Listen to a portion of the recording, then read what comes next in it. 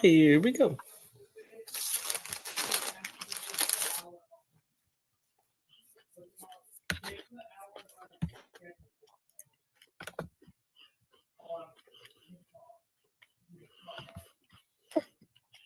All right, we live now. Let me share my screen.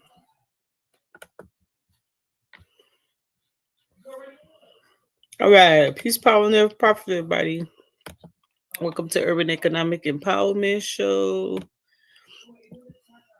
We're gonna be talking to you guys about your bank accounts, and I did have a nice little article up.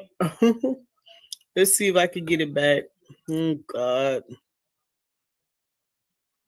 it's tripping. Mhm. It's tripping. It's tripping. It's tripping. Mhm. Let's see if I let's see if I can get it back. Here we go. How joint bank accounts work. Oh, it's kicking me out, Chris. You got a link? Link for what? On oh, Just copy the link and post it in the Facebook chat. I did. Mhm. Mhm. Mhm.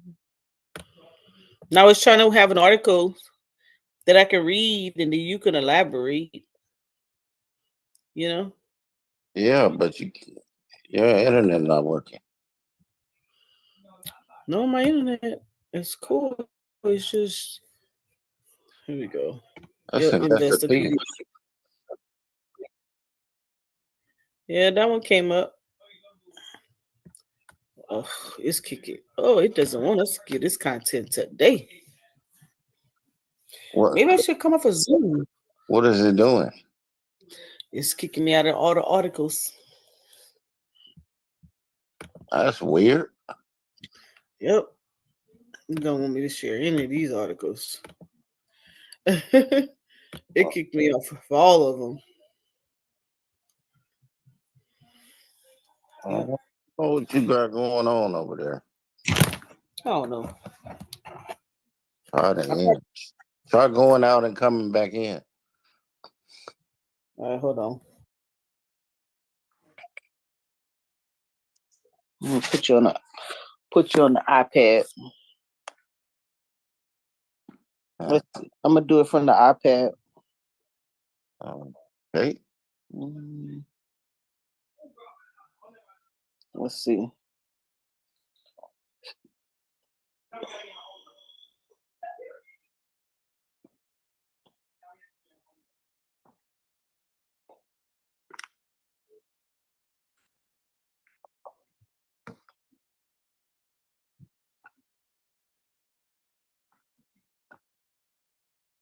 You see my screen? Yep. All right. Is it large enough? What you mean? Is it large enough? Because sometimes it shows small, like a small window. I mean, it's enough on the screen. Yeah, that's fine. You want to do it from the FDIC.gov account? No, because nobody want to read all that like that. No, they don't want to see that. You want to do it from Nerd Wallet? Yeah. See, at least this got pictures.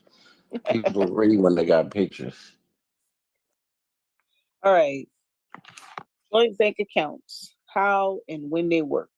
Joint bank accounts are owned by two or more people and are helpful for families and partners who want to manage money together. Joint bank accounts belong to multiple people, each of whom can contribute and use the money in their accounts. Such accounts can be a good fit for couples, adults assisting their aging parents, and parents who are teaching their kids about money management. On paper and in an ideal world, joint accounts provide easy collaboration for spending and saving. But realistically, they require more self-awareness and trust than a typical bank account. Here's a closer look at what to consider before opening a joint account. Is Hold it on, hold on. Before you go through this, scroll down. slow down? Okay. Yeah, I want to see what's all in this article because this may be a waste of an article. Okay. Let me see. Go down some more, all the way down.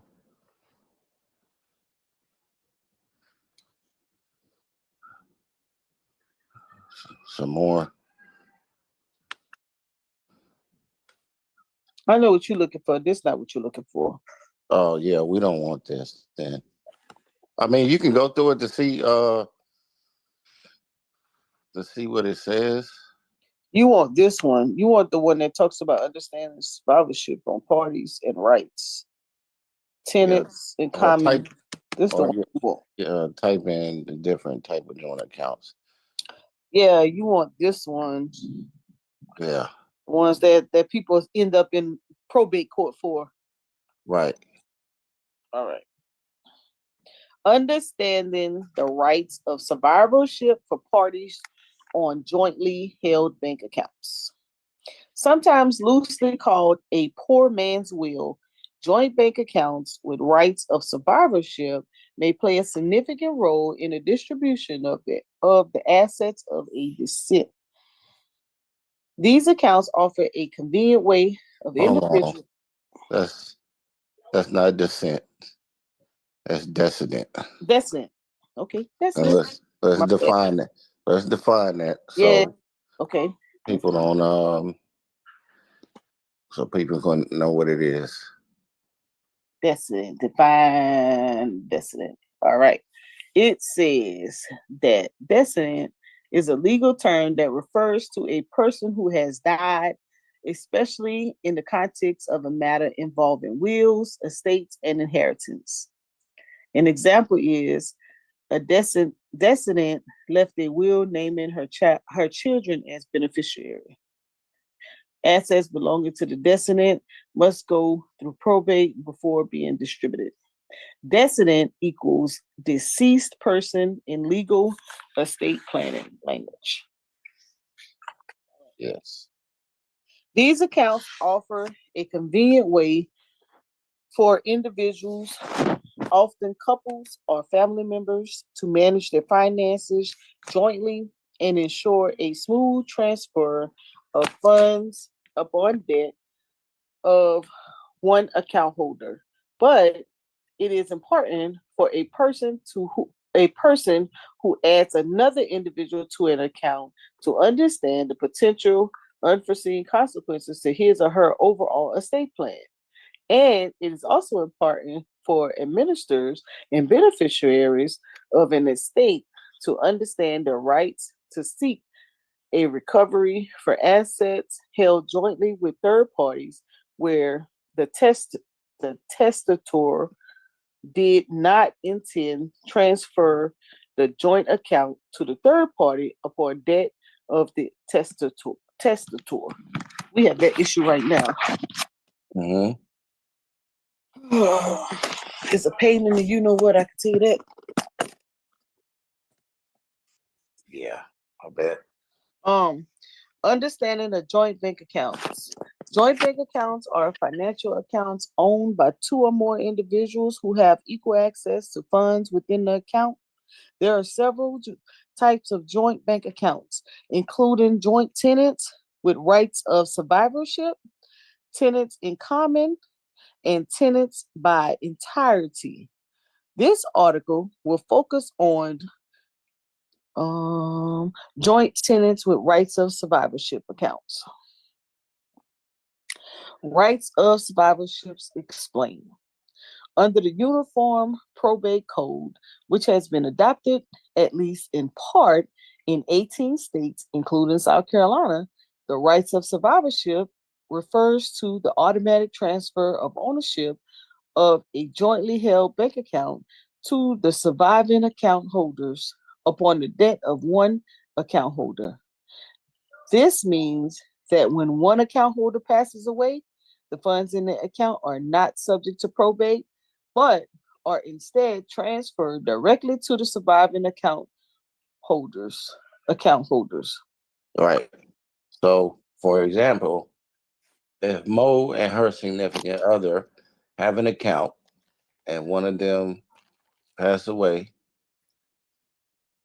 the other will get the rest of the account or the account proceeds with their joints with rights to survivorships. So we go to the bank account. So when we go to the bank, we want to tell them that we want to open up a joint account with rights of survivorship. Yes. Oh, I need to check on this. And so I'm with joint accounts right now with my brother and my niece, and I need to check on that. yeah, so with those accounts, it's kind of like it's a 50-50 account. So it has undivided interest, which means no matter how much you put in, it's always going to be 50-50. A joint tenants with rights of Survivorship. survivorship. You can also put a TOD, which is a transfer on death, on this account as well, in case both parties pass away. Wait. Don't go too fast. You know I'm slow. Hold on. I don't know what you mean. I need you to slow it all the way down. So you're saying that when we open the account, that we need to say that we want. So we say, I want a joint bank account. I want a joint checking account. I want a joint tenants with rights of survivorship checking account, and I want to have a TOD. Yes. What's TOD again? Transfer on death. With a transfer on death. It only applies if both of you pass away. And they will go to the beneficiary. Yes. But if you don't have a TOD on it, then it's going to go probate court. Probate. Oh, I need to get my shit in order. I know I ain't got that. I know I ain't got that. Mm-hmm. So, but you at least got to have a beneficiary on the account.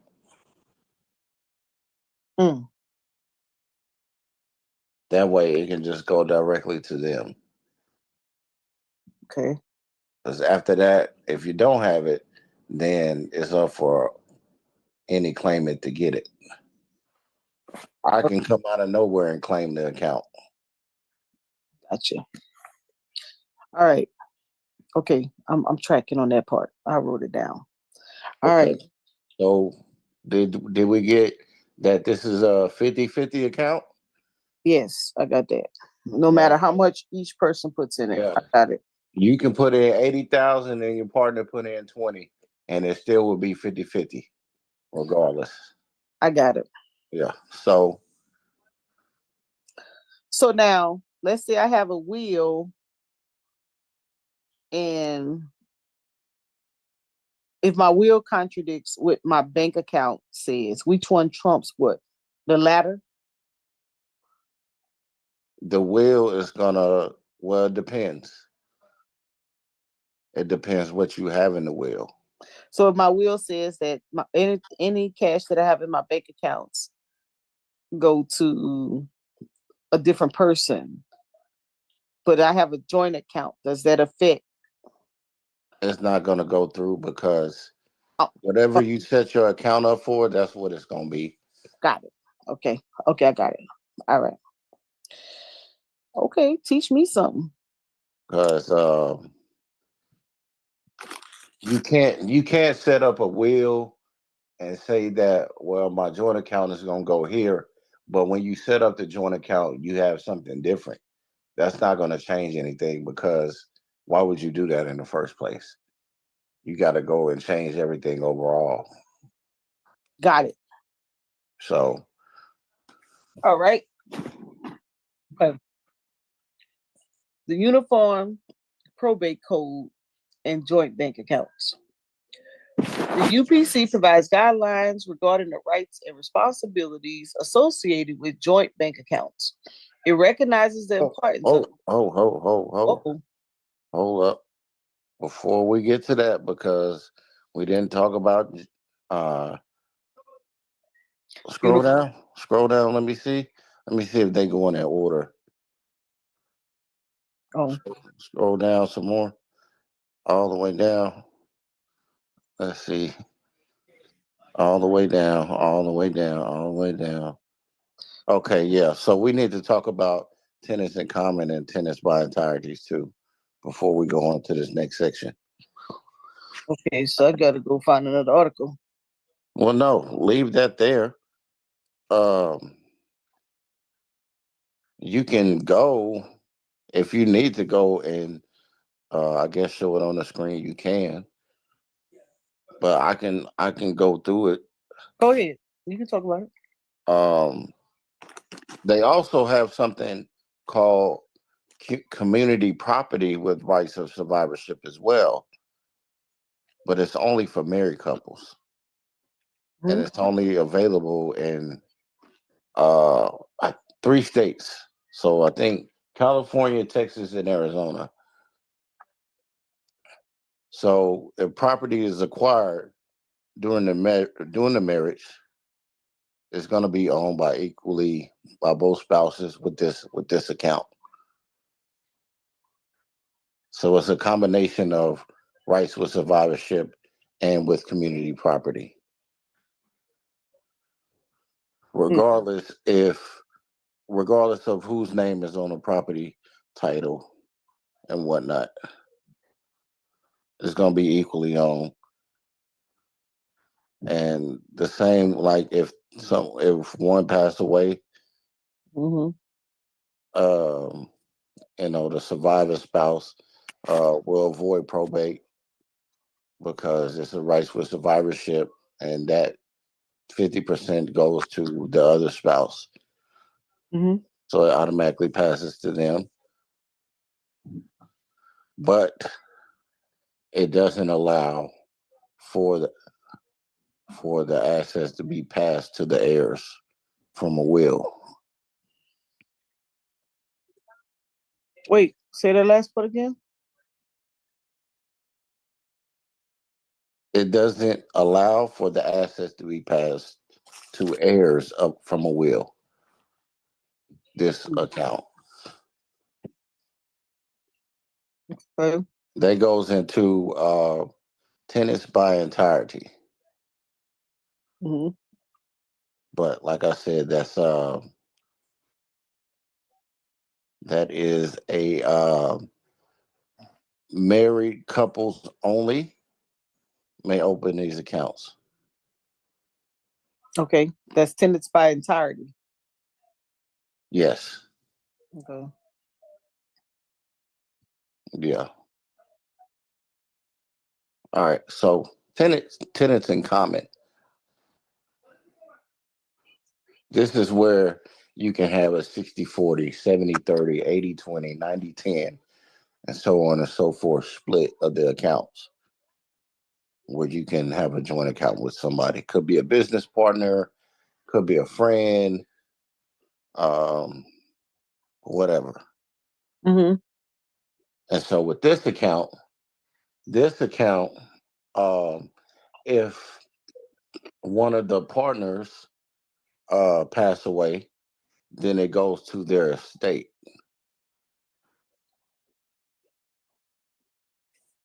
And that's going to go to probate court.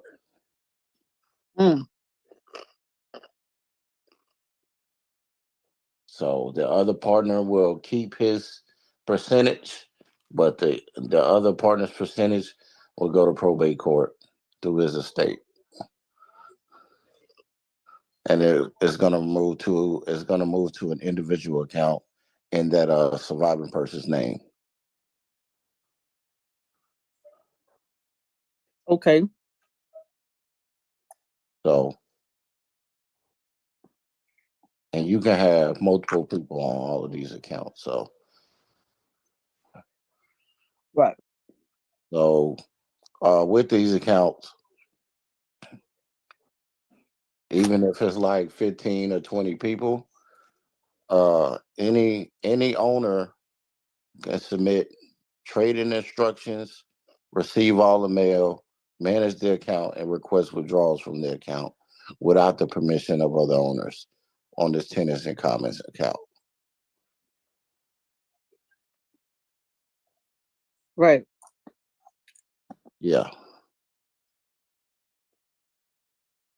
Um, but if there's a check that needs to be issued, all of the account owners' names will be on the check. Ooh.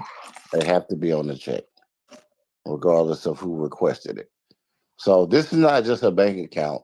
This can be a brokerage account as well. So you can have a brokerage account, and you can place trades, you can buy and sell stocks, or whatever the case is. And you don't need nobody else's authority Mm. as an account owner. Okay. So the tenants in common, they say each account holder can designate a beneficiary for each portion of the account. When one owner dies, their share goes to their designated beneficiary, not necessarily to the other account holders. It This goes to their estate, right, and is handled in probate court. right. This is often used when the owners want to leave their share of their account to someone other than the other account holder. Yeah. They essentially will have to. Right. Okay. Then your accounts for convenience. Did you speak about that one? Who? Accounts for convenience. No, that's not important to. Only those three are important. I don't know what that is, honestly.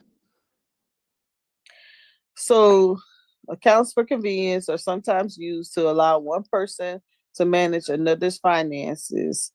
For example, a parent managing a child's account or a caregiver managing an elderly person's account. The account holder is not the primary owner, may only have limited access to the account. Oh, that's stop. That could be a power of attorney. We don't need to go into that. That's you can use a power of attorney to do that. Well, I could tell you where this is important, where it became a dilemma. I've seen a situation with the artistic child that became an adult that after they turned the age of 21. Yeah. You can have somebody, you can have just a fiduciary to do all of that with the power of attorney, whether it's durable, limited, or full. Right, but if the parents aren't alive and it wasn't properly deeded over, that's a difficult task. Because now you got to get the judges involved, the lawyers involved, and The probate court. They want to, huh?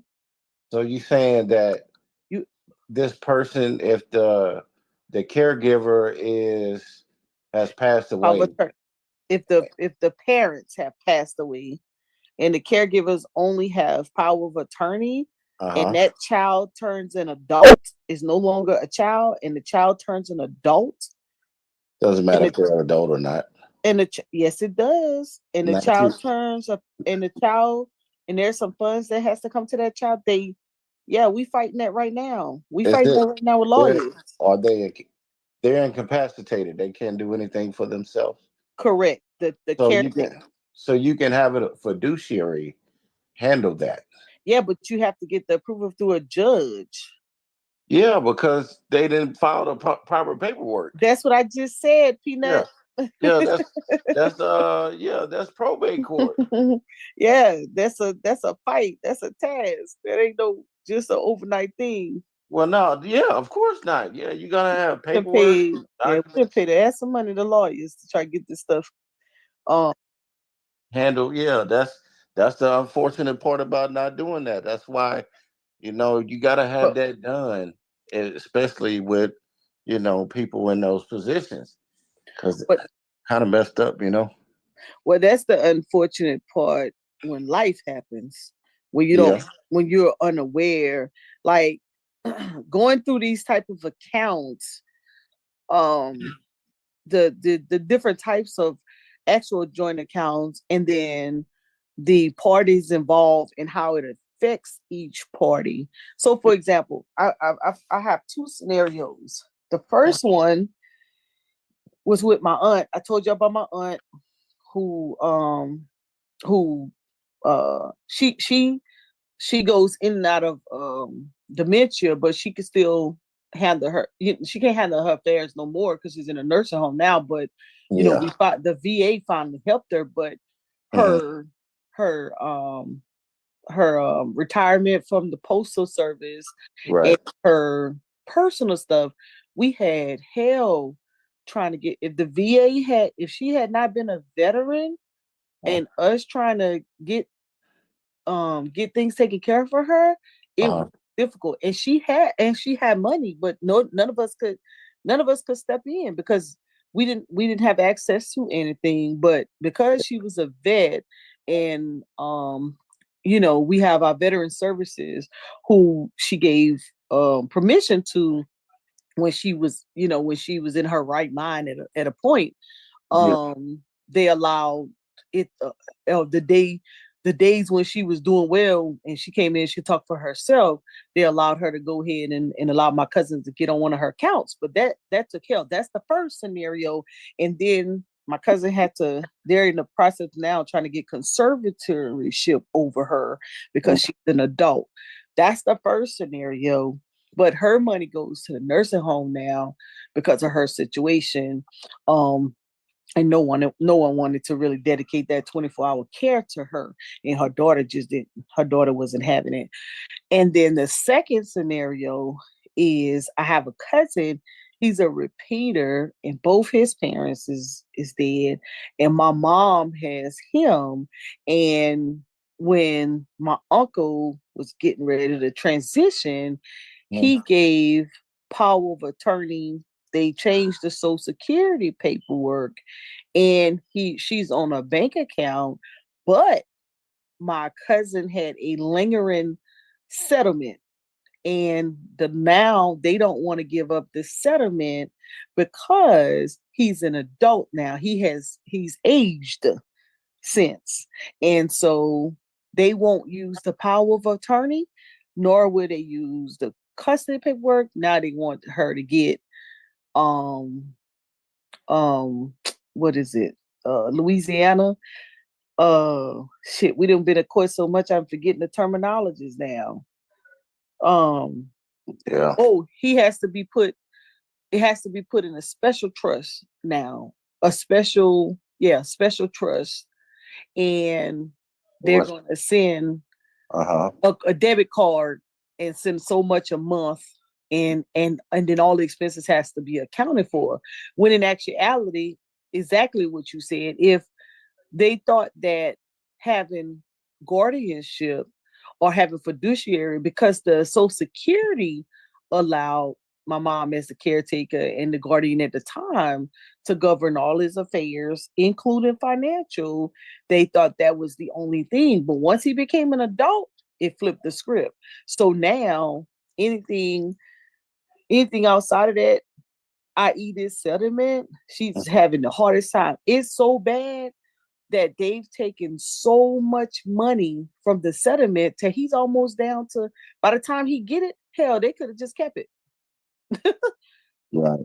And I think that it's illegal what they're doing, but this is where we're learning that when it comes to um when it comes to handling your affairs and putting your accounts in order, your wheels in order, and especially when you have someone with autism or someone who can't take care, if they dealing with PTSD and they need a fiduciary or some conservatory or something of that nature, that Yeah. you have the legal abiding documents if they're going from a child to adult, because if they get caught up in any type of settlement type situation, it's going in the trust, and the lawyers are going to eat you alive and take your money. I keep telling y'all, Yeah. like, I keep telling people in general, like, man, get your shit in order, man. Like,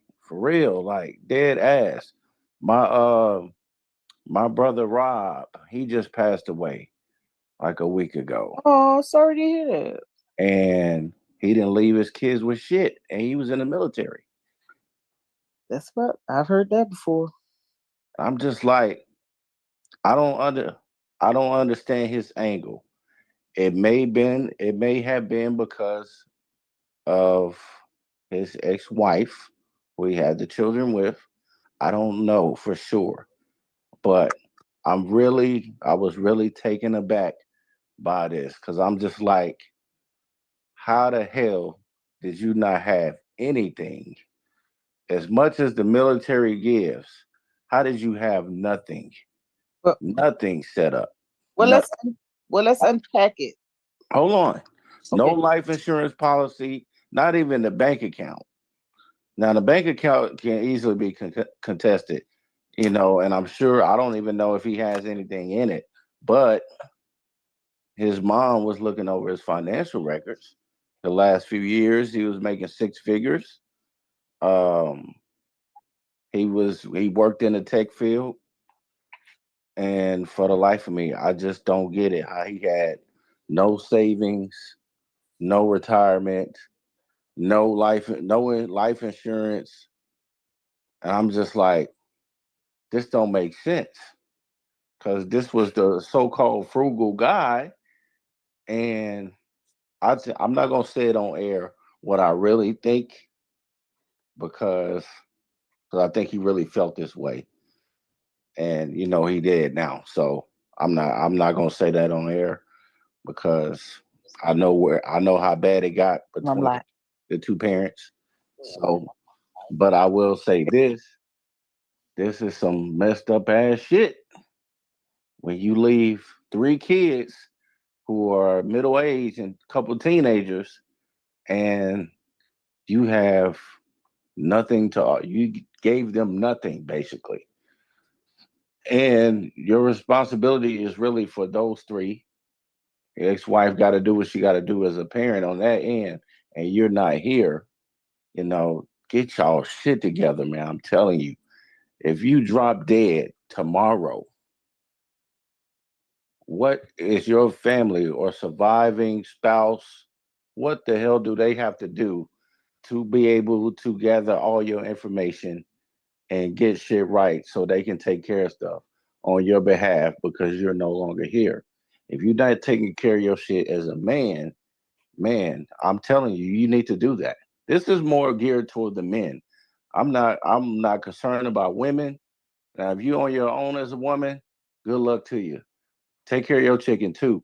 But as a man, get your shit together, man. No, together. I just had a conversation with my father. He getting his stuff set up, where I would be the beneficiary and whatnot. Uh, I got Ben had my stuff set up. I still got to do a few other things, but um, no BS. I hate hearing stuff like this. It's really tragic, especially coming from somebody close to me. But I can guarantee you, there's people I know that don't have this shit set up. I guarantee. Go ahead, Mo. I can tell you that there's, as much as I hate to say it, there's a lot of people. See, that's the misnomer of the being a vet, that that everybody have their well, let me just show something. I don't want to go down that road. Let me do this. Are you talking about like the resources? Well, every so um if you're not retired and getting a check, as a vet, 9 out of 10, if you are getting anything from as a veteran, you're probably getting VA. And if you're getting VA, when Yeah. you die, the check dies. Yep. Unless you've had that check 100, if you're 100% and you had it over 10 years, and that spouse was with you at that time, then she would be entitled to surviving benefits, uh, or DIC. And which is only about $1,800 a month, right?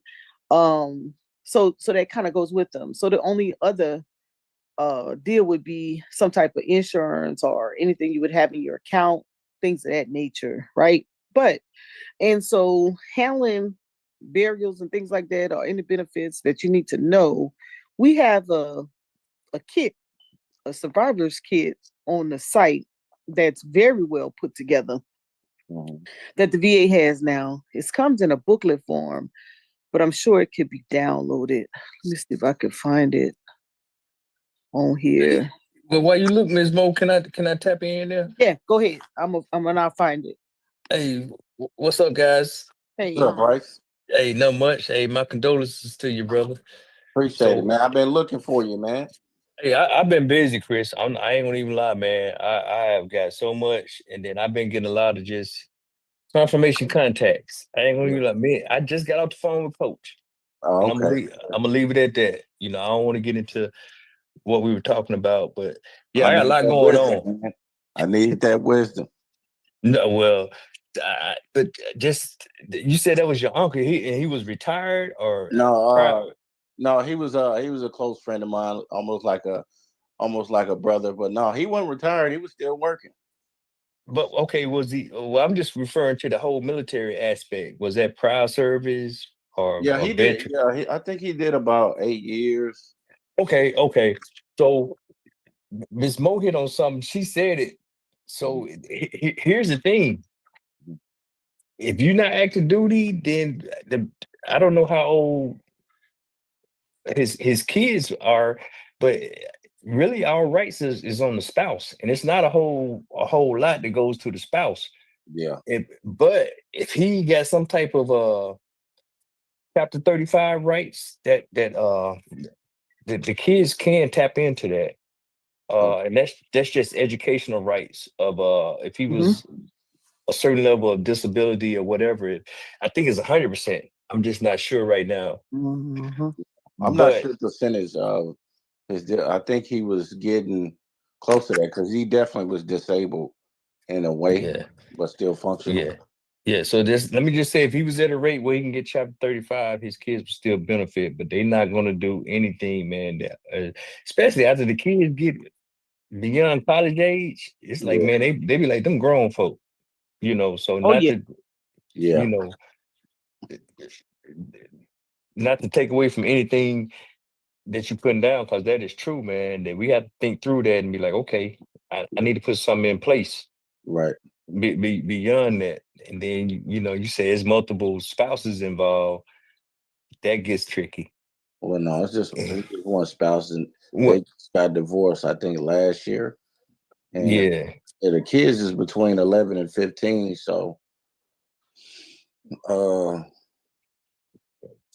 I guess that's almost good because a couple of them got a few more years, but I just couldn't believe it was just nothing though, Price. Even without the military. Let's just say his job for a man that was, that was so frugal with his money, so to speak. He what had, did you do with it? yeah, where is it, bro? Like, where's the money? Or was you just fronting? That's crazy if it was, but I hope that's not the case. But yeah, that was a shocker to me. I was just like, damn, nothing. Nah. Well, bro, it go back to something you alluded to. You said it, but you didn't say it like I'm about to say it. It's legacy. I just Yes, think us as men, we got to be thinking about that a little yeah, bit. true. I agree. Definitely legacy.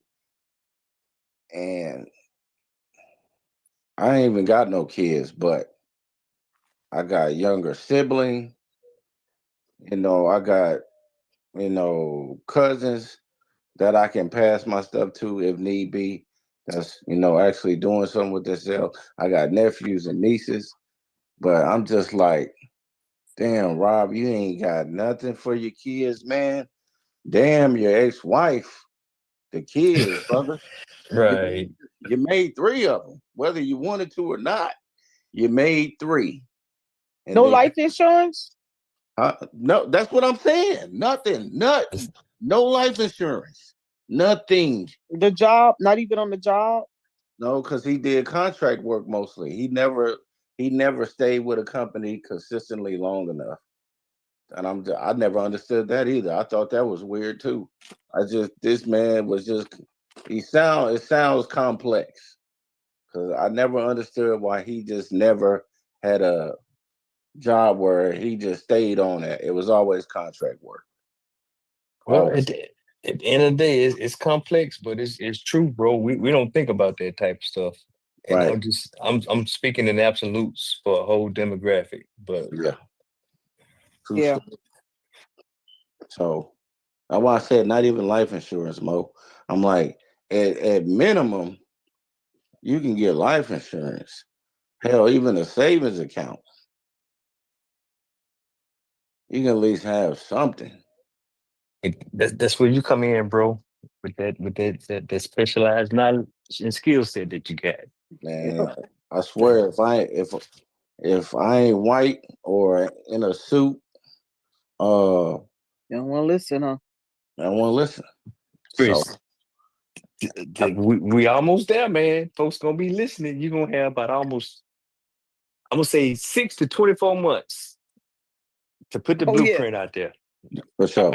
I, I believe that with all my heart and say, hey, so you take a couple weeks to say I told you so, and then say, here's what we're gonna do.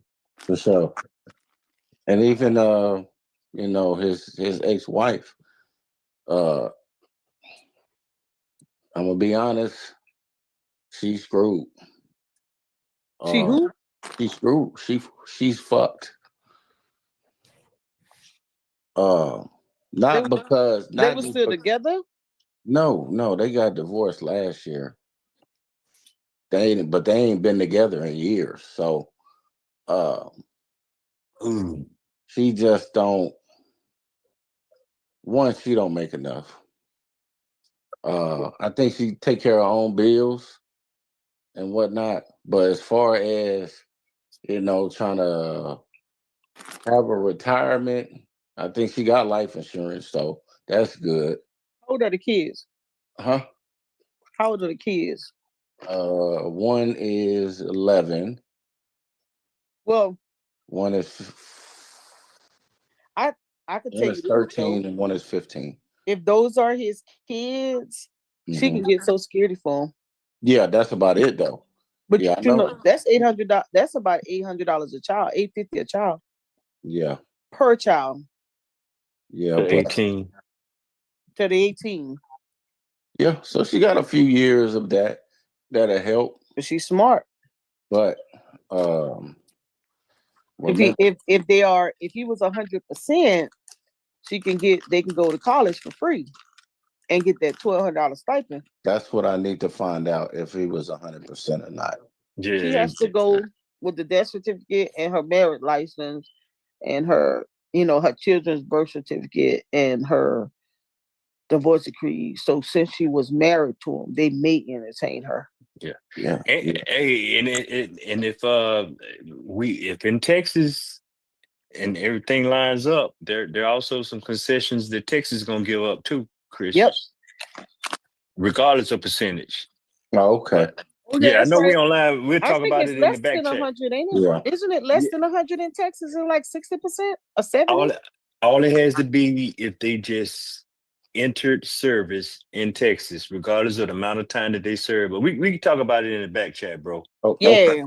Yeah, Got it. take care of that. That's a bet. Yeah, Appreciate it. that's the yellow rose thing. But yeah, we got your back on that, bro. Yeah. All right, cool. Yeah. You So, know, yeah, go I'm ahead. glad you brought that up though, because Mhm. um veterans is one thing, you know, you have those out there who don't have that same privilege, um, and have that same status, and transition and those families. You also have veterans that where the spouses are the sole breadwinner, and the other spouse didn't work at all, and they left behind, and they're senior citizens, Right. and they left with, there was no extra insurance, and they're only left with the spousal pay of that little $1,800. And this is where that Medicaid or Medicare help that group over the age of 60, not quite 65, but may have that issue, Yeah. that shit get complex, Mo. But go oh ahead. yeah, I know, yeah, but that group right there in a situation, um so I tell folks all the time, these always be like, man, you work too hard, you need to just sit home and be a wife. And I just be like, shit, you see how many people who get in situations by not having no skill sets, or no, can't make any adjustments when that other person is no longer there. Not saying that that's going to happen, but you got to be prepared. And so there's some situations on the ground right now where, we talking about having a joint account. I mean, we try to figure out if, what is going to be the plan to share to individuals to come out of the economic situation. Are you going to share with them like Goodwill? Oh, let me tell you this. I found out today, and I don't know this happening in y'all state, but here our counties have purchased Goodwill franchises. So although Goodwill is stood up, is really the county behind it, and the county is offering those programs. So one of my homeboys called me. He's like, yo, I need you to come with me so we can go do this presentation, and he ran down, and he was like, yo, they're gonna partner with me, and I'm gonna offer the cybersecurity classes, and they looking for somebody to do Excel and Word, and I know you know how to do that stuff. Come on, let's go get these contracts. So I'm like, shoot, put me down, let's go. But I say that to say this, that the Goodwill have a program for age 55. If you're 55 years old and older, and you want to get a new skill set, that they will train you. There's a program, they'll give you a stipend, and they'll also train you to get back in the workforce or get another job.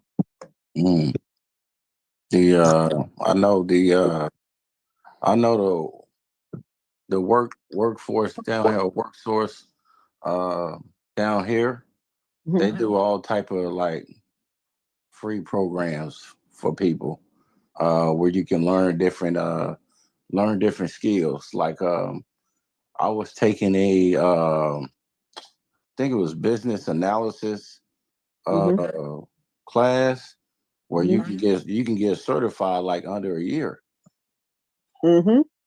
And it's free. All you gotta do is take it. Brandon?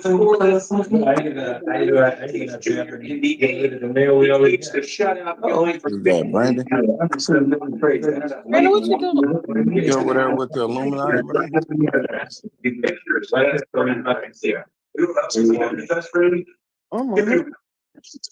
Yeah, so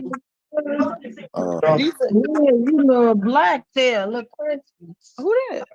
No, he must be back over there with little CC Benny girl. I saw he put the peppers and stuff in the chat. Yeah, he back over there in Italy. Okay, he done went back over there, huh? Oh, but these accounts, Chris, is an eye opener. I need to make sure that my accounts are set up properly. Yeah, you wanna. I got joint accounts with my niece and nephew. I mean, I need to make sure that I got that wording right. Yeah, you got it. Have that all set up so you can avoid probate court, man, because that stuff can take forever, bro. Like for real. So That's Uh, a that's a huge one, Chris. Before you get to talking about the trust, hey man, just do the basics on property and bank accounts and stuff, man. That yeah, yeah, I went through that with my mom. yeah. As long as you got that, that TOD and uh set up, What's a like TOD? Is that like a power of attorney? What? yeah, like transfer on death. So Okay, okay. yeah, your beneficiary get it. It just I saves a know lot I of don't have time. that. Yeah, just saves a lot of time and you know having to scramble around, try to find your stuff and make sure everything is in place. Like, don't put the people that love you, in a position where they have a migraine or headaches, trying to take care of stuff that you should have did while you was alive. And Bro, that's what it comes down that's to. So, that's a mouthful right there, man. I ain't gonna even lie. I mean, y'all already put two things out there, man. Just add somebody to the bank account, whether you give them a access, not just put their name on the account as a joint owner or whatever, or list them as a beneficiary. And the same thing with investment accounts. That'll save a lot of heartache. And if you go through, because all this stuff varies by the state. yeah, To be honest, and each state got their own little yep, nuances that come with them. right, And before you even talk about a trust, I would say just man, do the basics. yeah, That's a mouthful, bro. yeah. I mean, it literally takes you nothing to get this stuff set up and done. It literally takes you nothing. You can get to the more complicated stuff later, like wills and estates, and even then, there's certain stuff that you accumulate over time. Start writing that stuff down, man, or typing it up. Have it on file on your computer or something, or on your phone. Everybody always on their phone anyway. Why not have this stuff, logged in? So it's called planning, financial planning, estate planning for a reason. You planning the rest of your life out for yourself and those that love you, those you love. So you won't have to they won't have to, scramble, when something happened to you and it's not looking good for you. You already got stuff in place. It's not a headache for them. You know, they know what to do with everything. Paperwork's in place. Your word is bond. It's on paper. It's documented. And that's it. It's really that simple. But, if you don't have it in place, then you keep going and perpetuating the same cycle. Oh, let me do GoFundMe for a funeral, and oh, I gotta pay all this man bills. He's so behind on stuff. I can't believe this. You'll be in situations like that. I'm like, y'all don't get tired of this shit. Like with damn near every generation. From grandfather, grandmother on down to the grandchildren, great great grandchildren. Y'all still perpetuating the same thing. Nobody gonna change nothing about this. We gonna keep asking people for money to help bury somebody. That's insane. That is insane. The least you can do is get a life insurance policy and get these different accounts set up. That way, something is passed down. Mm. So, I mean, seriously. This is right. And start being honest with your partners too. You know, You know, y'all gotta have these conversations. You dating somebody, you better make sure that they got some type of literacy to them, that they can get some stuff done on your behalf, and that you trust them enough to do what you want to be done. And like I said, when you got that paperwork, it's just like, Christians who, believe in every word Jesus say and it's written in red. When you got that paperwork, it's just like that. It's a command from your own mouth, whether you hear or not. So have the money conversations, have the, conversations about the future. If something happens, you know, what needs to be done? Do we have this and this in place? Those are the type of conversations you should be having if you're dating and talking about relationships. You know, uh, that's what's important. Not I need you to make six figures and I want to be able to go on vacation and all of this stuff. None of that shit matters if you're dead. So uh And all have policies aren't expensive. They Hmm? go put your Gerber life policy. All the policies ain't expensive. Some of these policies out here, you can at least get a final expense, pay $20, $30 a month. Yeah, but you wouldn't know that if you don't, muster up and do the research or start asking questions. That's normally how it starts. You on your phone all day, you can look up, stuff about Offset and Cardi B and this and that. You can do the same with this. It's about applying yourself to it. But that's what we preach. People want to live today and not think about tomorrow.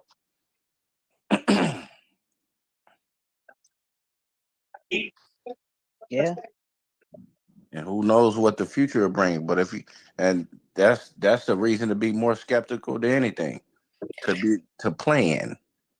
Same thing with this weather, unfortunate what happened in Texas, but if the weather reports are going to be late and you may not be getting disaster responses on time, then you got to plan, you got to prepare for disasters as well. Exactly. That goes into it. You know what I'm saying? Them people that passed away in them floods thought they would, they had plans set up. Oh, I'm gonna do this such and such after we get back from this trip or whatnot.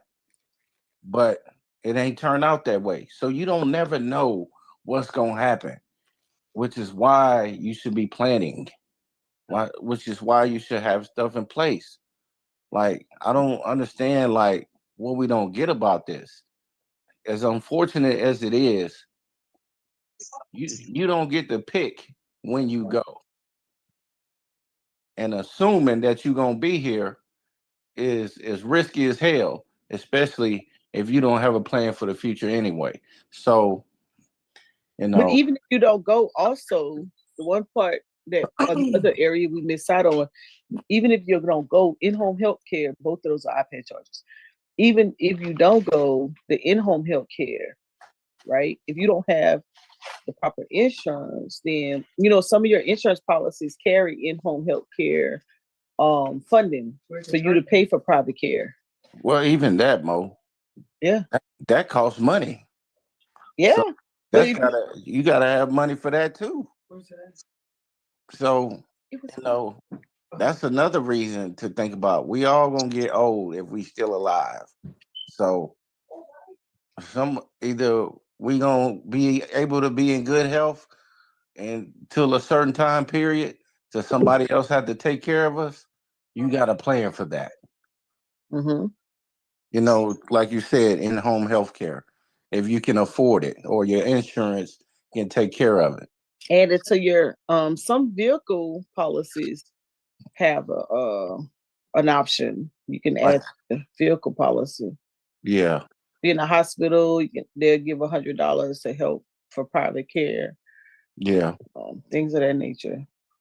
Like you have I I think think Aetna. AD&D insurance, like accidental Mm-hmm. and stuff like that. I think all of that stuff is important, man. So Look at Brandon. Brandon, What you doing? Brandon, funny. That little Italian girl got him just hyped right now. Nah, I ain't no tired girl. My sister acting up. That shit lit. That's what that is. Tell your sister to get her insurance together. Huh? Tell your sister to get her insurance together. You hear that? She can hear. Yeah. She don't care. She's 26. She don't care. You better care. Uh-huh. Yeah. I don't be listening for nothing. What the fuck you in with the brush? See me with a brush. Mm-hmm. Yeah, so yeah, Ain't that's nobody more prepared than a person that know they gonna die. For real. you don't know. Ain't nobody never knows. I mean, No, I you mean, should act that's like true. you're gonna die tomorrow. That's what I'm saying. Yeah. I mean, that's how you should be preparing. Just like you should talking about the disasters with Mhm. climate change and all that. You Mhm. should assume that a hurricane or a tornado can come and knock your block off at any time. Shit, I download the apps. I know I got to download the apps, and I also went and looked for those weather chasers. Oh So I yeah, can that's get what the I was alert, telling you. the Now, weather alerts. I'm gonna get the app, but I was telling you that now they have the meteorologists. They on social medias now, and they update like they in real time, like they on TV, like they do this stuff Oh, I constantly. see live storm chasers. I see Yeah, it. yeah. So Okay, I followed them. yeah, they that's very beneficial to have both, in my opinion, because they be catching everything, man. Here. Everything. Yeah, I got them. I just what you do with my wall piece? This one. Oh. Well, you be taking my charges and everything. No, this is mine. No, this is what happened. I gave I you. don't even know. I gave you this. He said, no, this is what Governor, happened. he always pleading his Yeah. case. Yeah, you lost already, son. What happened was. What happened was took the L, my boy. I should have seen Governor Abbott yesterday. This nigga compared them people dying to a football game. It's like you can't point the finger. We just gotta accept we gotta do better and win. I was just like, Wait, what? Well, Chris, I'm looking at him really, really not sideways but cross-eyed right now. Yeah. Well, it ain't even looking at him. I'm looking at the people that keep because he was really given a second chance. Yeah. And he already showed who he is with all the whole thing with the deep freeze in 2020. Yep. And the freeze after that. And he got back in office. Yeah. So no, bro. If anybody is, if people was mad, but they weren't mad, they memories turned into goldfish at the polls, and he got back in there. Exactly. And so, What do you say? yeah, it's just a long vent, Brandon. It's just that we had the freeze, and what was that 2020, Chris, where people died during that time when they had the warning, said, "Hey, man, y'all need to runerize your facilities in these areas." And the only one they did was out there in West Texas. Yeah. I think El Paso. And then they started crying this whole thing where Texas is gonna be we're the energy capital of the world, and we're gonna be independent of the grid, and we're gonna do what we want to do. And they started talking all this deregulation. You're not gonna tell us what to do, which was just code for saying, I don't want to spend the money to preserve the infrastructure. That's not gonna happen. And then it happened, and the grid shut down. Wow. Oh. And the grid shut down the year after that. And it did a little bit this past year. But there was an election in between then, and everybody was mad. Y'all saw it on the news. Even Ted Cruz took his family down to somewhere, Cozumel, Mexico, or whatever. Yeah. And he got blown out or whatever, but he got reelected. And now you got this travesty, and all they've been saying is, oh, we got a bad forecast from the National Weather Service. You know, anytime something goes down in Texas, dude sets up his FEMA operation cell. He has his own little operation cell. He come out there with his little Texas uniform and sit there and brief the people. Right. And so I'm just saying, yeah, it's tragic. Could have been prevented. I ain't gonna say, I don't know, because weather been crazy right now. It's been raining every day down here. And that river is the most dangerous river in Texas, especially when it floods. I Yep. heard. But the last time they River. had something that bad in the Guadalupe was like 1987, Chris. Yeah, it's been a while. It's been a while, which is why people were so surprised and shocked. But I'm like, you can't be surprised or shocked about nothing in this damn state. Exactly. Especially when they say they were taking that money from FEMA. She when her let me tell you, when Herlina happened in the damn mountains and that water, they flooded the mountains out. I said, oh hell no, we gotta be prepared. If y'all can do that in the mountains, oh my God. I hate to see what's gonna happen again over here. Yeah, see, we ain't never seen nothing like that. You know, we done Yes. seen Hurricane Harveys and Hugh Andrews and Hugos on the East Coast. Hell, even here in Houston, they had a hurricane just came and just parked and just sat there. I ain't bringing no wind. Yeah. That was Harvey. Harvey just Harvey. Harvey just literally sat there. Just sat there for 4 days, and then, but you can't keep coming out saying this is every year. You can't have 100-year event. That's crazy. Yeah, and you expect people to take that. So it is what it is, bro. Yeah, because that area is known for drought. You guys, yeah, and right before you all had your incident, Tennessee had flooding as well. Yeah. And then y'all just took it to the extreme. Yeah. Oh, well, you know Texas not gonna let you outdo them. Yeah. I mean, at this point, man, you gotta expect anything. Like, if it's just a normal person on a day-to-day. Like when I had one of my classmates, she lived in Maryland, and she was like, "It's 105 degrees up here," and I'm just like, "Damn, it ain't even hit 100 down here yet." Exactly. I'm like, I'm like, man, something is definitely up. If it's hotter over there than it is here, and we closer to the damn equator, bruh, that should tell you that shit ain't right. It's off. What people thinking, especially these policymakers, want to act like this shit ain't real, but all the signs is pointing to that, bro. Like, this ain't no joke. Mm-hmm.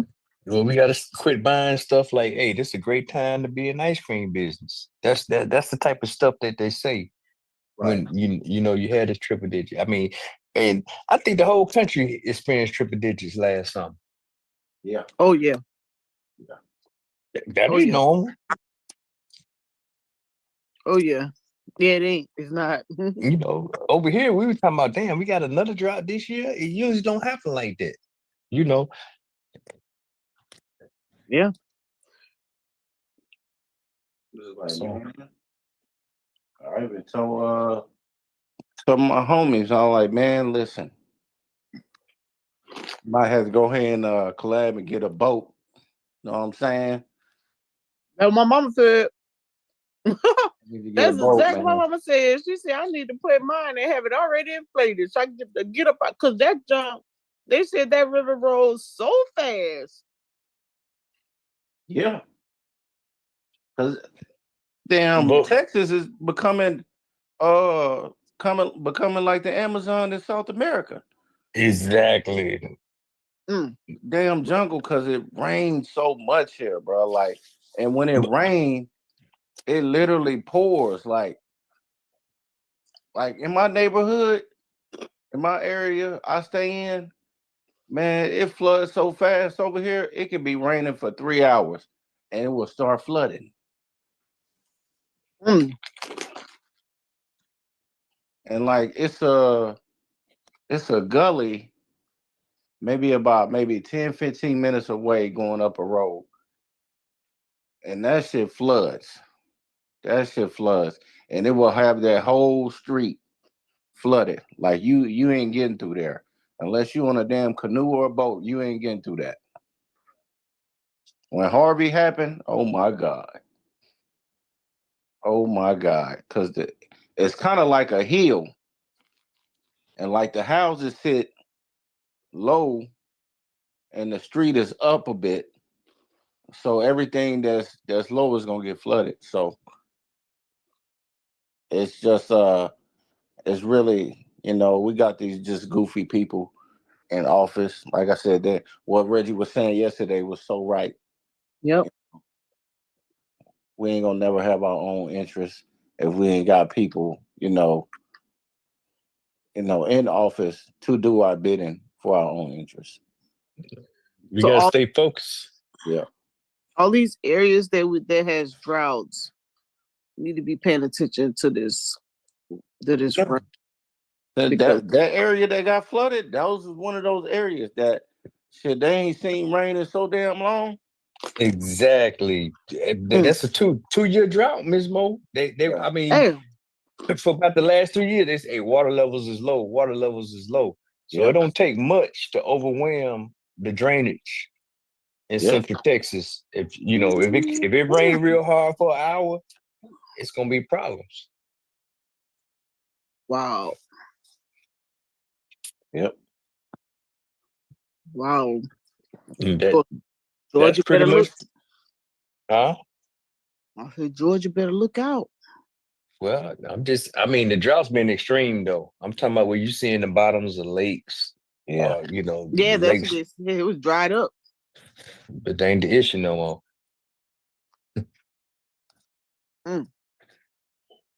Yeah, it's serious, man. I'm like, Trump, these people worried about so much economic uncertainty. I'm just like, shit, you better be worried about, uncertainty for this damn country. Because if the storms don't destroy it, well, the storms are going to destroy it. It's going to be hurricanes, tornadoes, heat, blizzard storms, and they all going to end up doing a collab. It's going to be like on a record, doing a diss track. They coming for America, so they all gonna come and hit at the same time. Man. Like a day after tomorrow movie. You said a diss track. Yeah. Did they say anything about FEMA? Yeah. What they say? On to the end of the year. End of the season, November. You mean like payments and stuff? What you mean? No, I mean like for just like help and rescue. Oh, they I ain't heard nothing about them being on the ground over there in Kerr County. I haven't heard anything. No, Yeah, that's what I'm hearing. Like I didn't hear nothing. I thought they'd be like the first ones on site, but you ain't even heard nothing about that area being declared a disaster zone, and I haven't heard it. But yeah.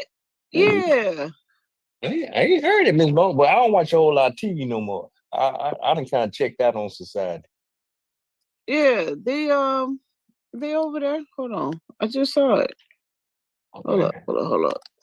They declared an emergency. When they do that? I think today. Hold up. Oh, wait, today after they spent all weekend talking about the National Weather Service gave a bad forecast. Right. They told us 3 to 4 inches, and nobody say 13 inches in an hour. 15. They say it went 10 to 15 in 45 minutes. So and they just did it today, right? Yeah, I think it was today.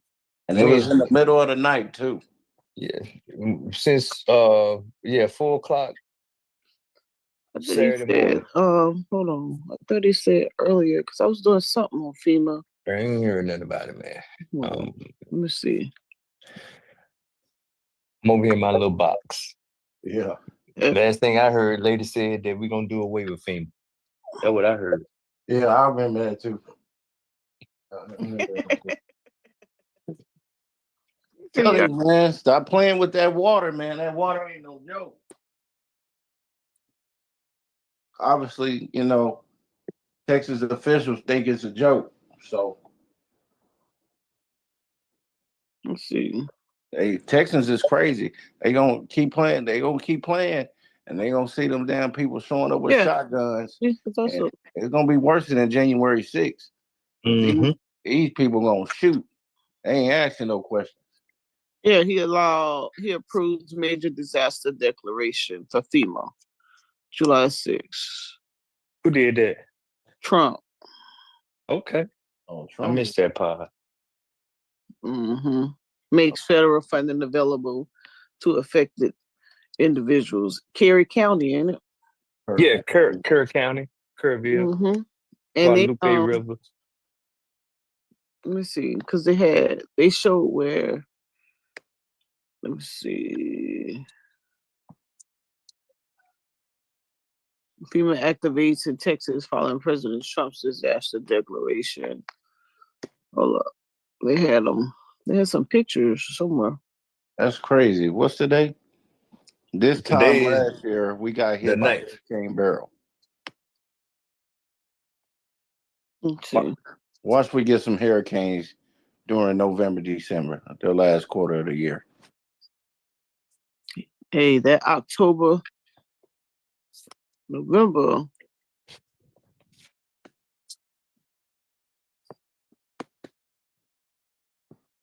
Ain't gonna speak nothing to existence, but I'm just saying.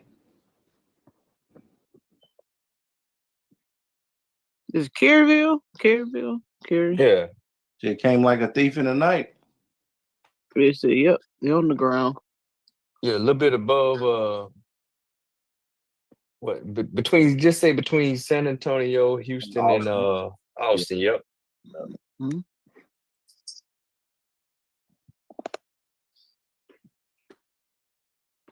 They are there. Texas is almost like Africa. You got desert, you got jungle and valleys, and you got, regular greenland. Yeah, you got about three climate zones Yeah, in the state, yeah. if not more. If not more. Yep. And you get a little cold if you go up north by the Panhandle and up towards Dallas and Oklahoma. Mm. Get a little cold when you Yeah. go that way. You know he's gonna be in a photo op now. He ain't gonna miss an opportunity. Who that? Trump for a photo op. Oh yeah. I guess he waiting on the water to go down before he come over here. Then. Yeah. Guess so. Mm-mm-mm. You said you waiting on the water to go down. That's funny. Well, Brandon, it is what it is, man. I mean, they talking about there's so much displaced debris on top of bridges and stuff. I mean, the water rose up to mid-30s, almost 40 feet in some areas. Yes. So Yeah. you got debris and stuff up on there. You don't even know what the damage is because it's still raining every day. No, they still looking for people. Exactly. What was the death toll? Was it like 81? No, it's it's higher 100. than that. Yeah, Yes. Like It's 100. more than that. Oh wow. Yeah, you behind Brandon. I heard that yesterday. That's what they were saying up here. It was like 81 were missing. Presumed dead. That has changed since then. Yeah, but we know you over there in Italy, so it take a little longer. Mhm. Yeah, the Wi-Fi don't connect as good over there. Yeah, you little behind with what's going on with these crazy Americans. Yeah, see, they had 100, Brandon. 100 people. Golly. Yeah. All right. They don't fuck around. I'm gonna pull up to St. Thomas Virgin Islands. I'm gonna just camp out over there while these Negroes deal with this stuff over here. Y'all can have it. Why she gonna say they need to upgrade? Don't blame it on them. City systems. They need new systems. Of course. That's his whole MO. I mean, he don't be wrong, but how he be saying it though, it's like they incompetent. But I'm just like, bro, you knew this shit way before you got in office. Oh, they said they applied for 900 $80,000 in 2017, and they got denied But they applied to do what? to upgrade that river. To upgrade the Oh, let's see, it said in 2017 the officials with the county and the upper Guadalupe River Authority, which manages the river, applied for 980,000 in FEMA to build the flood warning systems, but were denied. There's the minutes, public records. Without stated federal funding, Moser said a flood warning system just didn't get to the top of the list. Mm. This was 17. No, there we go. They get mad at me. They don't want me to show something. That's big right there. 2017, 2018, it's 2025. Before the pandemic, they weren't trying to give them no money. We were still giving up money overseas. Yeah. Everybody across the US is dealing with old systems. Everything is old. Oh, come on, Ms. Mo. Even the most antiquated areas of Mississippi on the bridge, they got the doggone stick in the water to say, yeah, this is the flood zone. Yeah. So You're right. ain't gotta be nothing robust. Ain't gotta be all computers or nothing. You're right. Hey, it got 160 missing. 160 missing. Somebody gonna be mad, boy. About dollars?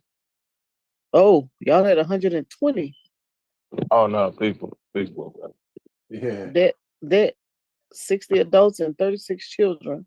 And we're Brandon counting euros, huh? Who said what? You counting Correct. euros, huh? Here you go, right here. Here's the debris that Price is talking about. The debris on top of debris on top of debris. Yeah.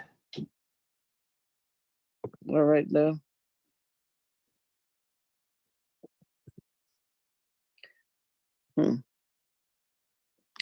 We preparing for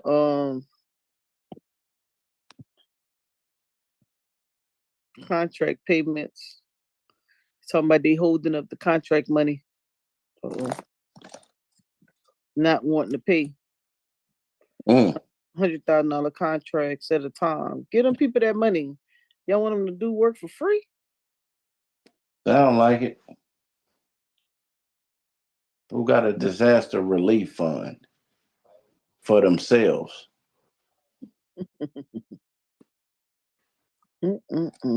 Remember what we was talking about yesterday, Mo, before Reggie and Brandon came on? We was talking about survival training and tactics. We did. We were. I'm like, man, if you ain't got a barbecue grill. So one of my buddies got she's a vet, and she put together a backpack, and it has let me see, what's her website? Man, it has everything in this backpack. I got one. It's what's it called? Survival. It's called Survival Warrior. I think that's what it is. And she have a little bit of everything in that backpack. That's what I thought about after we had that conversation. Let's see if I can get to her website. I'm like, if you ever seen the Book of Eli, think about that. Better learn how to, kill an animal or hunt, I should say. Well, first you got to have a weapon. You got to learn how to use a weapon. But I don't understand, like, these conveniences out here, and some stuff is a distraction. You ain't never been to a gun range?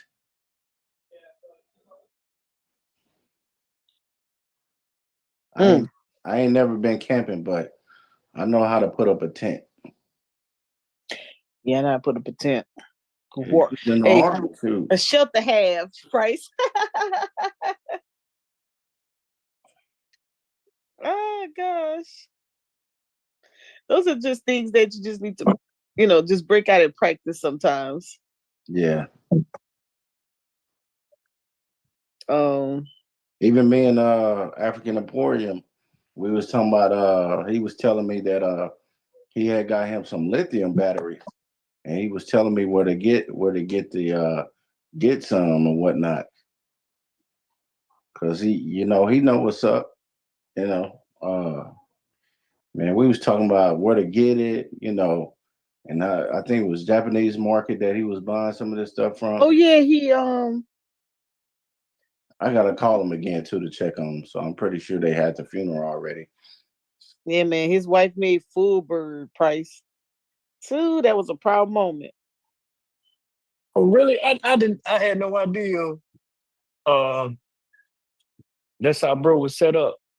Oh yeah, shoot. Oh yeah. Hey, she a bad one. She went through West Point. Oh, okay. Yeah, she a bad one. Over his wife, boy, they sitting good, man. Oh yeah. Don't play with it now. Real good. No, I got a special respect for the for Black West Pointers.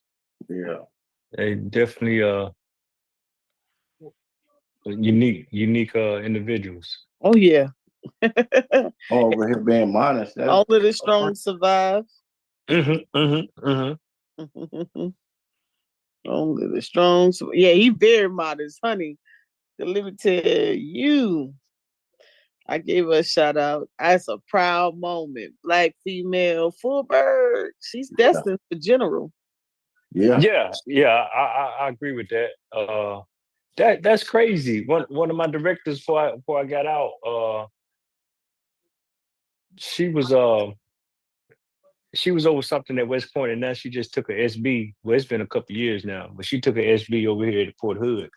Nice. And I was able to go check her out through that change of command. That's awesome. Man, that was a proud moment. Y'all making me think to when my homeboy went to the Marines, and my dad was trying to get him to recruit me, and I told him no. I should have went with that brother because that brother set up so damn nice. Well, everything is circumstantial, Chris. I never tell anybody that that's I always tell people it's conditional based. It's definitely conditional. It is. But when you ain't doing nothing and you just running the streets, you need to go. Oh, well, no, that's a fair point. Point. But it's so much to it that I don't know. I went in with a time where it was you about a decade after the Vietnam War or all of that, decade and a half. And it was just so much that we didn't know the leverage. See, now jokers are getting nursing degrees paid for, getting doctorate degrees paid for, and it's a conversation to be had. But like, I got you. You right about that. It definitely is conditional. But even though, not to cut you off, but even though, okay, yeah, I'm going to do this. I was, hey man, before you do this, go try this for 6 to 12 months. Do a couple semesters, and then come back and rethink that. You know what I'm saying? I just think it's a method to the madness. It is a method. Yeah, that's why I was glad when they were fire department or there's some other avenues. Well, my best friend, one of his sons, he went to the Navy. He wasn't really doing much. He was just sitting around going to work, and he decided to go to the Navy, and he stuck it out, man. He's still in doing his time. I was like, man, that's good. I was glad to hear that, man. I mean, so a lot of us, we don't advocate, being in the military, but there's benefits. And if you can get those benefits and you can do what you need to do while you in there and take advantage of it, I'm all for that. So But Chris, I'll say it like this: at the end of the day, we don't really measure. I mean, I'll take this position on so many things because we don't know what we want. Right. And just, excuse me for lack of a better, but we're not concrete on what we want. All we Right. know is shit is fucked up. So just give me something else to do because this right now, what I'm doing ain't it. Well, what you want to do? I don't know. I just want to do something else. Okay, sign right here. Yeah. So that's kind of what it went down. And we got some people that like, hey man, I done went to college, I got a degree, but they ain't hiring right now. Well, I can offer you this, blah, blah, blah, blah, blah, blah, blah. So Right. yeah, we just got to get better at identifying what the needs and wants are. Yeah, I agree. That's my whole pushback on anybody. All that white man's army or whatever, nigga, you live here. I don't even don't go on with that. Yeah. I hate when they be saying that. Yeah. Well, I don't. I mean, it's a fair point, but guess what? You still in the damn system. So are you gonna be at the bottom of the barrel? Or are you gonna be in the middle of the barrel? Pick your place. I just hate when they say that because a lot of people that say that they super pro black or they pro Africa. But I'm like, bro, you're not going to Africa. You're not about to do that. One, nigga, you ain't got no skill set to even translate to go over there. And then you don't know how this shit work. How much research have you done about living in Africa or a particular country where you think shit finna be, peaches and cream, and you finna be doing better over there? And I'm just like, that's not how that shit works, bro. Like, I can tell you this for sure. If you don't have legit income, and you don't have no business savvy, you don't like no finance or nothing like that, or even an investor, you're not finna do nothing in Africa but the same thing that you doing here. Exactly. Except for you maybe got, a little bit more wherewithal by being over here in America, but them people over there, they hustle to survive. So what you think? You finna outcompete them to do something? That's tough. And like oil is big in Africa. So unless you're in an oil field and there's some legit businesses over there that you can really get into, bro, you're not finna do nothing. Your fairy tale dream is not about to pan out like you think it is. So take your ass in that white man's army or white man's job or whatever you want to call it, and make some shit happen and do what you gotta do. It's that simple. Hey, fair point, bro. Fair point. I kind of agree with that. Yeah. So we know what it I is. think I think it'd be the cop out to justify not doing the work and Right. not doing something. That's my personal thing. But I love the conversation. Yeah. Hell, I'm more impressed that somebody will start a nonprofit for something, that benefit kids or something in his own community. I'm a big up you for that because you doing something. You're a doer. You producing. But if all you got is, oh, this is the white man shit, and that's all you got for me is that, and you don't really have no solutions. You're not building nothing. You're not doing nothing. Like anybody can do that.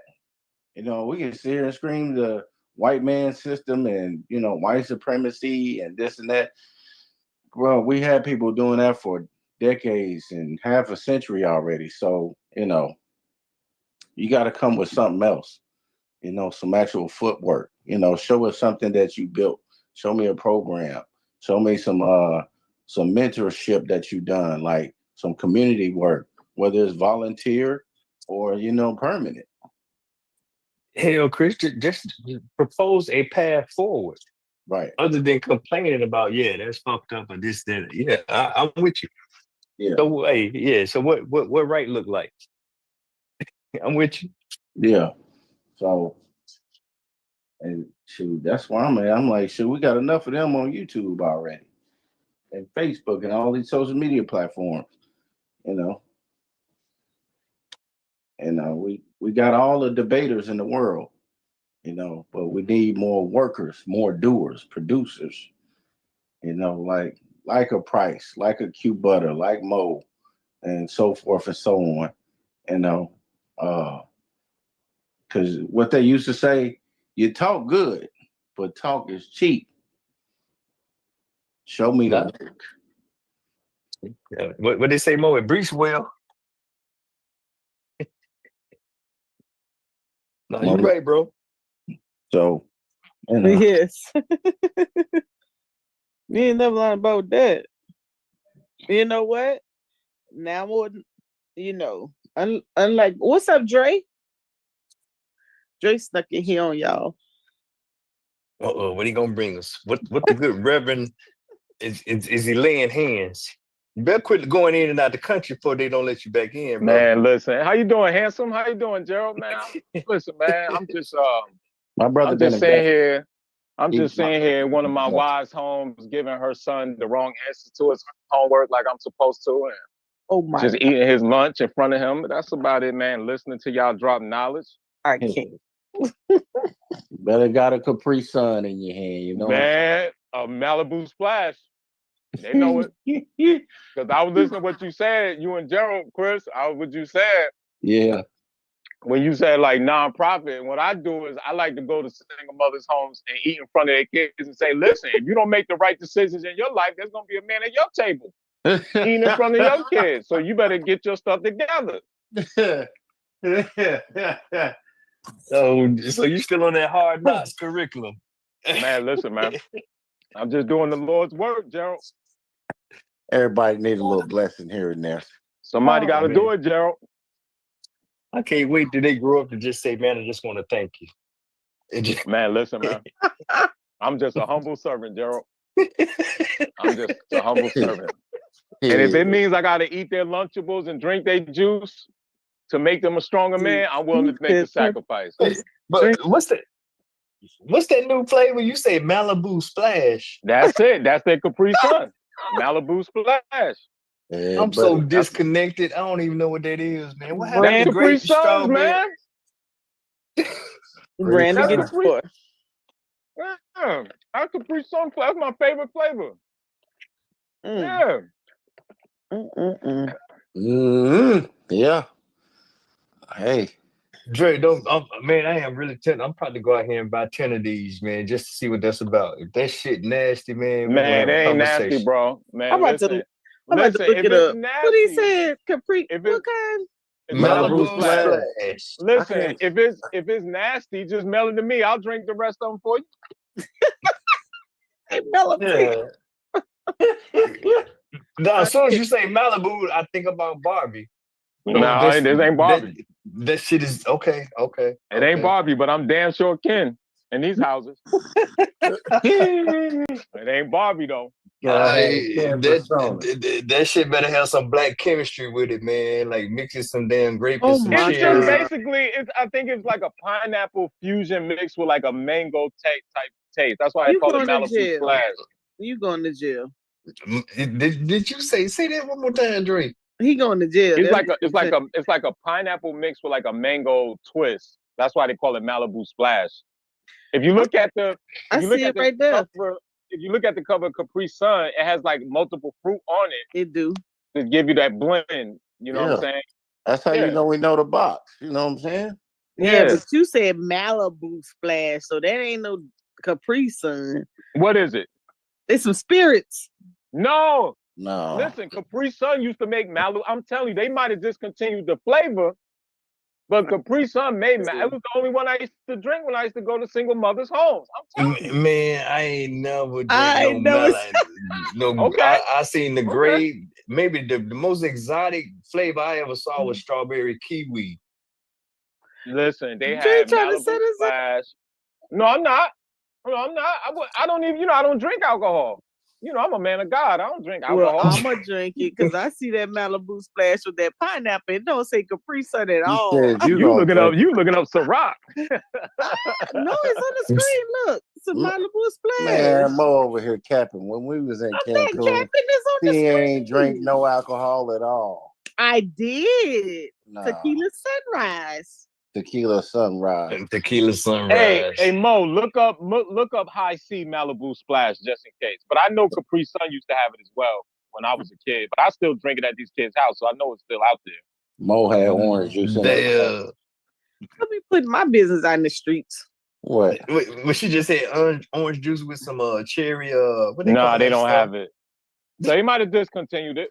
They But, tripping. but I'm not tripping. Listen, everybody at work say the same thing I say now. They be like, y'all be looking for Malibu Splash. You remember that? I'm like, nigga, I still drink at people's houses. Yeah, you blew me up. Somebody with that one, mama Dre. lied. Yeah, you hilarious. They got pina colada. Yeah, I don't listen. I'm I just can't playing. stand pina colada flavor, even if it was Capri Sun. I used to didn't like it, but I like it. I eat. Hey, Chris, we can't come on no more trips. How the market doing for you guys, man? What happened? I'm I said, how excited about the doing? market. I'm excited. I know I am. Mo, you was drinking orange juice. Don't come over here with that. I You know talking- I am. Okay, you tripping. Oh, Oh, yeah. I My can't. brother been investing, man. So shout out to my brother Andre, man. Oh yeah, Ain't no games over here. Chris. I told you, I got a clan, man. I got wives to feed. I can't be broke, brother. Yeah. I got wives to feed. He said I can't. At least you're responsible. And I like Yeah, I man. always appreciate about you, Dre. I always appreciate you. You very responsible with that, A man. Capricorn too, Price. You know it. Oh, I didn't know that. All three of y'all Capricorn. I Hey, did Gerald, not know listen. that. Hey, Gerald, man. I bank with First Purse National Bank. Only withdrawals and no deposit, brother. So I got wives to feed, man. First Purse National Bank. Oh God, I can't. For 2026, I'm claiming somebody income tax. Woo! Him and my, I don't care. Well, Gotta Chris, have at least- look. Hey, Chris, see, too bad you in Houston where all the women are fine. If you was in New York with me, there's a lot of low self-esteem women we could come up on Oh my God. and get their income tax, brother. I'm telling you. Oh, I'm telling you, man. that's why AOA. Let me show you how resourceful I am. That's why I only date single mom. They be like, why you want to meet my kids and take pictures with them? They don't realize I'm a claimer, right? Yeah. So you take pictures 6 months in advance. So you want to get like 2 or 3 holidays just in case the IRS call you. Nah, look, Christmas, look, Thanksgiving, Easter. Yeah, you investing into their future. Damn right. Yeah. He said I'm invested into the future. Yeah. Damn right. Listen, Mo, I am. Y'all think I'm joking. Every single mother I ever dated since the time I got this knowledge, I wrote that shit off on my taxes. Woo! It's a donation Church. to charity. What happened? I wrote it off. What you wrote off? The single moms that I dated and I spent money, I wrote it as donation to charity. That's legal. I'm not fooling with you today. Listen, man. Listen. That's called time value. Telling the truth. That Listen, way you never get burnt. You Hey, never I'll get tell burnt. you. I always write people off, so I ain't gonna sit up here in front. Oh, I know you do, because we had this conversation Well, already. you already know how I get down. Ain't nothing Yeah. coming out of my Hey, account Mo, unless you get written off. Hey, Mo, you remember that link I sent you? And I sent it to Chris too when I was on my man E show again. And that girl asked me, how I treat, my wives and her kids. I'm like, I eat with my belt on the table. It's like Catholic school. Stuff ain't right. Yeah, I can write that off. It's like Catholic school. He said he want my belt on the table. I Yo. sure do. I hope all y'all ladies be listening. Keep your eyes on your luggage. Be listening. Keep your eyes on your purse.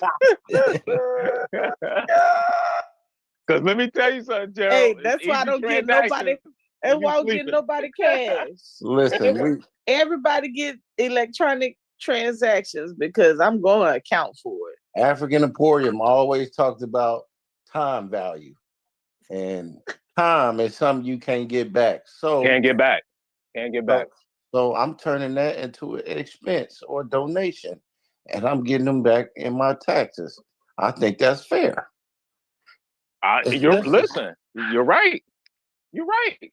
Especially if you don't close the deal. So Well, think I'm here about it for the like ride. this. You gotta think about it like this too, Chris. Like in the hood, and all these women who don't have men and they have all these kids, you need someone to help you claim those kids if you ain't gonna work. So Mhm. I might as well go 50-50 with you. And yo, it's an investment. It's Mhm. an investment. Yeah, they want 100-0 now, Dre. They think Nah, they want 100-0, even if they nah. got 7 kids. Listen, no woman of mine better keep a dime, Jack. So we gotta figure it out. We gotta figure that out. Keep it down, Jack. Oh God, I can't today. That's Oh, a fact. and help me. Help me. Chris, But you gotta only- come to New York for like 6 months, man. You find you a nice, low self-esteem woman in the Bronx, and, Low self-esteem. and whisper, that boy whisper said the sweet Bronx. nothing in her ear. And, Oh man, the Let's Bronx. see. Yeah, that's the best place to Whisper get them. nothing in her ear. yeah, Oh man, I ain't gonna lie, I miss New York though. got to, man. Don't let me Got find out to. married next month with Drake. Huh? Say it again. Say it again, Mo. I said, Chris, don't let me find out you married next month with Drake. Married? You either Oh. You Brandon. gotta get married. Y'all I'm got allergic. You gotta What'd get you say, married. Mo? You just gotta learn how to play house. Yeah, You find out y'all done took a trip. Y'all done took a trip to New York with Drake. that's Man, come up here, man. that's the M word that I'm allergic to. Listen. Yeah, Hey, man. listen, Mo. They can Gerald and Chris can come up. Look, they there for you. They're there for me. They're there for us. They're there for we. No, they is not there for Gerald. Leave Gerald They- out of Hey, you that. should hey, Gerald, you should have said that. Not there for me. Look, Come on down. no sir. Come on I down, I man. might peek and see what y'all doing over there, but that's about it. That's about all you gonna Listen, get from me. we only What'd you say? conducting You might business, peek? brother. We are Yeah, only conducting business. I might peek, but no sir, no sir, no sir. Brandon, you down? Shoot. Yes, sir. I'm about to go to Chicago with Brandon at. You know what I mean? Low self-esteem women in the South Side, in the West Oh my Side. God. Yeah, Everywhere. low Crazy? self-esteem women. Yeah. I can't. Man, you don't know no better, Mo. Nah, I'm gonna get Dre down here and let one of these Mississippi girls get at him. Oh Lord. Let me tell you something. I She done gonna chopped twerk big on 'em. trees, Gerald. I'm telling you, She gonna twerk on them. Gerald. Well, good Hey, time. Ain't gonna work on Hey, me, Gerald. I'm gonna let him pin him down and say, "I will cut you." Hey, Oh. hey, Don't Jay, forget, I eat my belt on the table, Gerald. Jay, you were They you on the ain't doing panel nothing. when they was whining about the girls twerking, and I say, man, y'all lucky y'all ain't grew up in the boot. Shoot, Who was Yeah. whining? that's a ritual. Who was whining? That's a ritual. Who was That's a whining? ritual. Yo, New Hey. Orleans is the only place they twerk at church. That's how they shout. Hey, When I saw that in the church, I was like, yeah, I'm down bottom. Yeah. I was in that French Quarter church and they were wah, wah, wah, wah, wah, wah. I said, "In church?" Man, you What you say? fired, Ain't nowhere in Trey. the house of the Lord. Hey, Man, listen. man, this brother They said is drop it wild. for Jesus. I'm telling you. Man, That's I funny. said y'all ain't where y'all grew up at. This ain't nothing new. Hey, Mo, I was on Saratoga and E-Rattle around there. Mm-hmm. And they were wop, drop in the church. Yeah. They starting to do that shit down here in Texas in They were restaurants. wop, wop, wop, wop, wop, wop, And wop, they wop. ass kicked out too. So But hey, Gerald, you know, this is a true story. You know the funniest thing I ever seen, Gerald? When I was in the Bay and my cousin, right? My cousin J.E., my mother's oldest brother's son, he plays the organ. He's a big time in the gospel industry, right? So I was in Oakland and this dude took out the windpipe. The Roger Troutman was entering the Jesus. Yo, Nah. Jay stupid. That dude said, really? I said, yo, this is hilarious, bro. They was in there having worship service with the auto tune. I said, Brandon gonna take us to North Chicago or Evanston. Mm. And Listen, Nah. find Brandon Johnson. That's what you need to do. Find Brandon Johnson, goofy ass. That's what y'all need to do. And man, what'd you say, Yeah. Brandon? No. No, I'm just saying he don't need to take y'all to Evanston, man. He got to either get y'all on the west side, deep in the west side, or in the heart of the south side. yep, I Hottest just got a Grove. hard south Hottest side. But I Grove. don't know about the west side now. I'm Yeah. with you, Brandon, but I got kinfolk over there, man. So I had to go over there. So I Chicago do is too. one place I wouldn't mind pulling up, though. I ain't gonna lie to you. Chicago, wow, but I love the city. I love Chicago, man. oh, it's Chicago. lovely, man. The vibe is the vibe. Yeah. Yeah, man. It's summertime side though. Yeah, I just love it Yeah. because when I go there, they be like, "You talk funny." And I be like, Yeah. "Mm-hmm." Yeah. That's why Brandon ain't left yet. For real. I need to get him down here with his cousin. That's all I'm trying to do. Get him down Man, here with come his on cousin. down south. Yeah. I've been trying to get my boy to come down You south. don't want to be up there. That boy, he got. They ain't paying no Hey, money. Chris, I'll come to Houston, man. I'll come to Hey, Houston. I've been waiting for you to pull up, bro. Dre, let me just put a warning order out there, man. Houston is a little bit different, man. I've been to Houston before, Joe. I'm not saying you ain't been here, man, but it's one thing to visit and just get immersed and start getting acclimated because this shit is like an international market, man. I mean, you walk I got over wives down motherfuckers. there, Joe. Okay, I'm gonna leave it alone then, bro. Yeah, You know. I ain't. Yo, my Mac ain't no act, Gerald. I ain't Yeah, no well, He said my Mac ain't no act. No, I got you. I'm just saying He Houston brought it is back. yeah, my boy, he understand the essence of Houston. It's the Zoe capital of the world. They scammers. But the reason why I like Houston, Gerald, I said this before, and you were actually on me and Obsession show, and I said this. I said Houston got white women shaped like black women, Spanish women shaped like black women, Chinese women shaped like black he women, black did. women shaped like black women. I Yeah. love it down there. I love it. And it's you different. know what? Me being when Atlanta and Miami was my second home, it taught me how to move like I don't bring outside of my accent and the way I dress, I don't bring that hardcore New York feel. I know how it is to move in these cities, right? So Houston is cool with me. Like like my father used to say queers and steers, but I just be around the beautiful women and bring my healing oil and my Bible, like I say, I have my Bible in my left hand, my belt in my right, and just try to do the right thing for these women, Hey, man. well, you know what? I ain't going with you when you out there. What they call it, crusading. I'm not going with you on no Evangelizing, Yeah, that's brother. it. Evangelizing. Okay, yeah, that's kind of antiquated. Colonialism. Yeah, I'm not going out there when you evangelize. Call me when you ready to get something to eat. We'll break some bread or something, man. We gotta preach the word, though. Yeah, I'm not. Listen, man. Nope. Not Let me going, ask y'all a bro. No, question, an seriously, honest though. question. Let me ask you an honest question. Is Houston, since the Turkey Leg Hut shut down, is Houston a place? Is it a place to open up a new restaurant, a trendy restaurant? Do y'all think there's enough space down there to do that, or is that trendy? Absolutely. Hell Okay. yeah, man. Absolutely. I'm always ready to say this is like the foodie capital, and the only reason I don't want to say because I'm so new, but I can tell you for sure. Yeah, it's definitely. yeah. All right, E. So Chris, this is a serious question. Don't laugh. Please don't laugh. Mo, mute your mic because I know you're gonna think I'm playing. I got an idea. I'm willing to put up 50. If we can, let's say if we can get 100K, I'll put up 50 if we can get 100K. I think that's enough to get a storefront restaurant. Now, I want like a sit-down restaurant, but instead of Hooters, I want to have Cheeks.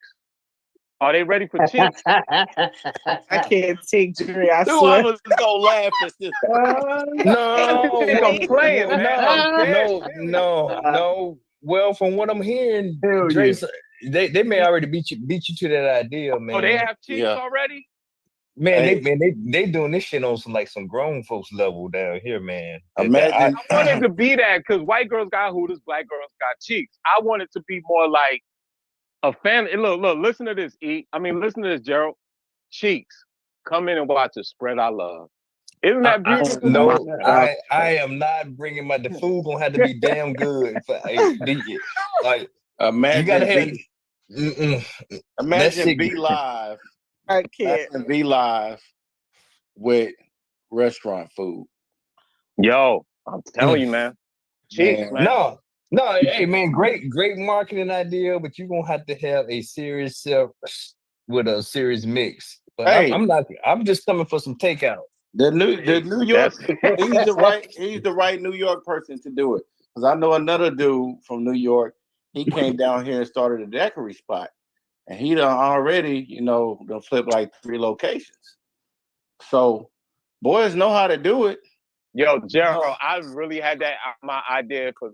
No, it's a good idea, since man. I was 18 years old, bro. I'm talking about early 2000s. I used to walk around and say, I want to open Cheeks. Like I really wanted Cheeks as a franchise. Pun I intended. did. I had like the menu in my head, the double bun burger, the rump roast. I'm telling you, I had all that in my head, yo. People used to laugh at me, but I'm like, I wanted to open Cheeks. Yeah. I ain't gonna lie. Something like that would not be foreign. So, especially in Houston, I think Yeah. Yeah. Well, quick question: What would be on the menu though? That's what I want to know. Like I told you, like what's it'll your be go-to beef. menu? It'll be. That's why I say Houston, Brandon. It'll be beef driven, right? Rump roast, double bun burger, baby got back ribs. You know what I'm saying? Yeah. Stuff like Yeah. that. I wanted to feel like Cheeks, but at the same time, a family restaurant. That's tough. The twerking turkey sandwich. I don't know. You know what I'm saying? I don't know if it's gonna be a family restaurant because you taking women in there. It's gonna be some jealousy flying through there. Yeah, you ain't lying They don't about need to that. be in there then. Yeah. They see the sign. Yeah. I would. You see the sign? I wouldn't take a date there for sure, unless she down. Unless she down with the, polygamy. You know what I mean? So. You know what? And you know what? Real quick, and this is off subject, but me thinking about what you just said when you say you see the sign. When you seen them big women in Miami complaining that they didn't want to let them in the club because they were dark and big.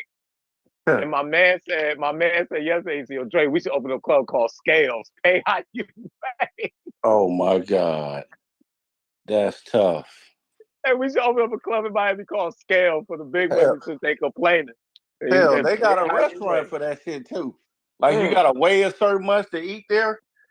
I think that shit is in New York or somewhere. Nah, it ain't in New York, because I would have heard about that one, Jack.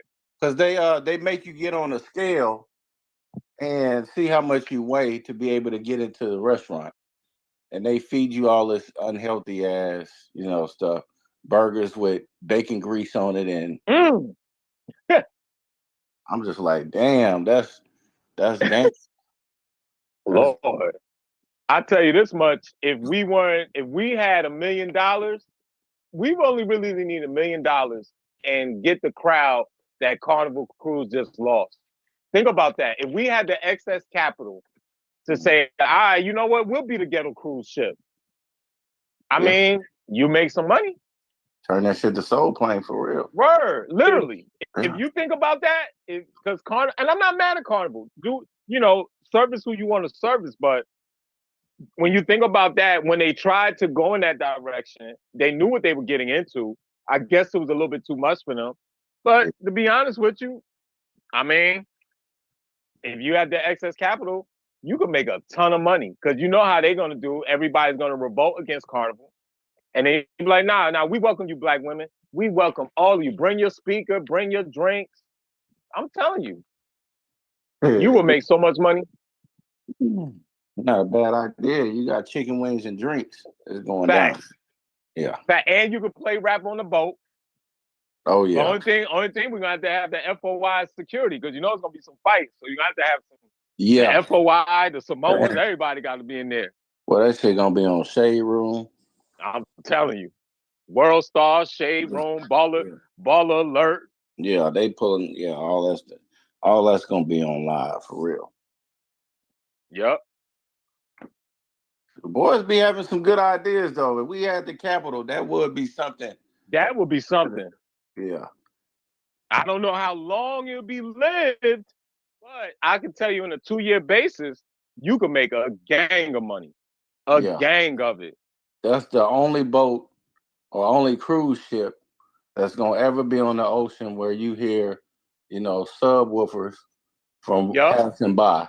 Man, That shit would be crazy, the man. whales gonna be jumping out the water dancing. Yeah, they gonna file a violation for disturbing, ocean creatures. That shit would be crazy though. You said ocean creatures. Messing with the mammals in the ocean. But on another note, Mo had the chart pulled up. What happened, Mo? Oh, I bring it up. No, I was gonna tell you type in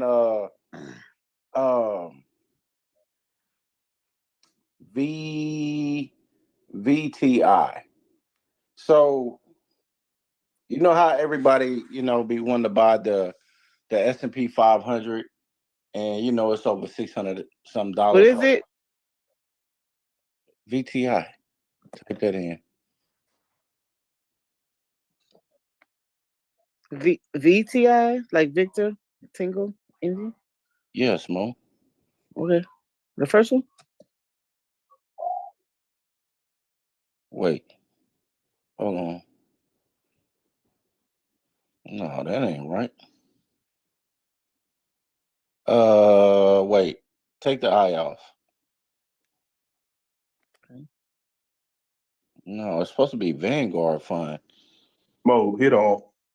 Yeah, cause you got something up there. Yeah, there we go. Yeah, hit that top one right there. Oh no, that's VT. That's just VT. You gotta add the I to it. Randy to the rescue. Yeah, so click that one right there at the top. First one. One at the top. The ETF. Yeah.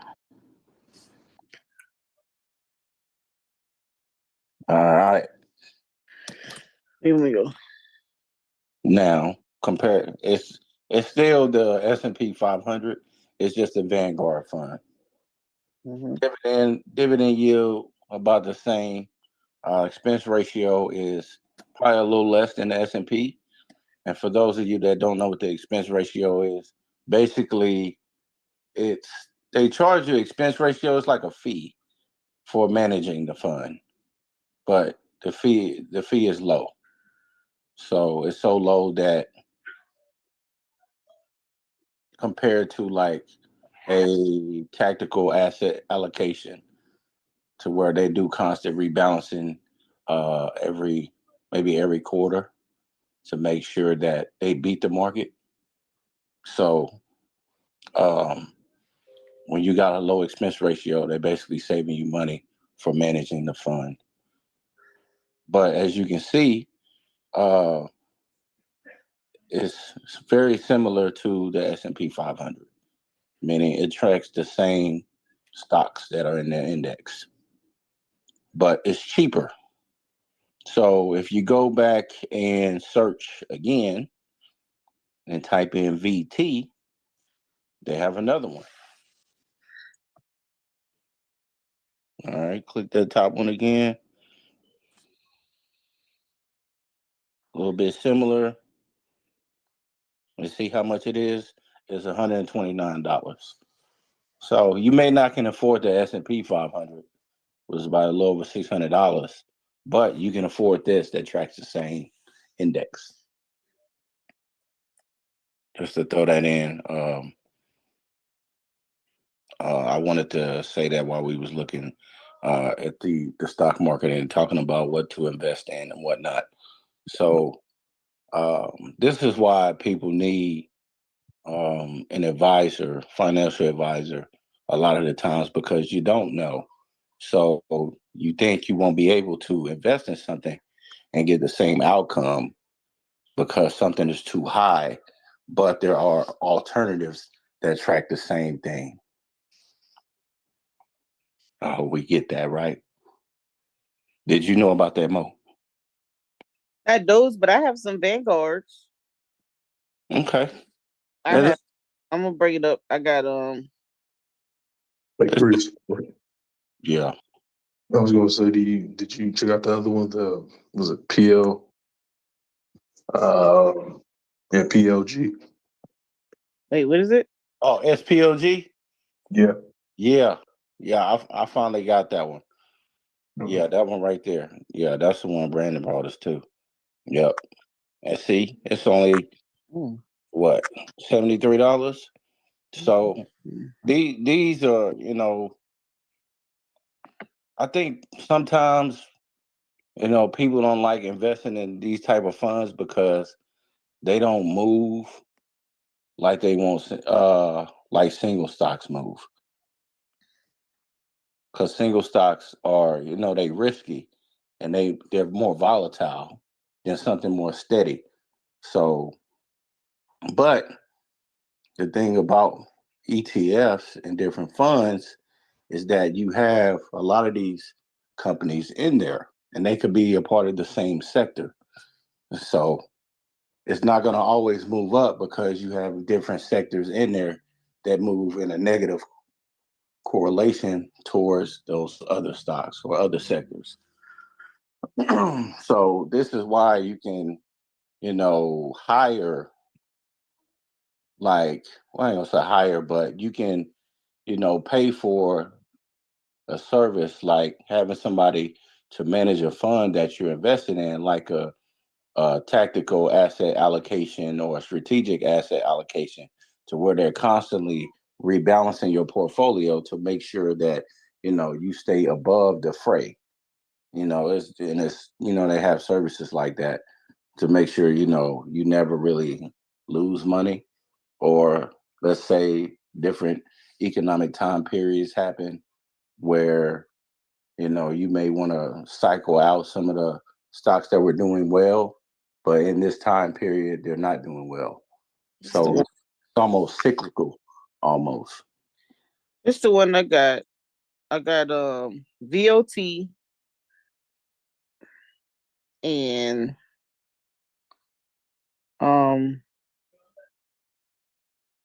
I have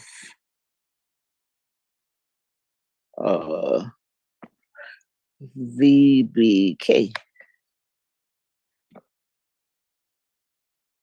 You got small cap and mid cap. Mm-hmm. Why? Because I wanted, and it was keeping its value. I like it. That's not a good answer. It's good enough for me. No, I knew you was gonna say that. My but 12%, my 12% a year, and my 23% a year. Shoot, I'm doing good. But what if the standard deviation don't always produce a result like that? Well, so far it's been holding that down. I ain't been See, having no. we want the youth to do better than this. The answer Mo just gave is not good enough. Well, you can train them, and until I learn better, this is what I'm at. And then You give me some more training, because right now are something else, boy. I haven't lost anything, and then I have this Schwab one. Okay, you got the large cap Schwab, yeah. It's only 20-some bucks. Yeah. Now, And ask I got it me why this is a good decision. What, Schwab? Yeah. This one right here. This one right here. Why it's a good decision? I got it when it was $14. That's good. Yup. But what? Well, it's really not a but it's just like what I'm trying to say is this. It's well diversified. So you got large cap, you got mid cap, and you got small cap. Yep, that's in my M1 account. Now let's ask Mo this. Don't ask me nothing. No, we got to. You want to learn, right? You just said that. Don't contradict yourself online. Hey. So, the small cap, what is that tracking? What is it tracking? Yeah. What is that fund tracking? No, let me tell you. I'll tell you in a second. Oh no, don't Google. I ain't got to Google. I'm gonna look in the thing. I'm gonna open it up. I ain't got to memorize. I know Brandon, you know. Well, that's Brandon. I know Price, no, and Man, that's Price and Andre. I ain't got to do it like them. I could just click on mine and go look. It ain't about doing it like them. It's about knowing what you tracking, Mo. Listen, this ain't fuss at Mo Day. I ain't fussing at you. I'm just we trying to paint a picture for the people. So when we Well, invest paint our that money, picture. Hey Chris, hey, now you see why I eat my belt You- on the table. That's all You, they. you, you paint a picture for the people without asking me questions. How about that? you And the that's- host. It's gonna work out. You the host, and very these are well. your investments. What are you talking about? I'm the host. I'm not the interviewee. Okay. So we can't ask you about what you invested in? You can ask me what you want, but if I give you an answer, you can't be mad. No, you're right. I can't be mad. You may want to just share that information so that we don't have to go through this. And it's gonna be Okay, so I'm gonna just go easy. ahead and share it because See it how ain't. easy I that keep, was? I keep forgetting. This is my older sister, and she hard headed, just Very. like me. So the reason why I was asking you that, Mo, is because the small cap it normally tracks the Russell 2000, and then the mid cap it tracks both the S&P and a mix of the Russell 2000. So it's got mid cap companies. So think anywhere from I think it's 2 billion to 10 billion for like mid cap, and anything above 10 billion is large cap. And anything below 2 billion will be considered small cap. So that's what I meant. Like it's tracking a particular index with certain stocks in it. That's all I was asking them all. High five. You fired. Okay. I'm still gonna keep my little and I'm still gonna be good. So what else you want to keep going? No, so this is not personal financial advice. We are just discussing what one of us have in our portfolios. We are not endorsing that you do this. So reach out to a qualified professional if you or somebody that is well versed in this for personal advice. But the reason why I brought that up is because diversification is the best thing.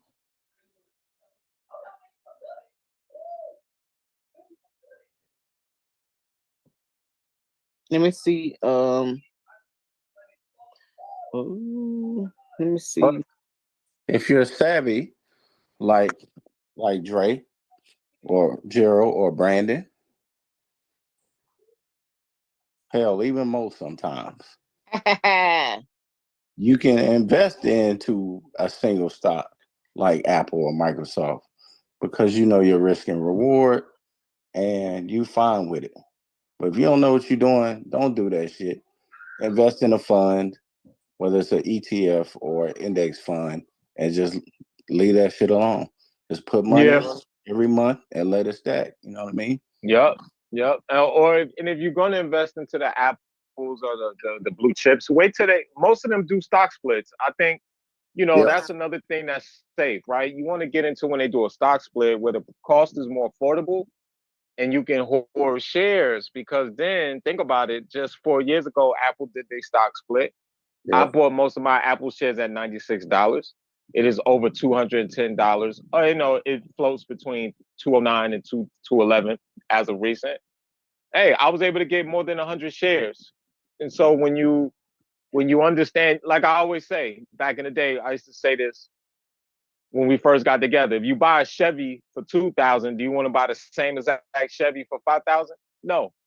But if you could buy that same Chevy for $1,500 or that same 2,000, it's easier to buy than to pay more for the same car.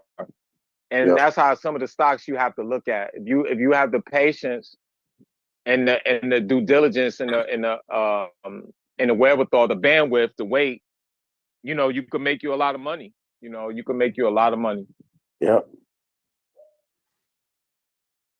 And this is a secret too. How you can put yourself on a map as a shareholder if you acquired at least 10% of the shares, you will become what they call you will be like a primary shareholder. So, damn, what's the word I'm looking for? Like a founder, right? Yeah, something like that. It's damn, I can't think of it right now, but basically, when you got 10% ownership in a company, like you got certain rules and regulations that you got to follow if like you're trying to, sell your shares. Like you got to do it in a certain time period. Like there's volume limitations to it. But this is what our people don't understand. So like we like to consume, the products and services a company offers. But when it comes to being a shareholder and like moving up the ranks that way to be recognized, we don't think like that. Cause that's like real wealth, not the consumption of goods and services. That just makes you a good customer. But when you acquire more shares, that empowers you as a shareholder or a part owner of the company. Then you can start calling shots a little bit. What they call it is when you start acquiring more shares of a company, it's a term they use to where hell you can even take over the damn company by the shares or ownership that you have. Yep. Talk about it, Chris. I know exactly what you're talking about. That's what happened with Disney. Yeah. That they got galvanized, and when I start talking like that, niggas go deaf. But I'm with you. So I'm just saying it's just a different perspective to what you can do with your dollar, because we always talk about, oh, we need to put our black dollars, here and there to our black businesses or whatnot. But we're not even building the businesses up enough to where, we can have shareholders in the business to be able to function that business and keep it going. But so, we feel like when we consume shit that, that is such a big benefit. Oh, I'm not shopping at Target no more, or whatnot. I mean, you've been shopping at Target for 10 plus years. Now, when you don't agree with someone they do, you don't want to shop no more. But do you own a share of Target or Walmart or anything? How many shares you got in these companies outside of, how many pair of underwear or groceries you done bought compared to that? Because I guarantee you done spent more at Walmart than what the actual company is selling for per share at its market price. Just imagine all the money you spend at Walmart over your lifetime, and how many shares of Walmart you could own with that money, even going through the stock splits. Hey, bro, you talking about a 2025 version of Walk in Your Trap, Take Over Your Trap. All legal. Facts. See, that's another way. That's another way to take over too. That's another way to take over. People don't know that. Share ownership. Share ownership. Imagine if all of us on here own 50 million shares of a particular company, the amount of damage we can do. They call it a hostile takeover. It's basically you do a tender offer. You offer money to buy out the people with all the shares. And let's say it's a 51% to 49% ownership. That means, we would have the primary ownership of the company and the direction of that. That's why Elon, still can control Tesla, because he got majority of the shares. Right. But see, Chris, what you're talking about, if you remember, when we all first got together, I had said to Mo, and this is why I don't, I don't care. I'm not taking no shot at him, but it's just the truth. That's why I don't mess with Pastor Bennett, because I was like, yo, let me come to Chicago, come to your church, and let's start a stash. And then I was gonna be like, yo, you collect the offering, y'all buy. I was gonna say either buy retailer shares or ETF or S&P, right? But I really wanted them to do a retailer because, like you just said, you have leverage, right? Because there's a saying in business: everybody is a stakeholder, but not everybody is a shareholder, Right. right? Whether you shop with me or not, you're a stakeholder. So if you don't shop with me, you're a stakeholder because you're controlling a certain demographic that don't. If you shop with me, you're a stakeholder because now you're also my customer, but not everybody is a shareholder. So the point that what you were making, it was the point that I was making 5 years ago when I was like hitting these pastors up, and I'm like, listen, y'all, I don't want to dime from y'all. And I get it. I know everybody's hustling and scamming, but we could teach why they're giving extra $600 a week to the average Black American. We could put that into a Target.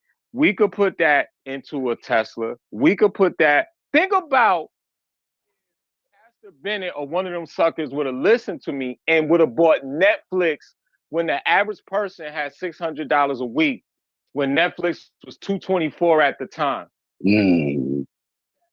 Right? Think about the resources your community now has when you sell that stock at $1,200 a share. Right? If you would have did that for the 6 months, if y'all would have, if one of those people churches, if one parishioner I'm not saying every week, but once a month, let's say your church got 300 members, let's say 150 members, and once a month they put their $600 in to buy these shares. By the time you cash that sucker out, y'all ain't got nothing to worry about. Then what you do with that money, since it's a 501c3, you take it and you open up a franchise. Now your Black kids have a place to work through high school to give them money to go where? College. But at the end of the day, none of these people are serious. None of these people, Chris. That's why what I showed you the other day, I'm telling people, y'all gonna be broke on your own. Andre almost butt naked rich. And guess what? I told you. Well, hey, Dre, I'm just gonna say this about the church. It's gonna be kind of hard when you're sitting there beating up on the damn church and be like, "Come on, let me help you." And then looking Never at beat up on retrospect, them. no. Well, I'm speaking as a holistic from just this sector of YouTube. I never listen. I came to No. I know. I got you. You're saying but I'm talking You're about. talking about the community. You're talking about the community. Yes. But here's the thing. It's a double. But here's the thing, Gerald. It's a double-sided sword. And why I mean that? What happens is we also had this talk 4 years ago, Gerald. What happens is when the Polites of the world, when the Umars of the world, when all of these goofball, listen, the same man that'll sleep with your sister, Jamal Bryant, is the same man that tell you to boycott Target. Right? Hey, So what I'm trying to tell you is, what I'm trying to convey to you is that I came to these people. So I'm like, listen, y'all, I don't care what you believe. Me and Chris used to always say this: there's gonna be a shift in this country when that money start coming, right? And when it does, what are you gonna do? Because you had an opportunity. Like me and Chris knows a person that used to be on this show that hit me up for some money. And I said to that, you know what I told him, Gerald? I said, yo, what's the difference between a man and a woman? He was like, I don't know. I said, I can't cry on no man's shoulder for no money, nigga. I said, you remember when I sat on the phone with you at night trying to teach you how to invest? Yeah. What did you do with that money? Oh, no. All right, nigga. I hope there's Wi-Fi on that park bench. hey, fair point, bro. I just want to point out these nuances that we go through, because I'm like, we got to get to a point on where we put our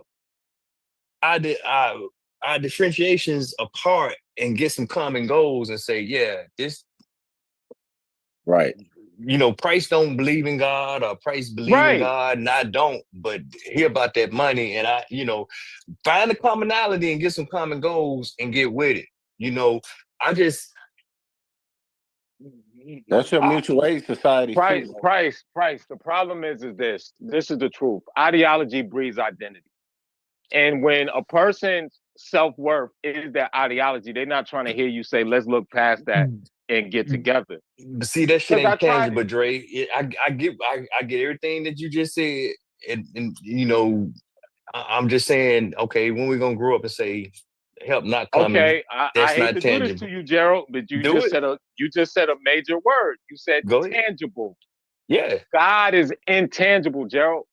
ain't got nothing to do with that. God ain't got nothing Listen to do what with I'm the stock saying. market and economics. Go ahead. If a person aligns themselves wholeheartedly with the concept of God outside of their own existence, right? Then there is no tangible concept in your mind, right? You listen, whether you believe in Amen Ra or whether you believe in Jesus de Christos, right? You have a form of belief system that kind of escapes you from reality. See, the one thing about us, we know that whether you believe in God or not, you got to save yourself. But when you believe in Wow. something outside of yourself that's going to save you, how can I tell you that's not true? Okay. Well, okay. I didn't want to take this position, and I'm not gonna be up all night with this, but No, I'm I'm just gonna not no, no, arguing no, with no, no, you. no, no, no, no, Yeah, no, no. We're having a conversation, bro. right, And right. That's please, what I'm saying. yeah, yeah. Don't I'm ever not. think that. I mean, I'm just saying that. Look, and I'll shut up after this. As the old saying goes, mm-mm, as the mm-mm. thinker thinks, the prover shall prove, and that's just the truth. And so we can only offer it, but you can't persuade. And I'm sorry, I'll shut up after that. Go ahead. No, no, no. Go. I want you to key in on them tangibles because see now, because you, as we proceed down this rabbit trail, that word tangibles, it comes up. Okay, who has produced more tangibles? The antagonists of the people that believe in the God in the sky or not? Who has made more tangible impacts on society? That's why I want people to recognize Richard Allen and Absalom Jones and brothers like that, because they went to church, they had all this stuff, but they had mutual aid societies. They weren't no damn fools. They had actual stuff in place. Yeah. Exactly. They acted upon it, they believe whatever, but they had enough belief to generate an ideal to come say, hey man, this shit ain't feeding me. I Right. need to do something. I gotta participate in my salvation, for lack of a better term. Yeah. That's all I'm saying. This modern society done turned people into zombies to where they think they think that you can just, pray and all of this stuff away. It's almost like a joke, man. Like somebody that took your spirit and your logic and reason away, that yeah, you can rely on God in a certain sense, but still as a human, you still gotta have the sense God gave you to make intelligent decisions, not to just pray about it and wait. That don't make no sense. That's not even how life works in the first place. You But don't get up, praying and, oh, I hope I make money today without a damn job. That's crazy. but but this is my whole paradigm right here, Chris. I'm gonna go to the other end of the extreme. I can't be so locked in to say I don't believe shit you can't prove me, and Mhm. it all falls on me. So let me bring another word in here: accountability. Yeah. So if you're so locked in that position, then what are you doing to produce some tangibles? Right. And when I look at the record and what's been more productive or what is being more productive, because it's like you said, then more and more getting locked into this damn fairy tale thing called the internet and just want to talk shit and throw ideas out there, but not many want to, I'm not gonna say don't nobody, not many want to take actions. And Yeah. then you're gonna get mad when motherfucking Drake come along and say, yeah, motherfucker, I'm filthy motherfucking rich. Yeah. The I don't truth, believe all that. right, so I gotta say this. So, okay. Once again, we have to look at necessity is the key to invention. Mm-hmm. What our ancestors did in the 17, 18, 1600s through slavery and through the Bible was use their hymns as a map to escape the actual plantation. They almost use it as a form of Morse code. Now, if you go to all the way to Richard Allen and the other people, right? Then we were in a form of now we're integrated into America and it's a form of substantiating and commerce, right? But Mhm. now, Gerald, most of us are free mentally. They don't realize we're more enslaved now to ourselves than we were then because we don't even understand that we are the bottom of this country, right? And so everybody else integrate within these communities. I Uh-oh. like and create enclaves within these communities and then just suck up your resources, right? And so that is a difference. Once again, the church is the same forum that it was during the civil rights movement. The only difference is we're not collecting offerings to open up bodegas and salons and to open up Ooh. daycares and masses, right? And see, that's the difference. Because I'm gonna tell you something that I know for a fact. When they finish making Juma, the Muslims are plotting on another property. On the synagogue on the Sabbath, when they finish doing their Torah in the Talmud, they're buying another hospital.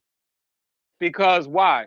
Deuteronomy, Exodus, Leviticus is what? Nation building. Yep. The first surahs of the Quran is what? Nation building. Boom. Boom. Right? Mm. So in the Jewish faith, they say what? I'll spend 50 shekels with my brother before I spend a shekel with another. Now they'll take your money. Yeah. Listen, man. This What a brother heartbeat. Dynamic. He But preached. see, no, but see, now you just put down 3 damn different conversations right there. You use an allegorical reference to people that are using real world application Thank you. to I'm do giving you something. a comparison of what is going on outside of our paradigm. Okay, and that's And a fair so point. I try to I'm just saying introduce that it's like 3 to stop them. signs within that. But okay, but Dre, let's go back. You started doing that how many years ago? For me, I started 2000. What we in 2020? What 5? Yeah. I started in 2014. Okay, in 2014, if we go back, how many Mhm. times are we going to find where somebody open up their congregation to somebody with some type of financial literacy or financial guru type things? That was, come on, man. If we look back, They're not, but Gerald, I no, said but that. you acknowledge that. But all I'm saying Well- is you cannot be pissed in 2025 that okay, I went on and did this. If you niggas had listened to me, you Listen, would have done that. But listen. understand what the But at the end of the day, Gerald, me, Mo, Chris can tell you, you gotta listen. It's one thing to have the prognosis and the diagnosis, but listen, look, okay. If Mo was to change the title of the show right now to Biblical Wars, it would be 400 people in the chat. Why? and I'll be gone. Entertainment. It's Yeah. entertainment. It's entertainment. What Yeah, we're but talking about is boring and result driven.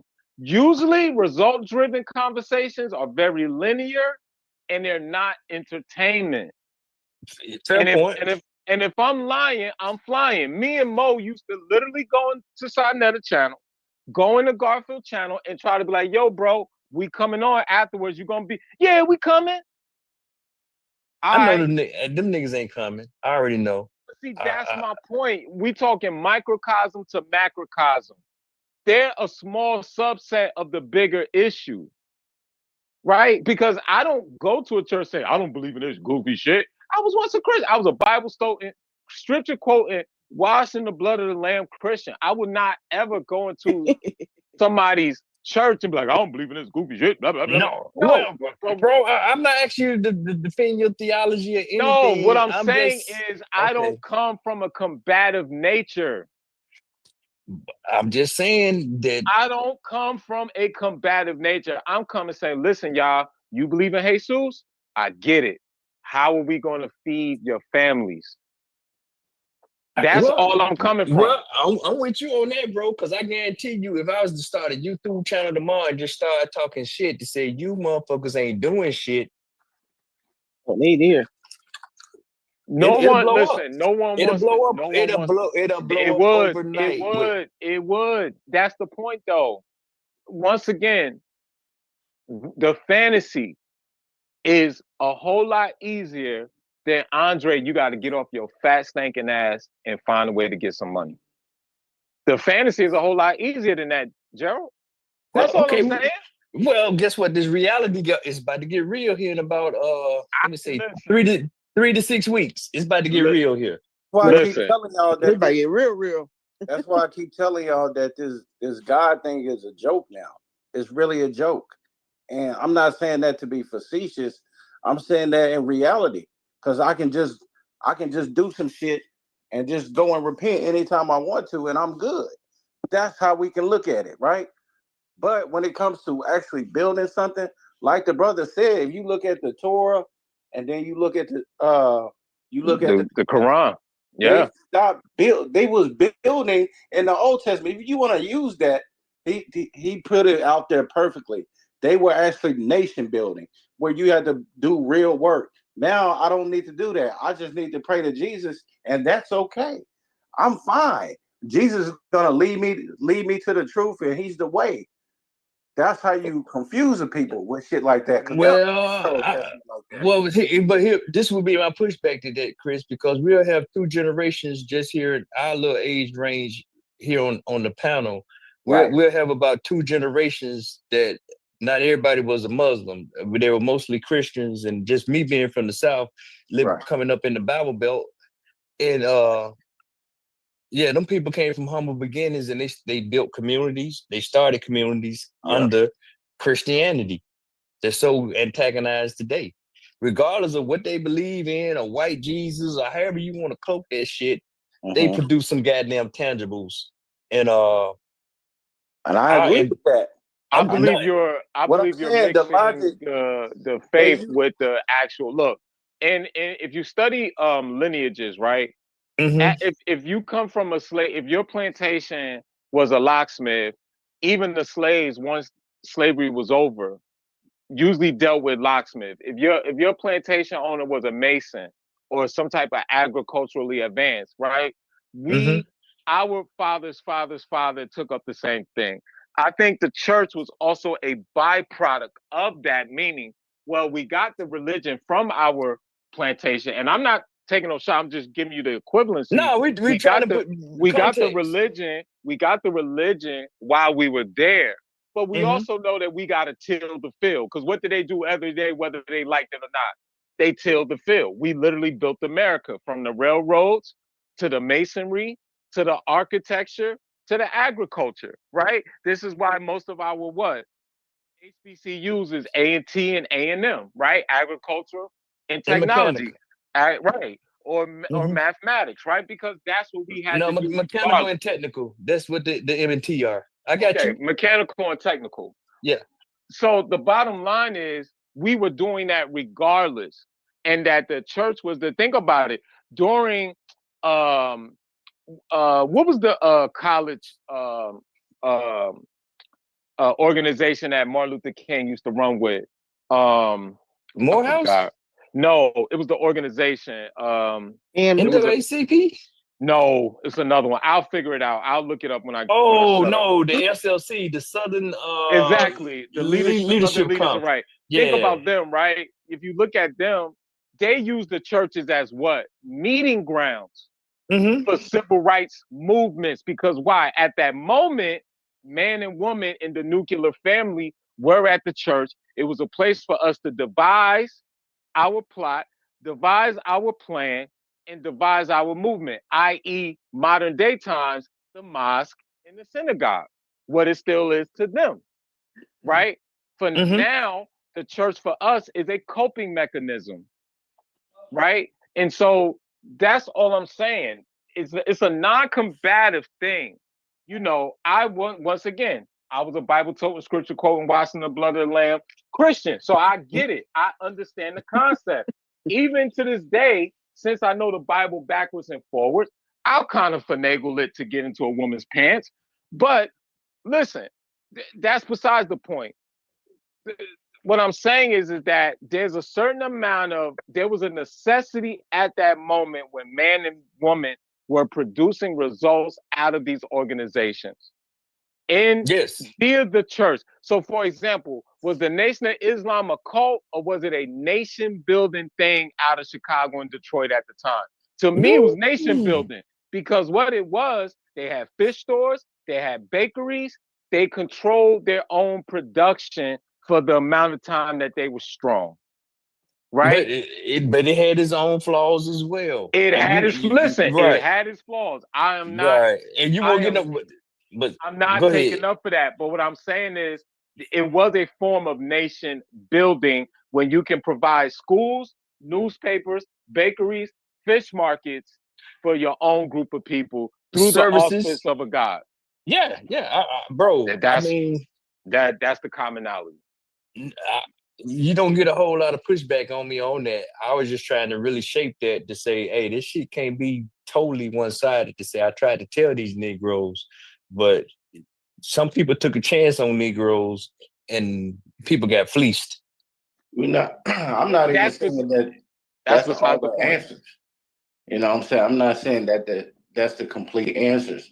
But if it helps me build, create, and it's a system, you know, you can't knock it. You creating structure. That's why I will never judge a man that's trying to straighten himself up by going to one of these institutions. Because he's trying to build himself up. He's trying to create structure. But if you ain't got that, like I said, I'm gonna go right back to the fairy tale. Today you can sell me a dream. You know what, Price? I'll meet you Yeah. halfway. When I was a What's little up? kid, right? I was a little funny looking black boy, right? My mother, church, Canaan Baptist Church, right? Where in the mid, I was a little kid. So this was early 90s. And the guy came to the church. It was about 200 people in the congregation on a Wednesday night, Capricorn memory.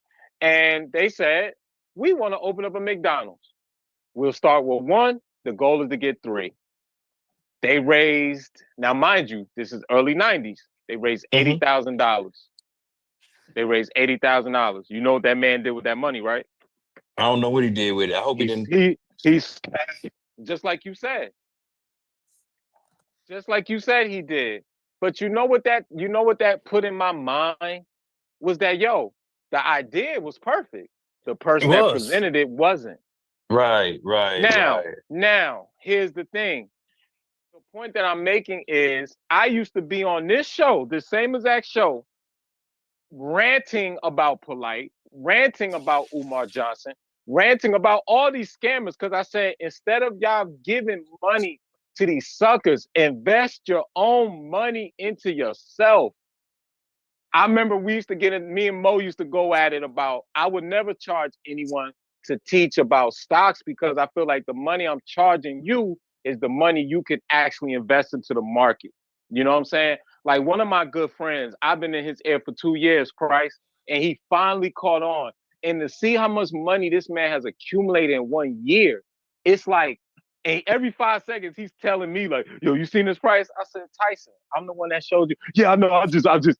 But it's good to see his mind become open to the world that exists when you see your money grow, right? Even if it's one person like him, I did my job. Because he started out with nothing. He has $10,000. I'm super proud of him because you could tell he's thirsty now. It's all he thinks of. And I'm proud of him because I said, bro, the seed I planted in you grew. I said, you ain't got no kids, keep it that way. You ain't got no women taking your money, definitely keep it that way. And I said, keep a low overhead, keep your head down and invest and invest. And I said, your life will change, right? That's it. That's all we're doing for each other. Now, when I tried to do that a few years ago, I'm not gonna. Now, I'm having a tongue-in-cheek conversation with you. I'm not gonna tell a bunch of you I'm butt naked rich. I told you. Now, they ain't gonna see me. I ain't gonna be telling them like that. No, I don't even care because I knew what I had to go through to get it. You But understand where I'm okay, coming from? but no, what? Okay, so let me address that, Dre's, because I don't want you to think I'm taking unfair shots at you or Fine. anybody Ain't like when I that, say though. that. But I know, and we chop it up even offline, behind the Yeah. scenes, one-on-one. Yeah, I So, ain't but like that. I just want to clear the air because I'm under the impression, and this is speculation, but see, now you're going to have a time. So you have endured the whole naysayer brain, and you proven your own path. And now we're coming up on a point in the cycle as to where you're going to be okay, and you're going to have an opportunity of reset. And now you're going to be saying the same thing just from a different level. And now more motherfuckers are going to listen. Or more people. Let me clean this up a little bit. I'm sorry about that, Ms. Mo. More people, more people are going to listen because, okay, he said this, he stayed the course. Let me tune in even more. So you just reached one that time, but I mean, you're coming up on an opportunity right now, bro. And you know, I get everything that you put down. You know, motherfuckers be like, "You cap, you don't know what you're talking about." But at the same time, I'm making moves when you can't. I get it. Hey, listen, Gerald, you and I both know because you're slightly older than me. There's no such thing as a poor righteous teacher. If you can't feed them, you can't lead them. They got to see the results, right? Well, I'm not trying to lead anybody, man. No, listen what I'm saying. I'm not. No, I get it. I don't want the responsibility. All I'm saying is I don't want the You responsibility. just said the conversation changes as you speak from a higher point. And if you can't feed them, you can't lead them. I'm using it from what you're saying. I got you. Fair point. Fair point. Fair point. Fair point. Listen, are you gonna take financial advice from me if I'm in front of the liquor store going do that, do that, do? No. Right? If I got a job mode liquor in my hand, listening to me, there's no such thing as a poor righteous teacher. Why do con artists get the trinkets, right? They want to give you the visualization of success, even though they ain't got $2.50 in their pocket, right? So the goal is to inspire. Like I always tell people, exactly. Inspire to acquire, right? Yep. I don't want your money, and I don't want to invest for you. I just want to tell you. Yeah, I'm with you. I'm with you, exactly. Bro. You want to put a spark in people, because Chris will tell you, I don't want. Like me and Mo used to be on the ice. Like Mo, I don't want to see none of these people. I don't want to see them starve, man, because it's just a discipline. Everybody who's in this chat or on this panel knows. Once you learn money, it's just a discipline. It's literally just a discipline, right?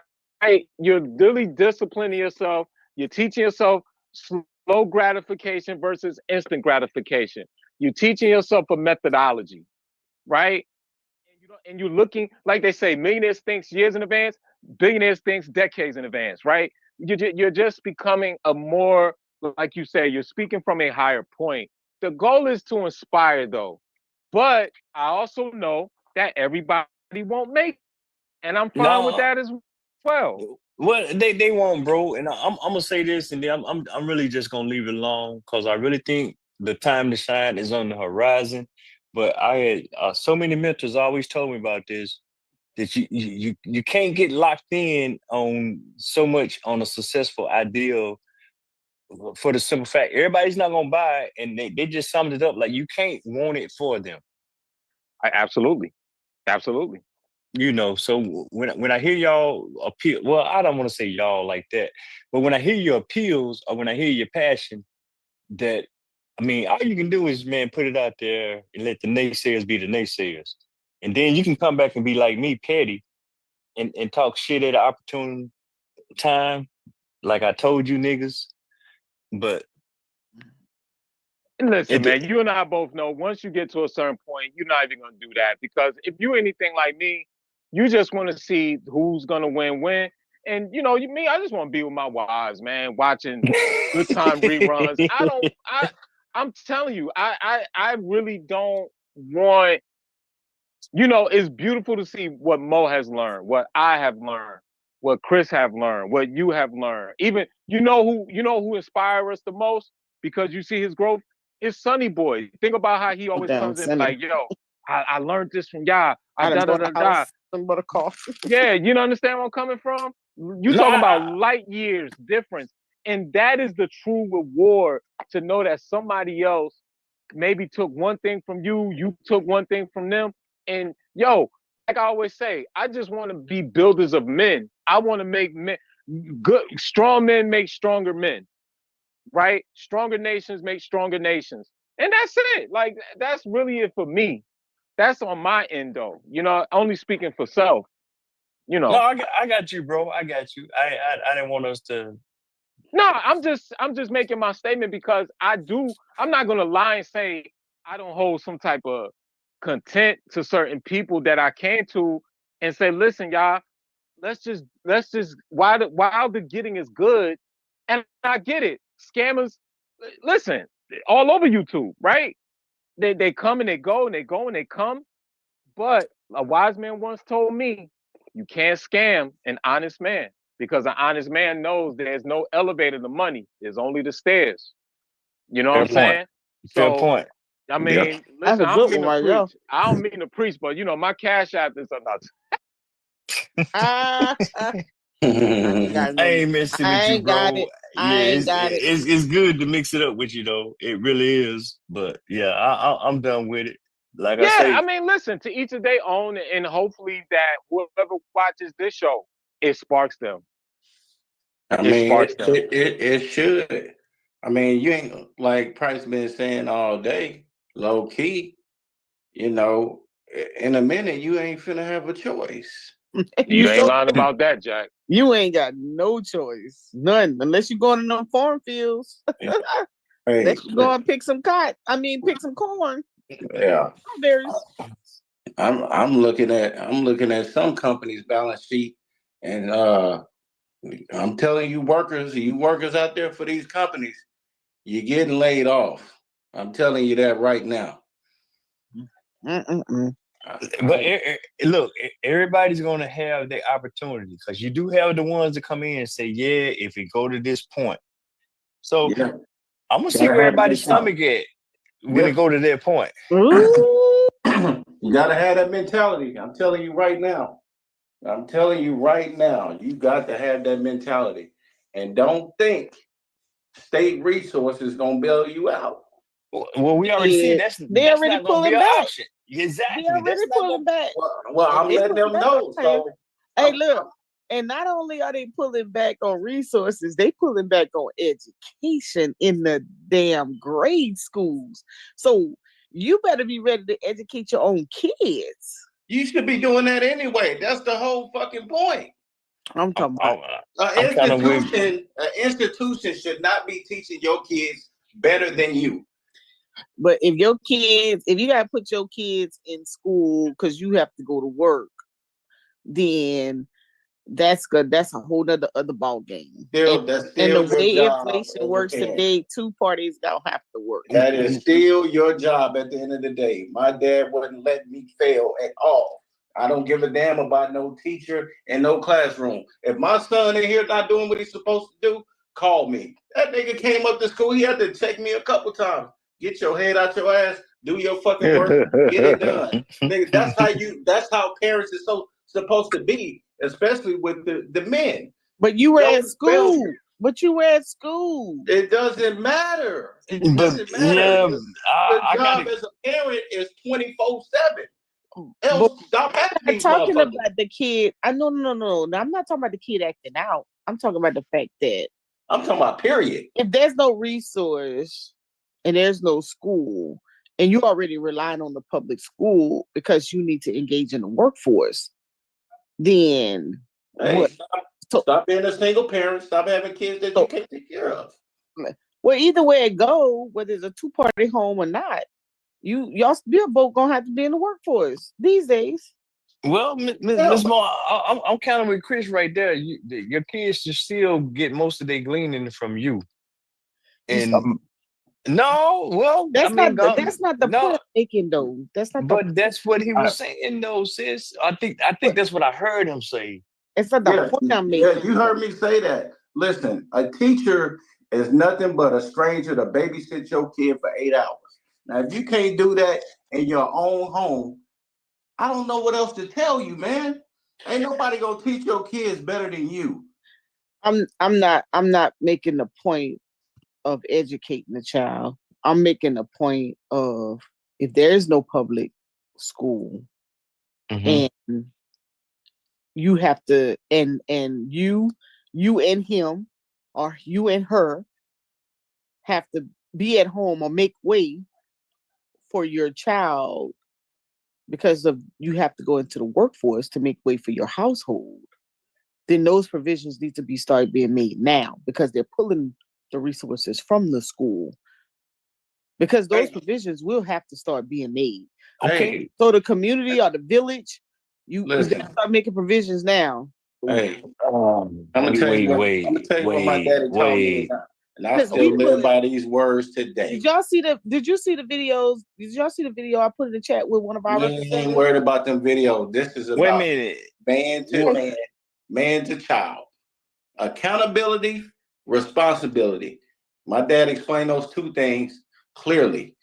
And if you can't get that through your head while you going through school to where you ain't got to be mirrored by your parents, you're gonna do what you're supposed to do because your parents they just care about you more than what they got going on, whether they gotta work a 9 to 5 or not. Well, I think we're missing a greater point, but I want you to go on and finish the statement, Ms. Mo, with did I see your videos? No, it's I had posted a video where one of our representatives was sharing in the State House of how they're pulling out all the resources out of the public schools and they're pouring them into the private schools, knowing that the youth in their neighborhoods could not attend or could not afford to attend private schools. And that now though that same community and that those households have to be in the workforce.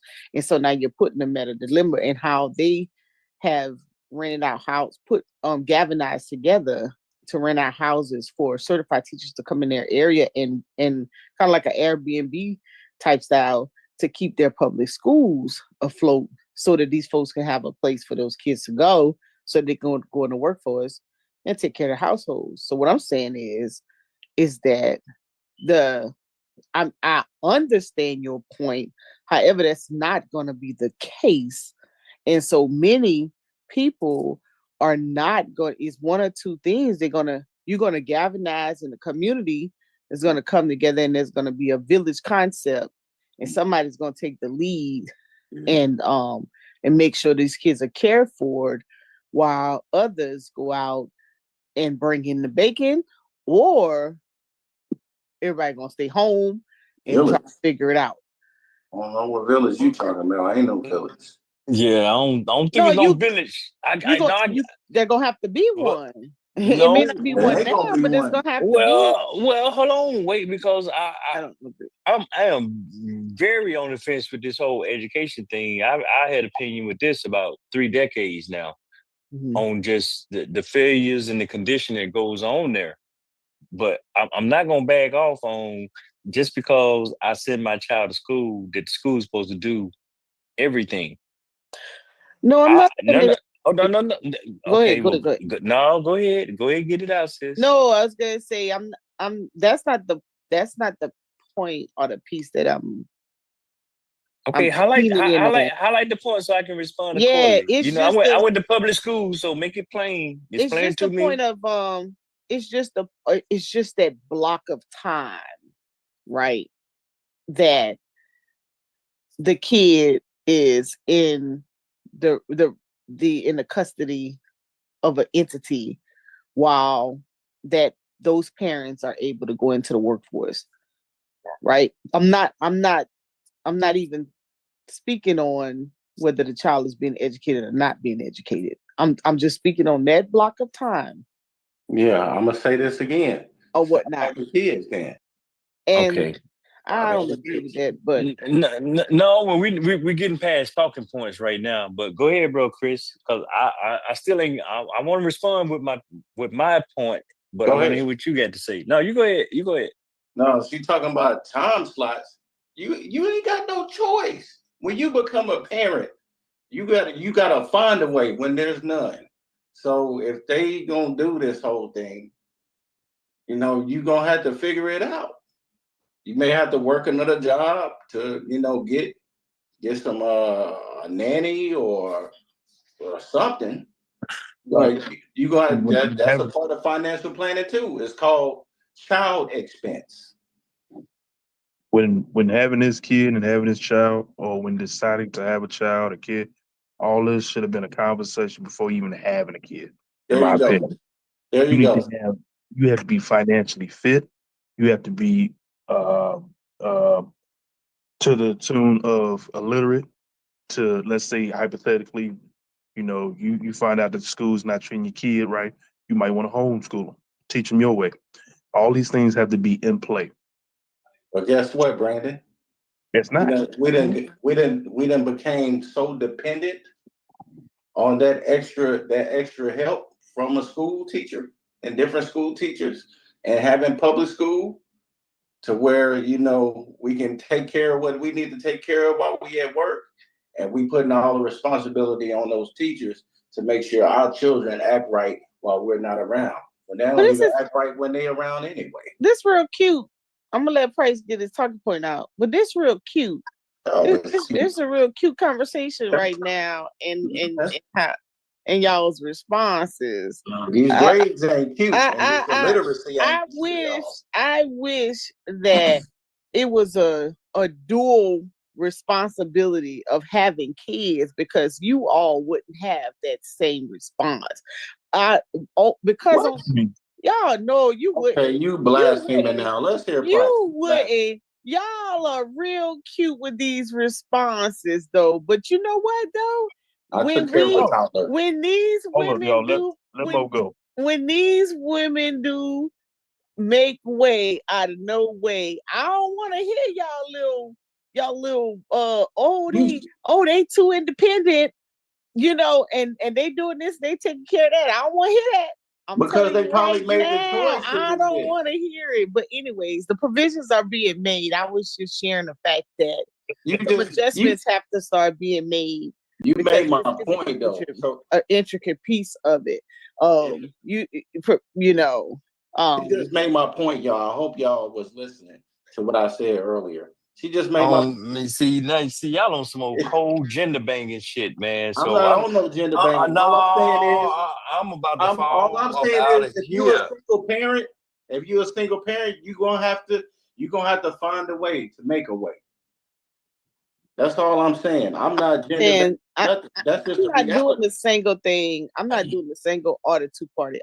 I'm saying that right now we live in a society where public school is an option for those individuals who can't afford to either, for whatever reason, homeschool or send their kids to private school. Well, who fault is that? What I'm saying. Though, for whatever reason, right? It's an option. Whether you have the money to do it or not, it's still an option. Okay, right? But see, we done ran. But go ahead. No. I'm just using. I'm not going off their economic status and whether or not they can afford it or not. I'm just saying that the public school period is an option. Even if you homeschooled your child, you can only homeschool them to the 9th grade, and you still got to take them out and put them in school. Right? That's not true. That's not true, Mo. Well, that's not true. Well, maybe that's true in South Carolina. Maybe that's true in South Carolina. I don't know what y'all do, y'all. Not down here in Texas, it ain't.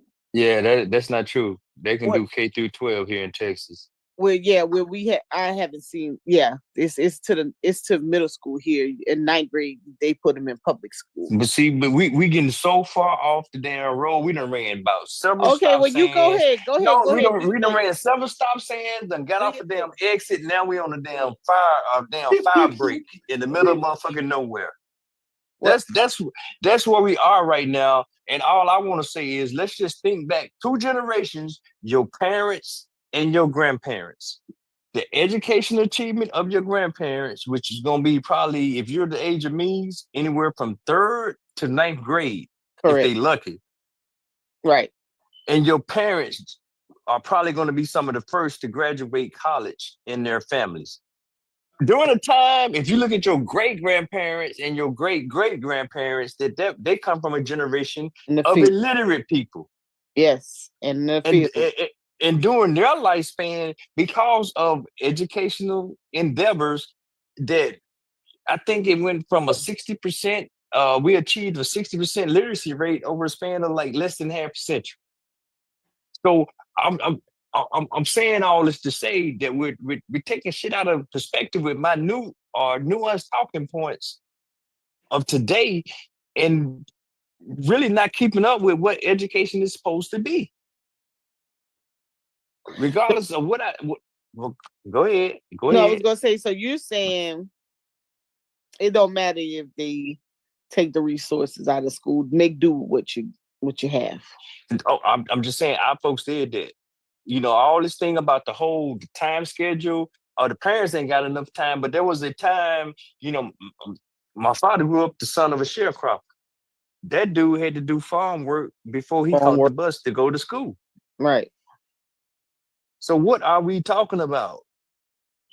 And now society has evolved to where the parents are not in the home. They're at work more than they're at home. That's what I think I'm hearing. No, that's not the point I'm keening in on, though. I was keening on just the fact one of our representatives was just having conversations on our state floor about the fact that they push all the millions of dollars into the private school through a third party to the private schools, and push no finances into the public schools, and how unfair it was. I was just making that point. Well, okay, Ms. Mo, but is it? See, now you finna make me switch to a whole nother side now. Because down here a whole lot of tax dollars go to the school district, and you got a lot of parents is like, and these school districts are overcrowded, and I'm talking about here in Houston. I was not. And then people like, well, fuck it, I don't want to pay all this, and then my child is not going to even get the damn, you know, I'm not going to pay. I don't want to pay these damn taxes, and my child is in an overcrowded classroom. But then the alternative is, and I'm talking about anywhere from middle school to high school, $25,000 a year. Mm-hmm. So, but there are subsidies, or there are outlets to say, okay, I'm gonna give you a tax break because you don't participate in the public school, so you ain't got to pay this heavy tax burden, and I'm gonna subsidize you to go. And even though the subsidy is not enough to cover the tuition, these are the decisions that able people or capable people are making, trying to make the best way forward for their kids. So, I mean, I get both. I get all sides of the argument, and I'm just calling them bullshit. That at some point, somebody got to say, "Come on, man, stop the cap," because all this shit started from the 1970s when the Supreme Court said that, okay, white kid, we're gonna let the black kids go to whatever school, and we're gonna force this initiative. And then white folks said, "No, I'm gonna send my kids to private school." That's where all this shit started from. And now it's coming to where the best curriculums are evolving, and the best curriculums are coming out of these charter schools. The best curriculums are coming out of these private schools because they're regulated. The school boards are failing. They're doing just good enough and all that type of shit. And then it takes a whole decade to find out if this course of action by whatever superintendent who ain't even there no more was even worth it. And ain't nobody really taking a long, hard look at that, because that's a long damn time. Yeah. to come up with a statistic or to decide the data. Yeah. And then knowing that you vote in people who going to side the other way. So I know one of the areas that one of the conversations that are being had here was to open up slots in early childhood into daycares. Pre-K 3? Yeah. To kind of from a Montessori type curriculum learning to catch kids earlier on. They dismantled an early childhood project to say, no, you don't need that. We're just going to give you a couple bucks and just open up more slots in your daycare centers. And then we're just going to dismantle that because we're going to push this $1 million somewhere else on the private side. So it's almost if they're going to dismantle the public schools, have charter schools, and let it run from more of a private perspective so that it doesn't have to be codependent on the state. No, I mean, that's a very fair point, and let's okay, that's a very good talking point. Mm-hmm. Because pre-K 3 has been going on since about 2010, and it's been they've been trying to scale it and expand it, and now with what's going on now with legislation and education, that's being nipped in the butt. So I get everything that you're saying, but that's very noteworthy. Okay, you start introducing kids to shapes and stuff, and get them on a school regimen. They don't go a full day; they go like maybe half a day, up until you noon. Could pay for you could pay for the other half, which is not a big expense, about $50 or so. So yeah, that's a great and noble idea. Oh, I like that one. Yeah, but okay, but that shit has been out here since 2010, Ms. Mo, and they've been gradually trying to scale it and expand it because and I'm saying we as in America, that was not important and it was not an initiative that people got behind. And now you got a whole nother regime or administration in there saying, nah, man, fuck that. Let the states do it. If y'all want to do it, the state gonna mandate that. But last I checked, school districts are independent. Everywhere I ride in here in Texas is such and such independent school district. And people pay more. They pay more for a goddamn football stadium. Excuse my language. They do. Than they would. You know, they'll take a bond for a damn football stadium before they take a bond for a pre-K 3 program in their community. That's true. So I can't be mad when the national or the federal legislation presents headways for somebody that really takes that serious and say, well, fuck it then. I'm not going to participate in the public sector. I'm going to go to the charter sector. I'm going to go to a private sector. I can't really be mad at that. Now, more so for the pay, for the teachers' pay.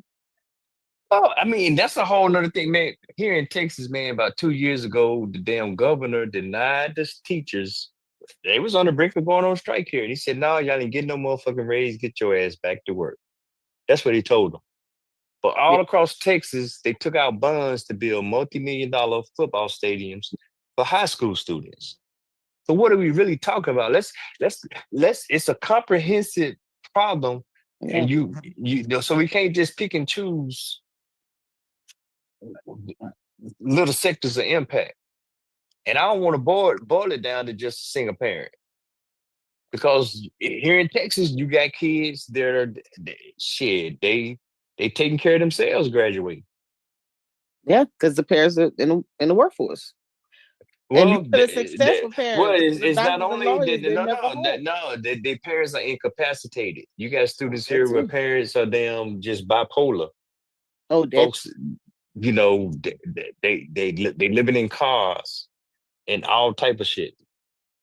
But the crazy part of it is they graduating the top of their class. They graduating with associate degrees. So I get a little excited about that because it's not just a silver bullet solution or cause to what we're seeing.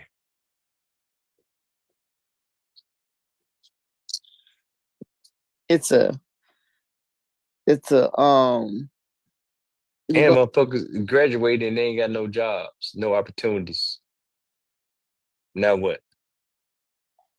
definitely no career, no clear career path. That's why the agriculture is about to be very attractive again. Well, should be. If they not seeing it, they better start seeing it, because agriculture pays for your whole entire undergrad and give you at least a year employment after school.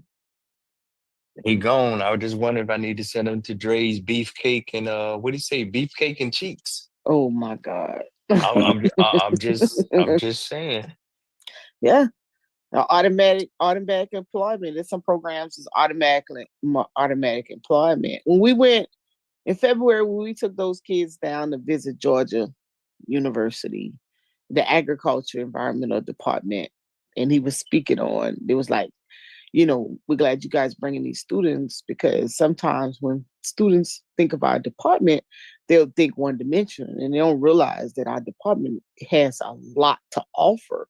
And it's not just the animal, the study of the animal perspective is so much in the department, and we almost have every discipline in this one department. And so you're thinking that you only have to come maybe land surveying or soil testing, this, that, or whatever. He's like, think about it. You got to have a business. You have to have an administrator in agriculture, but in order to be that, you have to come learn about it. Oh man, just breaking out all the different disciplines and how you too can benefit from the scholarships in the program in agriculture or in environmental. Just so many, but you have to be exposed to it. Creating those programs or those after school programs and exposing kids, but kids also have to be patient enough, and just, even if you're not interested, just sit in on the workshop and listen in. And you never know what might strike your attention. But that's where I'm with Chris at. And hey, mom and dad got to be like, hey, boy, go there and get that damn information. We got to bridge the gap from what they've heard to what is possible. Parents have I agree with that. I agree with bro. We have to play an active role. I can't just say, well, I sent them over there to the school. They ain't taught them nothing. I cannot be that guy. Well, you had a choice now, because one of the communities your kids can't even come to any of the activities unless the parent is there or an adult is with them. I want people to be dependent on the government. No, I don't want them to be dependent on the government. But if you're going to have a public school system, I want you to provide the resources. I want you to pay the teachers. No, I ain't depending on, if you're going to charge me taxes and it's supposed to go for the school system, then I want you to use the money towards the program that you say it's for. That ain't blaming the white man. That's being accountable to what you say you're going to do. That's not blaming. I'm with more on that right there. That's not blaming the white man. I'm not saying that. If I look at my light bill and it says school district 5, so much coins, and it's 50,000 of us, then guess what? Then it needs to be in school district 5, and they need to be doing. I didn't put the system together; they did. Okay, we got to stop the cap here. I get all that. No, you got to. I get all that. I get all that, but I'm not finna expect somebody that ain't got my own interests to do nothing for me and my damn kids. That's where I'm getting at. I'm expecting them to do the right thing. That's what I'm saying. I'm expecting you to do exactly what you said you was gonna do. Or don't take my money. You can expect it all you want to. That don't mean it's gonna happen. And I'm going in knowing they ain't gonna do it. So we're gonna be prepped and ready before they even say yes or no. That's all I'm saying. Well prepared. Prepared. No, well, Chris, I'll push back on that and say, like, where I just moved from, we had a superintendent that was making as much money as a college president. And Okay. if the results ain't there, so no, hey, Dr. Yeah. Egghead, Don't give some of your money to the teacher. yeah, and I'm gonna use the matrix you set for. Yeah. So you done sat here 3 years and you done made $400,000 a year. Yeah. And this is what I'm getting off of your Hey, let's matrix. change. Bro. Hey, bro, I would be upset too. I would be upset too, but here's all I'm saying is I'm already expecting them not to do what they say or stand by their word because I know what I'm dealing with. I know how this system works. Now it's not gonna be like that everywhere. I'm not saying that, but my expectation is not for them to have the interest of my kids or any other kids that's going to these schools. So that's why I got to prepare my own child. But don't come here. That I created. Like I told my friend, she got her PhD. I said, right before we got our president who's kicking butt at Voorhees right now, bringing in all them research grants. Man, he killing the game.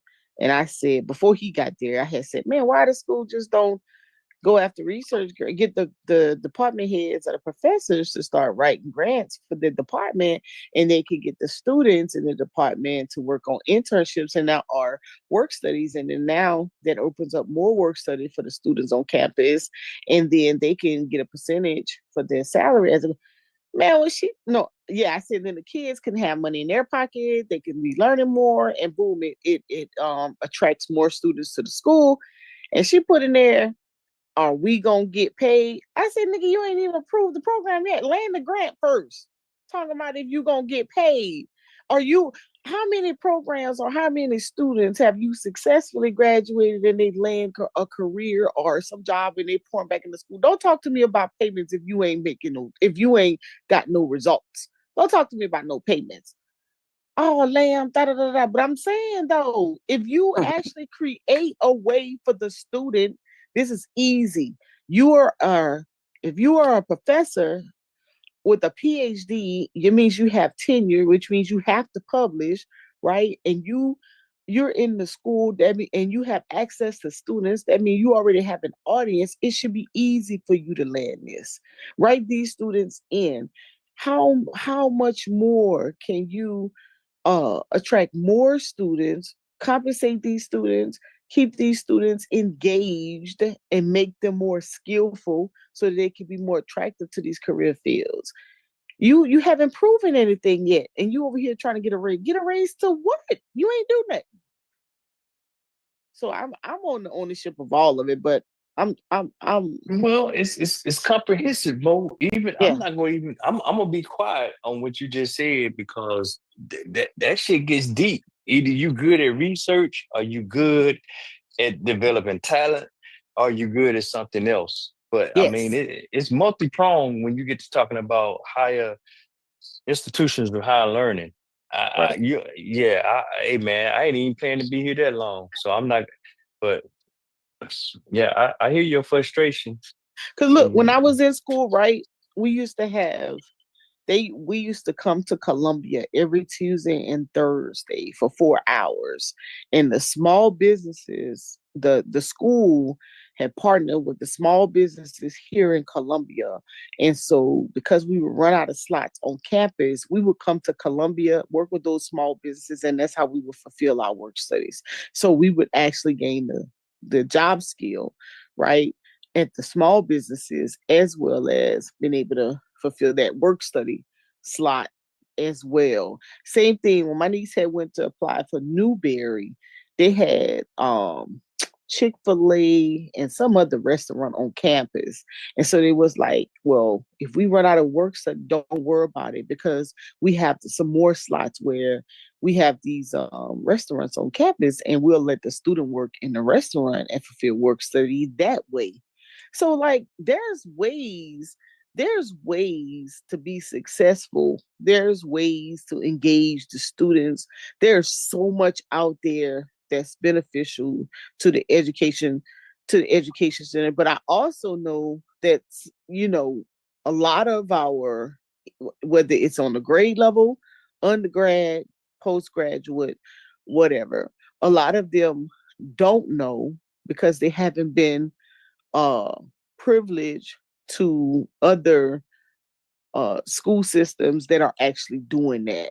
And so that's why I always say, get out, go to conferences, go to other states, go to other campuses, find out what they're doing, and find out and go across the world. Go see what someone else is doing way across on the other coast, and then come back and bring it in your AO and pilot it and see how it works for you.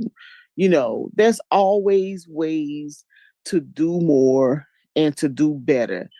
I made somebody to believe it or not. They was like, you cannot listen. I bounce around so much. They was like, how the hell you get into farming?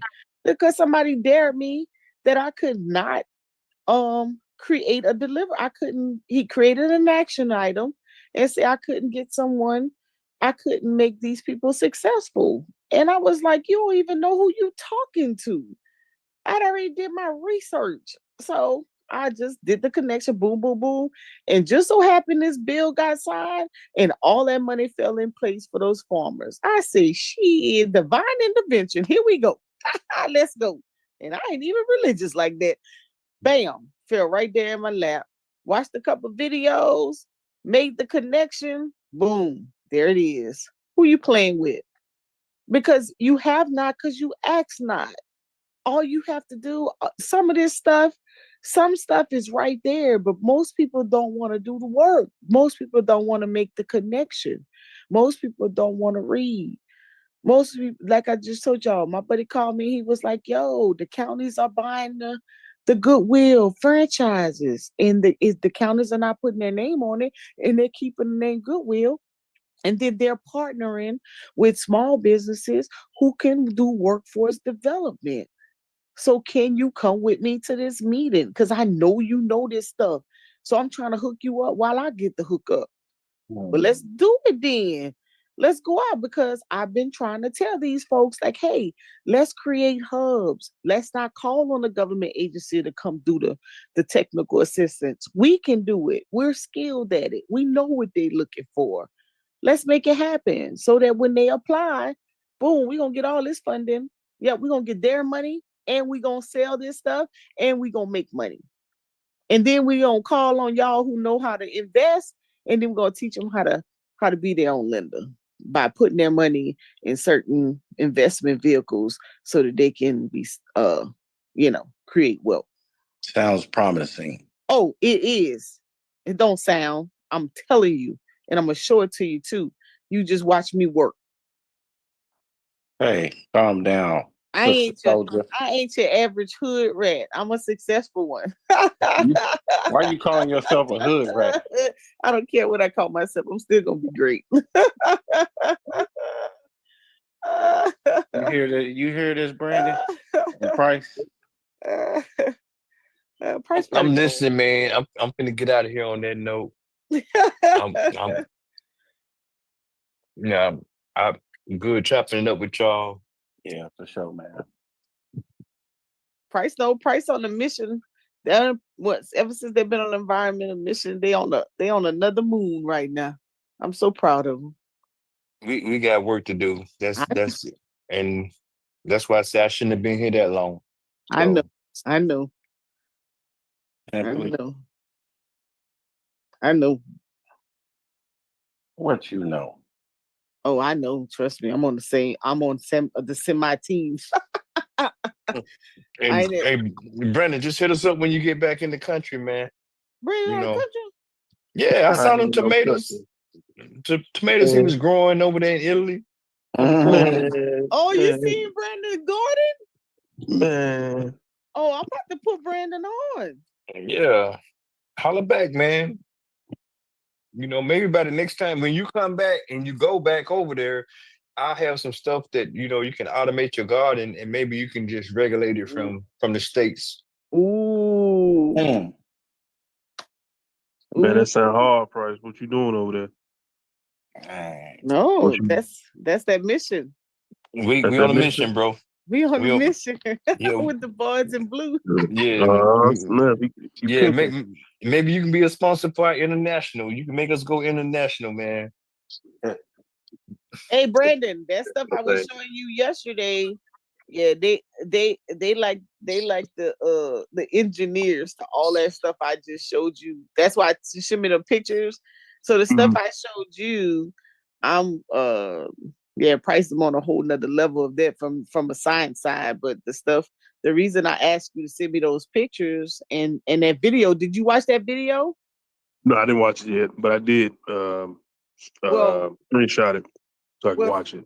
Well, Friday when I go to that workshop, I'm gonna learn what programs, they have for private landowners, for the gardening on their porch in their backyard, that kind of thing. Yeah. Mm-hmm. Yeah, I mean, listen, I already sent the pictures to my friends that Dr. Reggie showed us for the hydroponics. I've already sent the pictures. They was like, "What? I didn't even know." I said, "Man, listen, y'all better keep up and catch up." Well, I ain't really concerned about what's going on because I understand the beginner's plight and how to survive. I ain't too bougie. So I just be trying to help other people who seem like they ain't got a clue. Really? Shit. You don't know. I learned very well from my grandmother. I know how to can. I know how to preserve. I know how to fish. I know how to hunt. You don't know how to fish. I know how to fish. I know how to clean fish. I know how to show us. I can show you. I know how to do all of that. Okay. I'm learning now. I don't know how. I'm not a good farmer, but my brother is, and my nephew is. So they'll teach me how to get that right with my patience. But so that's why I'm gonna get into the farming. I saw Brandon. And matter of fact, Brandon, last night, somebody from Chicago was like, "I can't grow no avocado," because I was putting them on to the farm stuff too. And they was like, I said, my friend Brandon grew avocado. You can definitely grow. You can grow anything. You just gotta have the right soil. And you gotta have the right know how to do it. Yeah, he's like, we put it in the ground. I said, Brandon used a pot. Yeah. Like a lot of people don't know, to get those seeds activated, you gotta soak them for like 2 or 3 hours. Yeah. Brandon gonna teach me. Oh, I had hit Ali Duael up too, and he told me he gonna hit me up. I say, bro, we need to do a beginner show, bro. We need to grow this. We need to grow this food. Crazy enough, and this might be crazy, and I know it's crazy, but I want to start growing sugar canes. Oh yeah, I like sugar cane. I really want to grow sugar cane. You seen that? I was amazed at some of the stuff Dr. Reggie was showing with the mushrooms and all that. So, what's weird, well, it's not weird, but when you come out of when you're not interested in the lifestyle of having to be in the streets, clubbing and all that extra stuff, and you start getting into the thing. You follow the trends of what matters in life and what's going to keep sustainability. Man, please. I showed my niece and my nephew. I said, hey, listen, y'all want to do this? Y'all want to get into this? They were like, we don't know what to do. I said, me either, but we gonna learn. Hey, that's how you did it, and that's how it starts off right there. Which one, boy? So tomorrow, me and Daddy, we came up. So we were wondering if No. I know. By the time what's it called? Oh, when he gets off of work, I'm gonna drive us to Walmart to get the little rolly thing. Oh, y'all paint your room? Yeah. We have to finish painting my wall gray. Okay. Because I don't like the blue. Okay. Okay. Bye. And don't come back. Have a blessed day. You be blessed too. Get out, Zion. I'm trying to close your door. He ain't got nothing better to do. My boy did his Auntie Mo. Don't worry, he'll be back in 15 minutes. Oh yeah, he coming back. He heard some guy voices. Oh, he coming back. He coming back. Who that on the phone? Yeah, but but that I said, look at Brandon little plants. Brandon did a good job. But you know that thing you did, Brandon, with that Sprite can? I saw that on TikTok. Not TikTok, on Instagram, where you Yep. put what no, not like that. What I saw was a well, not that bottle, but I saw where if you like to water it or whatever, if you Oh put yeah. holes in about, you know what I'm saying, and Yeah. hang it on the string and let it drip. It's two things. You can use string or you can use a Q-tip and let it drip. Yeah, what the Q-tip do? So it pretty much soaks through the actual cotton. It soaks all the way down to the cotton. And then like over time it just drips like small little drips. Like throughout the day. It keeps it hydrated until it's gone. But the trick about that is it's like you gotta have a small water bottle, not a big water bottle, because you don't want to drown the plant. And you don't put it directly on the actual plant. You put it like on the actual soil of the plant, away from the actual plant. Oh, You want the soil to be hydrated. That's it. yeah. You just like put a stick in it and you could tape it to it and just let it drip, right? Yep, just drip right up, right through the street, right on the stick, all the way Man, you're down. gonna be a The soil. farmer. Go ahead, Brandon.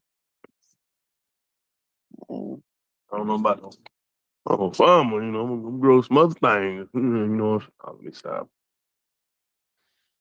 Mm. So yeah, nah, I was always interested in trying to grow something.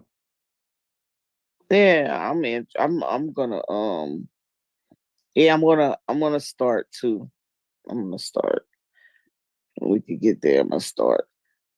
But not work it out. I mean, it works for the good. It works for the good. Uh, one of my friends, she has a farm. She's like, let's we're gonna get this paperwork right. But she's like, I can tell you right now, it's a whole bunch of us that don't, we gotta work on our paperwork. We can farm now. But that paperwork, it's just ain't working out. So that kind of incubator hub. So what I'm interested in is getting a group of people that can, be case managers for businesses who, like be technical assistants. Like I know we have the virtual thing, but Mhm. a lot of people don't want to do the virtual. I mean, I don't think it's gonna be like tomorrow, next year, everything gonna be automated. But until then, even with the automation, somebody gonna have to work it. Somebody gonna have to do it. Because people it's gonna take a minute for people to just get fully automated. They just mentally just don't want to conform.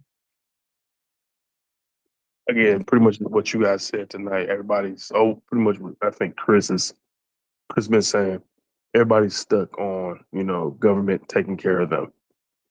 That actually lost their sense of way from back in the day. They lost that that drive to get up and create something or do something for themselves versus uh, planning something from planning something to, oh, let's go out and get a pizza.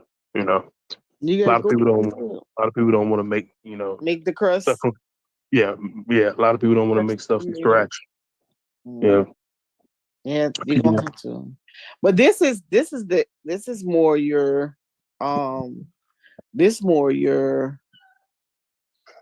what did boy want? Which one, boy? Wait, I just want to show you this real quick. Yeah, I told you came back. Look how good I look. I know you had to go about your little business. I know, but like I should have worn something else because I'm. Oh my god! I told you ain't got nothing else to do. Bodies ain't too long. None of my friends don't want to call. Your friends don't want to talk. They all sleep. Go play a game. Well, you go to bed. Think it's that easy to go to sleep? Yes. No. I have to like get in the zone. Go play a game. I have to think of a scenario. Oh and my then I god! go to sleep. Go talk to your sister. She's not gonna talk. You said it, Brandon. He'll be back. He'll be back. Look, he back already. 2 minutes. He'll be back. He gonna bother me all night. He said he got to get in his zone to go to sleep. It's because he sleep all day. He ain't got nothing to do unless he go to practice. I told him get a job. You don't want a job? No. He want a job. He wants to go. Well, they want to hire him to go help with tumbling, but he can't drive just yet. He got a permit, but he can't drive by himself. And ain't nobody gonna sit over there and wait for him. So he gonna have it by the end. His birthday's end of the year. He'll be getting his license. He go driving every day. We take him driving every day. Oh, Mo ain't showing him how to drive. Oh yes, I can drive. I don't know what you're talking about. I can drive.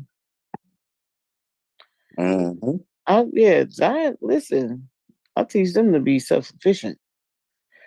I don't talk nothing that I don't preach on my own. Now it's very difficult for them to be so self-sufficient.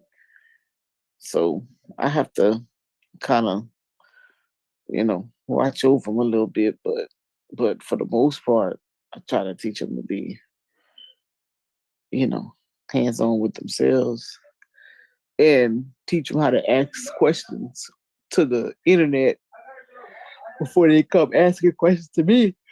So they don't be dependent on me for answers, that they know how to do their own research and try to figure out. Now, Zion, he'll pick up YouTube video in a minute, honey. But depending on what it is, whether Sanaya do it initially and then she'll do it. But since she's gotten a car, she's become very independent. Can't tell her nothing. She get a little keys, child, get a little stuff together, and she take her daddy to work, take her brother to work, then she take herself to school, then she put a timeline, do her homework, then she go and pick everybody up, come back home, make sure the kitchen clean, get on the computer. Her friends be like, hey, you want to do this? She'd be like, nope, I got things to do. I'll catch y'all on the weekend. Yeah. So she's become very, very dependable. It's actually made me lazy. You said what? It's made me lazy. Oh, snap. All right, Mo. Come on now. Get up out there.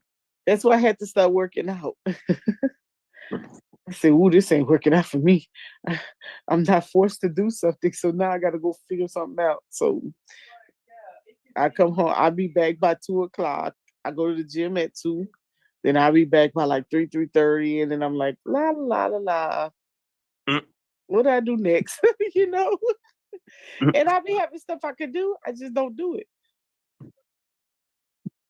But now I have to get a hobby, so I need to. I'm gonna start doing that. I'm gonna start doing what you're doing. All right. Well, copy Brandon. Oh, I'm copying Brandon. You ain't gotta say don't copy. I'm copying. That's Chicago only. You ain't in Chicago. Shit, I'm copying you. That's right. Copy the brand. I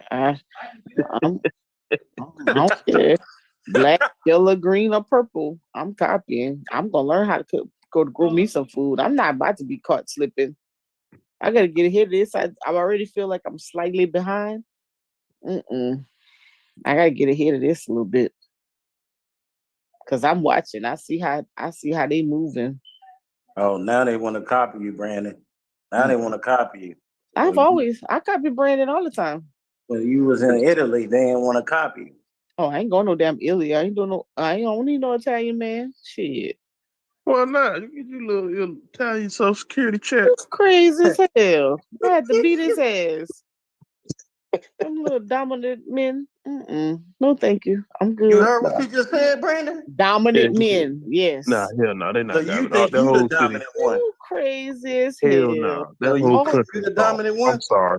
Listen, I'm not dominant with men. You silly. No, you just said that. I don't want no dominant man. I don't want no dominant man. What the hell? No. So you a hyena then? I don't know what that is, but so you study the animal kingdom. I don't need nobody over here with no iron fists over me. What the hell? I know what the hell. Oh Lord. Shit. Women, you think Italian men are dominant? Heck yeah. Hell no. All them soft ass boy. No, that whole country's soft. I'm sorry. I'm good. I like my black men. I like them just like they are. I'm good. You don't need to try to give me with nobody but who I got. Y'all heard that, right? Oh no, we heard You heard you. what I said. I'm good. I don't try to rule over my man. He good. Shit. And he don't, we already know what it is. Oh, okay. Well, you ain't got to go down that road. We got to interview him then. You can interview Right. him all day. Hey, Mo, you know this is still recording, right? He might be listening right now. If you listen, bro, go on, come to the mic right now so we can talk to you. Hey, you can talk to him all day. He gonna be like, I cracked the whip. Right, Mo. You right there staring at him like, all right, now that's enough. Listen, is one thing for sure is if you have to come in here and tell me what to do, then you definitely don't need to be with me. But you want to tell him what I'm to 40. do. I don't tell him what to do. If I gotta tell you, if I gotta tell you what to do, like the simplest thing, then you might want to go get another chick. Cause I ain't about to sit up here and have to be monitoring you all day. Come on, you gotta have some kind of self-sufficiency in you. No way. No, you need to come with some type of life skills. And hopefully you already got healed too. Cause I ain't no counselor. I ain't about to sit up here and listen to these problems. Go and get your little self-help classes, your little counseling sessions, your little whatever you need to do. Go and get that done. Before I didn't go to school for none of that, and I am not an emotional person at all. At all. No. I'm not that girl. So it gotta be in love with a Vulcan. With who? With a Vulcan. What's that? You say you're not an emotional person. No, I'm not. So what is he dating? Another man or what? I'm not no man, nigga. You crazy? I say you was a man. No, I'm not another man. What you mean no emotions? No, I'm not. No, I'm not gonna be sitting up here having no pity party. We're gonna have solutions. We're gonna figure it out. Okay, yep, okay. I'm sorry, I apologize. Let's get it better. Okay, now what do we need to do to fix the problem again? No, we about to be sitting up here whining and all that extra stuff. No, that's not me. Nope. Why that? Not that. Kids, come on now. No, not that person. You better ask my mom and my daddy. They're gonna be like, "Oh Lord, she ain't that. Oh Lord, please don't bring no kind of problem." She be looking at you like you're crazy. You be like, "Damn, what's wrong with her?" I hope that ain't the case. No, it is the case. You ain't gotta hope. I'm telling you. It doesn't mean that I have a hard heart. It just means that I'm just not that person. No, I'm talking about people whining that you talking about. I don't know what you're talking about with that. Man. Oh, sometimes people be whining. I be like, oof. I can't do it. I'm more of a, let's find a solution and let's find it quickly. Or let's work on it. Let's plan. I'm not a fast. I know things takes time. I'm not a quicker fixer upper. I don't try to be, and I'm not gonna exalt my means to fix anything. Right. Time and patience. If you don't know how to take time to build or to like anything I want, I save for it. That means if you want something, you better save for it because I'm not exalting what I have to get you what you want. It's not gonna happen. There's no emergency that important. Because if I exalt what I have, then I'm gonna be looking silly. No, we're not doing that. Everybody have to have a level of discipline. And if your discipline starts now, then we're gonna work on it until you get to where you need to be. And that's not being unfair. That's just making you disciplined. Point blank, period. And I wouldn't expect nobody to do that. Okay. Because that's unfair. I think that's where we go wrong as a people, where we band-aid things that shouldn't. Some stuff you have to make people learn from scratch. You shouldn't some stuff you can't give a pass to, right? And just automatically put some, especially now, if it's somebody that lost something, if you lost and you have to exalt your finances, because like right now, right? Let's say you one of those government employees who lost your job, but then you had to pull your retirement out, and and you had a healthy run with it, and you just couldn't find any employment because you're of age, and you know and your money had just kind of ran out or whatnot. Then before your money ran out, let's be working on the plan along the way. Let's not exalt the funds and then, oh, by the way, tomorrow you about to foreclose on your house, and now you just not telling somebody, and then you want somebody to bail you out. No, we're not doing that. Because when you lost the job and you had a cushion, we should have been building on that and trying to find a way. Because those things have happened. I remember 2007 when, furloughs, sequestrations, job freezes. I always go back to that. And I always say, I realized that there was, and that was my first time as an adult paying attention to the economy in the world and how things work, being outside of the military into the regular world, and was like, whoa, you cannot get excited and overzealous about what you got right now, because if this can happen, and I have some buddies and all of everything they had got frozen. Could you imagine not having access to nothing? Could y'all imagine that? For months? I couldn't imagine that. Sound like no technology to me. Huh? You talk about just access or just Everything. the money? Lottie-dottie, everything. Everything. You and your wife, everything.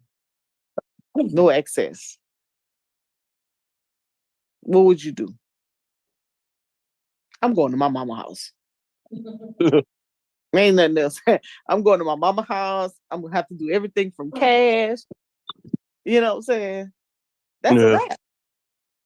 I'm gonna have to take a loss. I'm gonna have to take a loss because I'm gonna lose some stuff. What are you gonna do? What are you gonna do? No access. You can't access nothing. Everything frozen.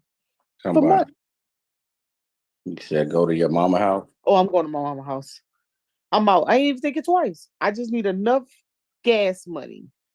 I need enough cash in my pocket to get my ass back to the booth. Because I know I can eat at my mama's house. I know I have a place to stay. I know I can survive. I wouldn't be able to do it. I would not be able to do it at all. I don't even know if I can fathom that. I said, man, I don't even know how y'all doing it. My head goes off to you. That's some fate right there. Whew, honey. Let me tell you something.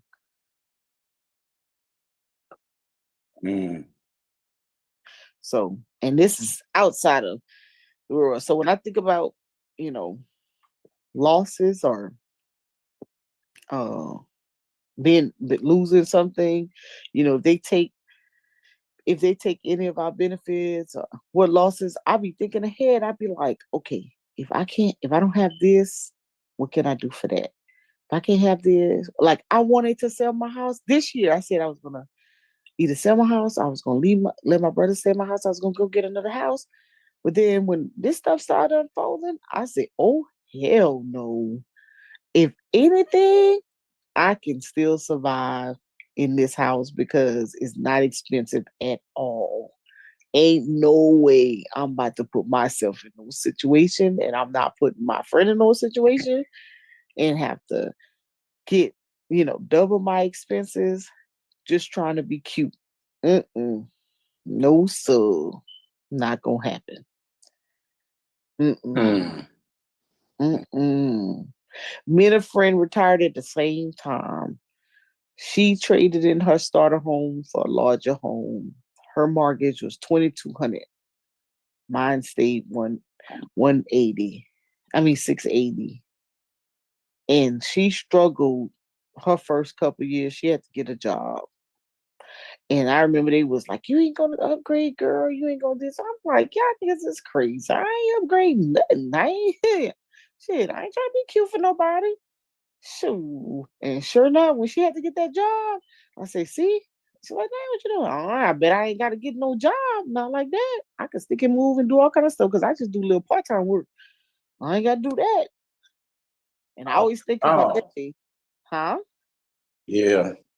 And she don't have no kid because she older. She's like 62 at the time. And so I always think about that day about, making those type of decisions,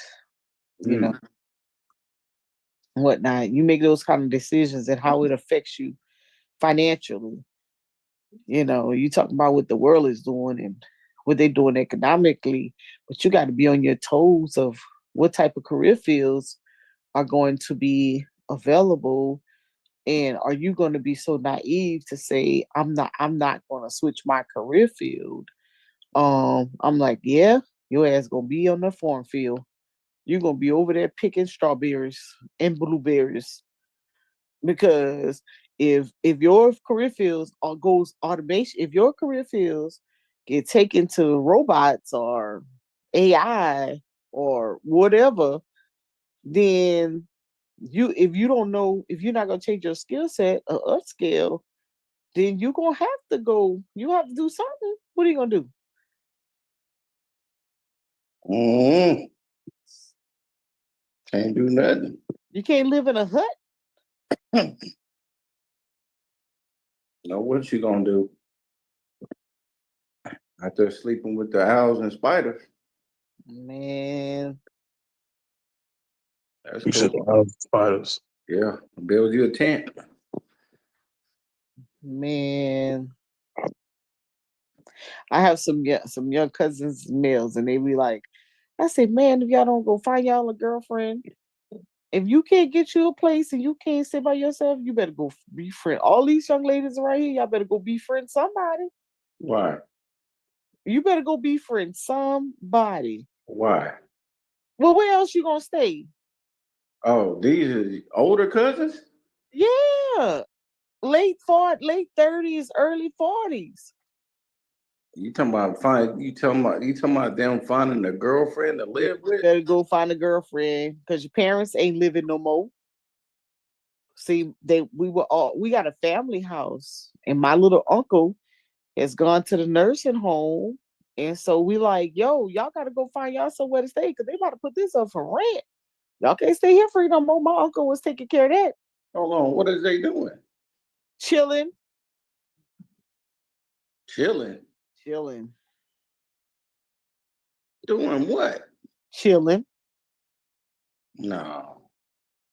Okay. No. Ain't no way. Ain't no way.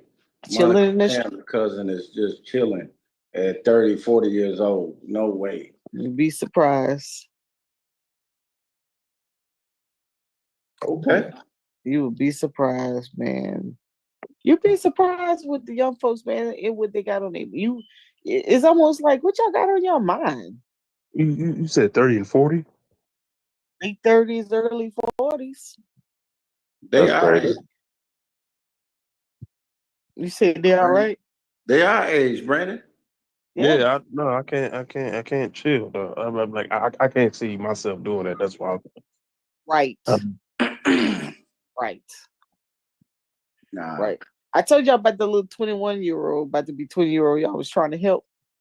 Now I put him in the forklift class Now I was just told he ain't getting the forklift class. I said, what happened?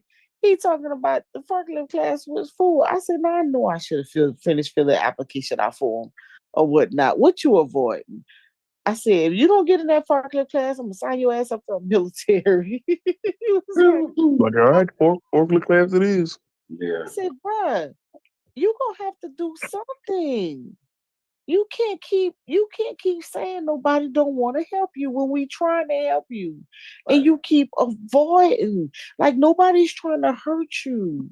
What we saying is if you don't understand, let us know you don't understand so we can know where to help you. We don't know where to help you if you don't tell us. If you don't want to do well, I'm a gamer. Okay, I said if you're a gamer, are you making money online? I made $60. I said, okay, what's keeping you from making $600? Well, I'm not doing it that much. Well, then how you gonna call yourself a gamer? If you prove to yourself that you can make money, then why is it not continuous? Yeah. How old is he? 21. Yeah, he sound crazy. Oh, I don't do it all the time, but nigga, if you don't, man, that's why I said, man, strong fathers, bro, strong fathers. And I told my dad, well, I would tell my dad some shit like that. That nigga would have been like, nigga, if you don't get your ass to a job, my dad was not having no shit like that. He couldn't come with no bullshit like that, man. Go ahead, Brandon. I was just a quick story. Like I told my dad one day I didn't want to go to work. And this is like around the time I had my first job. And I was playing a game. He was like, oh, you don't want to go to work, right? He snatches the PSP console portable that I had. And he threw it. He's like, now you got to go to work. Now you got to buy a new one. I was like, you right. You right. I'm going to work. That's tough. He said, you right. Both your game make you go to work. Well, you know what? I think that having that person, that father, but also as individuals, you all have to make that decision as well. So I think that sometimes people are given a pass when they know that you're gonna put the responsibility on someone else. So what I teach my niece and nephew is this. Yes, your parents had a responsibility to share with you, to train with you and teach you. But it's up to you to make that decision. And don't ever think for 1 minute you're going to sit up here and blame us for anything that you decide to do. So you have a decision to make now. Either you can go to school. If you don't want to go 4 years, you need to go 2 at a minimum. And out of the 2, you need to go either you're volunteering, you're going to intern, or you're going to go and you're going to freelance until you make it out of a successful business. I don't care how you're going to do it, but we're going to map out this plan. But you don't necessarily, or you're going to go to the military, or you're going to go somewhere. But what you're not going to do is say it's our fault. Point blank, period. Yeah. And my niece, she decided to go to 2 years. She's like, well, I'm going to tell you right now, college ain't for me. I said, well, let's talk about this 2-year option. If anything, your grandfather wants to see one of his grandkids graduate, and there's a 2-year option, and if you don't do nothing else, do the 2 years. Took her to the technical school. Okay, I think I can do this. All I gotta do is 2 years. All you gotta do is 2 years. Get your associate's degree, and then you can take your art, and we'll take it to another level, and teach you how to be an entrepreneur, do gigs, things of that nature, teach you how to make money, teach you how to get your little retirement account, and we'll go from there. Okay, shit, that's all I gotta do. Oh, okay, I can do that. Let's get it then. All right, cool. But guess what you can't do? Can't say Auntie Mo's fault. Can't say it's my parents' fault. You can never use that line. Because I always hate when people say that, because I watch kids and I'm like, I'm talking about 2-party household kids. I'm not talking about kids who don't have you know what I'm saying, who don't have an option, who grew up in situations. And you could give them a whole blue map. You could put them, you can take them, you can expose them to things, and they'll still be like, well, I want to do this, I want to do that. And they'll make a certain decision. Like for example, once and I your friends, it was in school and just decided, oh well, I'm not gonna go to school no more. I'm just gonna work. And then decides, oh, um, sorry, can you take me to work? I say, hell no. They was like, why you No, put you're off the chain. why she can't take her to work? I said, because so you can be influenced? Nigga, you done lost your mind. Hell to the no. She got parents. Hell no. Mm-mm. She ain't in school no more? No, you can't. No. Nope. Nope. Can't take her to work. Sorry. Hey, Mo, what the Nope. hell? Nope. Nope. That shit was gonna rub off on her. Nope. Why are you like this? Nope. Nope. Nope. When you get that associate's degree, then you talk to me. Until then, nope. Drop out of college, nope. Can't hang around her. Nope. That's not the goal. Because my niece is 1 foot in and 1 foot out. She do not need to be influenced. No sir. No sir. Not gonna happen. She said, my auntie said no. I sure did. I sure did. Nope. They know. Their friends don't play with me. Because I ask them in a minute, you in school? What you studying? You need some help? We ain't making them kind of decisions. I just want to take a break. For what? To do what? Oh, you stay with your parents. What you taking a break for? You ain't got no bills. What are we talking about here? And if you do, you're probably paying about $200 a month. It ain't that serious. What are we doing? No. Listen, I am very. I'm hard on decisions. Now, if you make a different decision, I'm gonna let you know. Hey, you make that decision. It's not my job. No, it's not. I ain't gonna be able to go. Not doing it. I don't have no. Because you got it. Go ahead, Mo. Because at the end of the day, when somebody says, "Oh, it's gonna fall back on you," no, it's not falling back on me. I've done my part, and I'm not gonna be around to hear y'all talk about me. Because I'm gonna be on the island somewhere. So I'm gonna need you to do your part, and that's how that's gonna go. So you could either influence them to make an impact on them, and then make a good decision, or you can influence them and make a negative impact on them, and it sways their decision. It's a choice. And you don't condone bad behavior.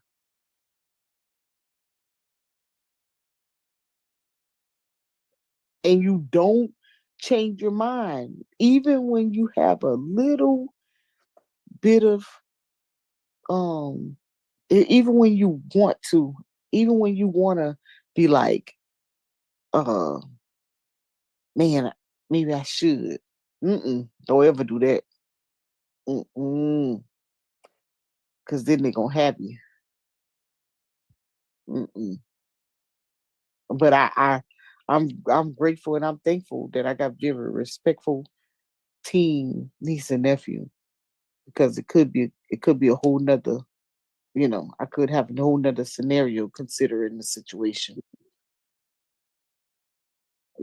They could be like, you ain't my mama, you don't tell me what to do, Right. well, I ain't gotta listen to you, but they don't. They respect my opinion and they go from there. And that's what's important. It's bad, it's mean, but guess what? Gotta think about it.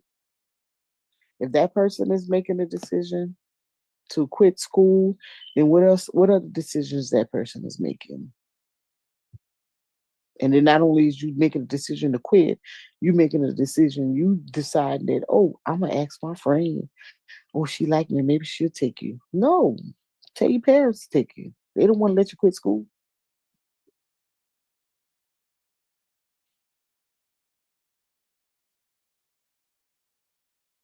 I know I'm so mean. It's cold as ice. You ain't gotta tell me. I already know from day one. Yeah, most something else. Yep. They would. Damn. So would you let your child uh chauffeur their friends who drop out of school? Show for my child's friends to school or just around. Chauffeur them around. They call, they need a ride over here, they need a ride over there. Okay, so walk with me. I'll probably do it just for the social interaction with the child because I know kids need that social interaction. And you said, you know what, you can have that for the weekend. But since she's being independent, I would make that her decision. Oh, you so nice. No, that's not being nice. I mean, but if she falls back on her studies, I'm like, hey, you know why, right? That's a part of growing up. That's a part of, like you said, decisions. What you say, Chris? Like if you already instilled that into, you wouldn't have to say anything to her about that. She should automatically know. One of the reasons I said no, because another reason I say no, because that person's job is gonna end up interfering with her brother's practice time, or maybe her daddy's work time, or maybe her school time or something, and then you're gonna have to tell one of them no, so you can go take her. No. Mm-mm. So we ain't set no precedents. Mm-mm. Mm-mm. Well, if she knows she has that responsibility, automatically she would say no. Mm-hmm. Like, no, I have to pick my brother up. I have to drop my brother off. It won't Right. be, oh, I can't take you, Zion, because I have to go pick up such and such. To hell. Mhm. What you say, Chris? About what? Me telling them no that she couldn't take her friend to work. I mean, that's typical Mo. I feel you though.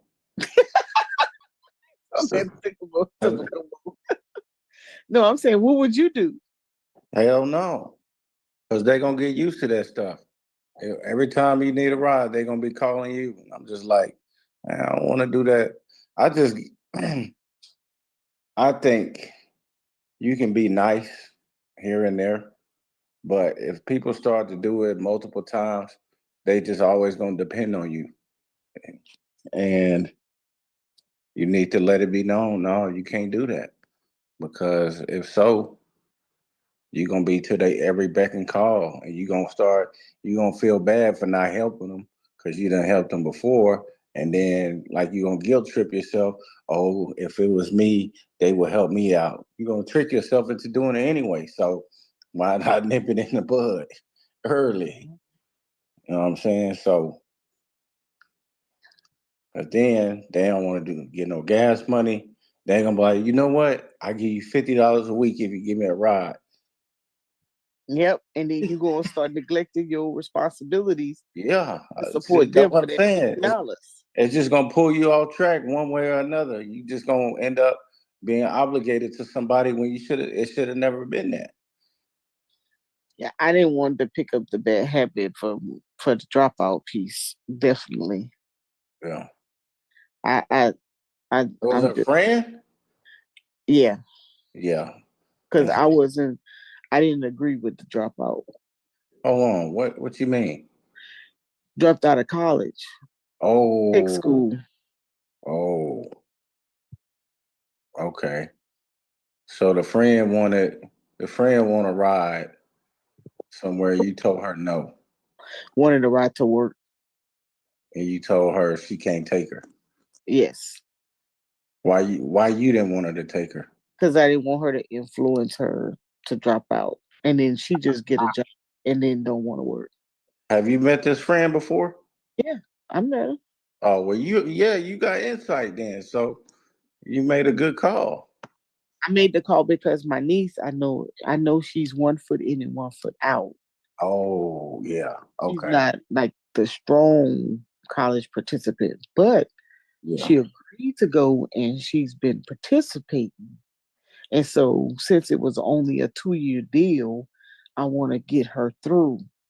Right. Now once she finished that associates, then I'll let her have her liberty.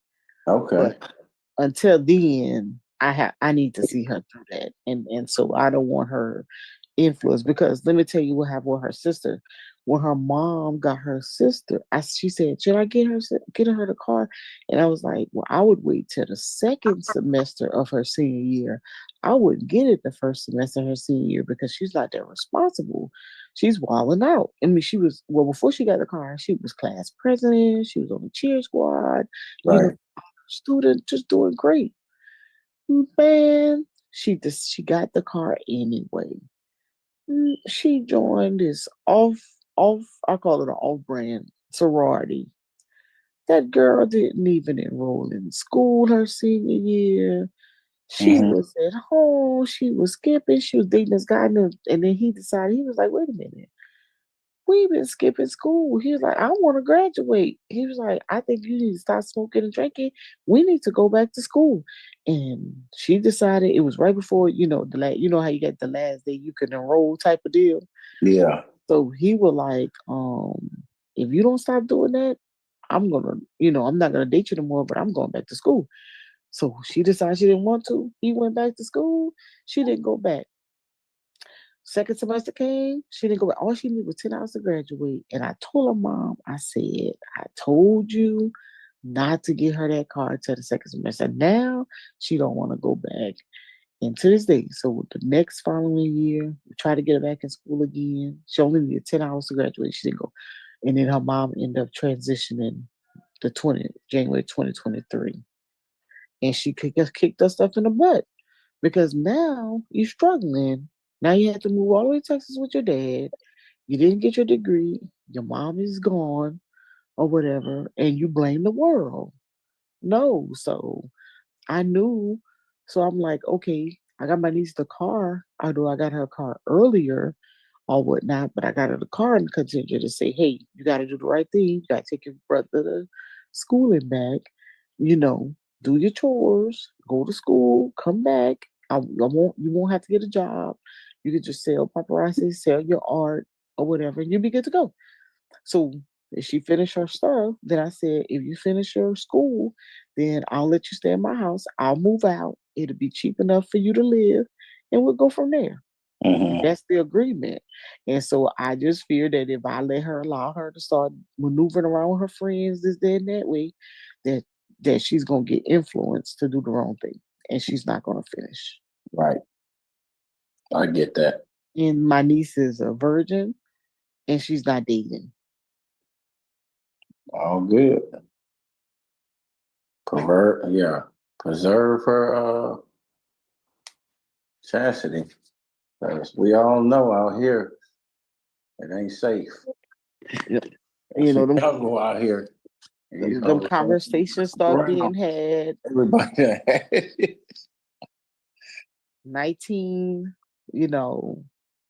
innocent and just safe. I just didn't want to, and I don't shelter her, but in the same sense, I watch people's decisions.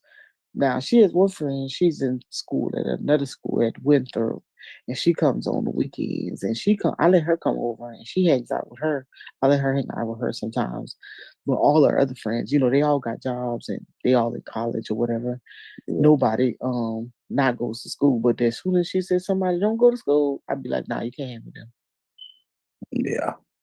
I get that. Because you need to have some type of focus. You know what I'm saying? In this world, this economy, no. Because the first thing that happen is you start dating, you in childbearing age. Listen, them babies start coming, honey. Who gonna be responsible? Monica Lamb and your daddy. Yep. Cause you ain't gonna know what to do. We're gonna be responsible. Your grandparents gonna be responsible. No. So let's take care of the hard parts right now. Make the hard decision. Then you could, I just fear that when I start hearing dropout and things of that nature, I just fear that, contingent what happened with her sister and her dropping out and not going back and the heart, she had them two babies back to back and the heart, how hard it is on her. I'm like, you see what's going on with your sister. So and then her friends and they dropped out and I'm like, no, we're not going down that road. So no, you talk to her on the phone, but that's not. So her other friends, they headstrong. They got graduation on their mind. They honor students. They make their little plans. They're not in the streets. When they're not in school, they're at work. They go to clubs sometimes. But she don't go to clubs. She just go to skate ring or whatever. But but I get on and I be real talking. Like, hey, this little guy got his eyes on her or whatnot. He's in the real estate with his aunt. He's what he studied. I forgot what he studied. But anyways, he's in school. He's in real estate with his aunt when he ain't in school. Really good conversations or whatever. And so I just keep it real with her. It's conversations is one thing. You want to go places, drive your own car. Come back. Know how to handle yourself. I ain't telling you what to do, but you need to know everything has a consequence. Right. Be smart. Yeah. Do I need to take you to go get some birth control? She'd be like, what? ATM, what? I'm just saying. That's funny. You gotta have them conversations, man. You gotta have them conversations. It'd be gross to them, but I'll just be saying, hey, just know how to get yourself out of a situation. What it says, I always think about the ultimate goal. Look around you, see what people's struggles are. Know that your life won't be no different. Decide if this is the route you want to take. Right.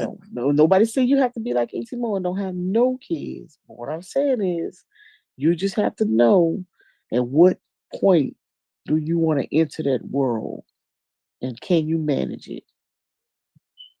Because you see what your cousins and your sisters are going through and how they're managing. And it's not a hard thing. I don't think having kids is a bad thing. I just think that you need to be able to manage them. It's nobody's responsibility but you and whoever you've been getting involved with. Right. And people come with trauma, and you need to know that. And some traumas aren't welcoming. Some people come with abusive trauma. Some people come with neglect trauma. Some people come with isolation trauma. Some people come with poor financial habits. So that's why we trying to get them to have good financial habits. Yeah. I don't tell them you can't spend no money. I'm just telling you that some of your money you need to have in your investment account. So she got her little refund. I say, hey, a percentage of that, how much did you put in your Acorns account? Like automatic. It needs to be like automatic. Click. How much I need to, whatever I get, I need to put some of it away.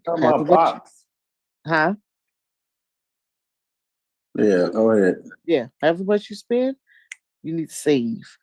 One of y'all had said that. Which one of y'all said that? What? If I spend 20, I want to save 20. Shit. Was that Sunny? Maybe that was Sunny. He picked this little concept. He said, that's how I started. I do this much, I'm going to do this much. Try to get yourself on some type of saving habit to keep you from spending so much money and whatnot. And then if you wasn't saving it, then you didn't want to spend it. To try to get you on some type of spending, some type of healthy spending habit, until you learn how to just let it go. So that's why I have them Like if y'all would have heard Zion earlier when I was working out, he wanted to do something, wanted to buy something. I said, "You don't have no money?" He said, "Yeah, I actually do have money. You just don't want to give it to me."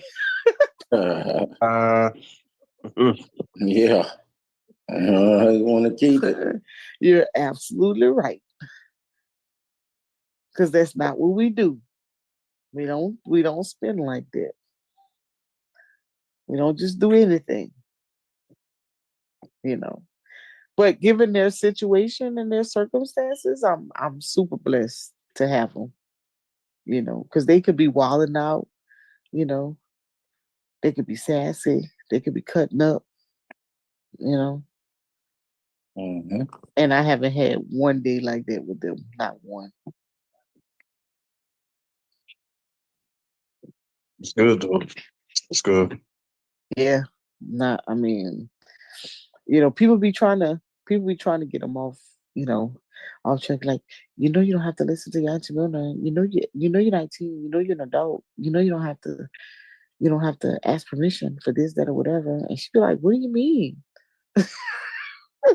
Like, what do you mean? I don't have to ask permission? I don't understand." Because she's not around people who are disrespectful.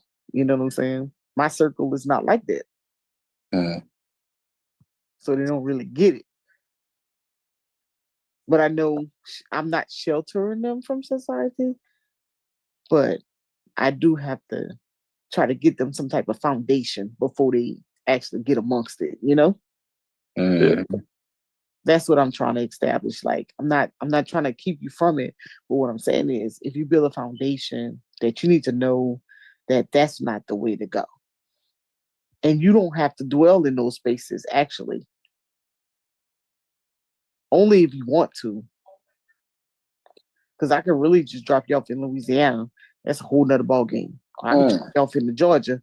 That's a whole nother ball game. Because your cousins live a totally different lifestyle. Yeah, it's tough.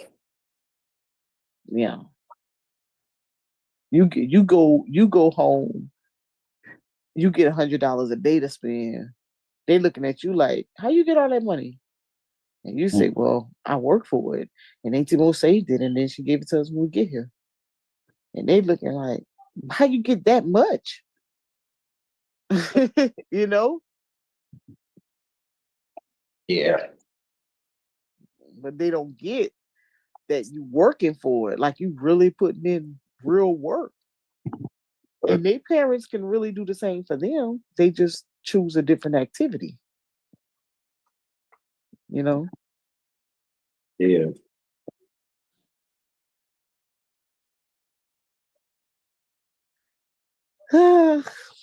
But enough of my parenting styles. Good job, Mo. Good job. Yeah, Good job. Much. We try. You got something going on. Little Leave it bit. up. Now, my friends seem to think that I'm very strict. Very, very strict. You think that I'm very strict. So I can work. I have worked on my delivery.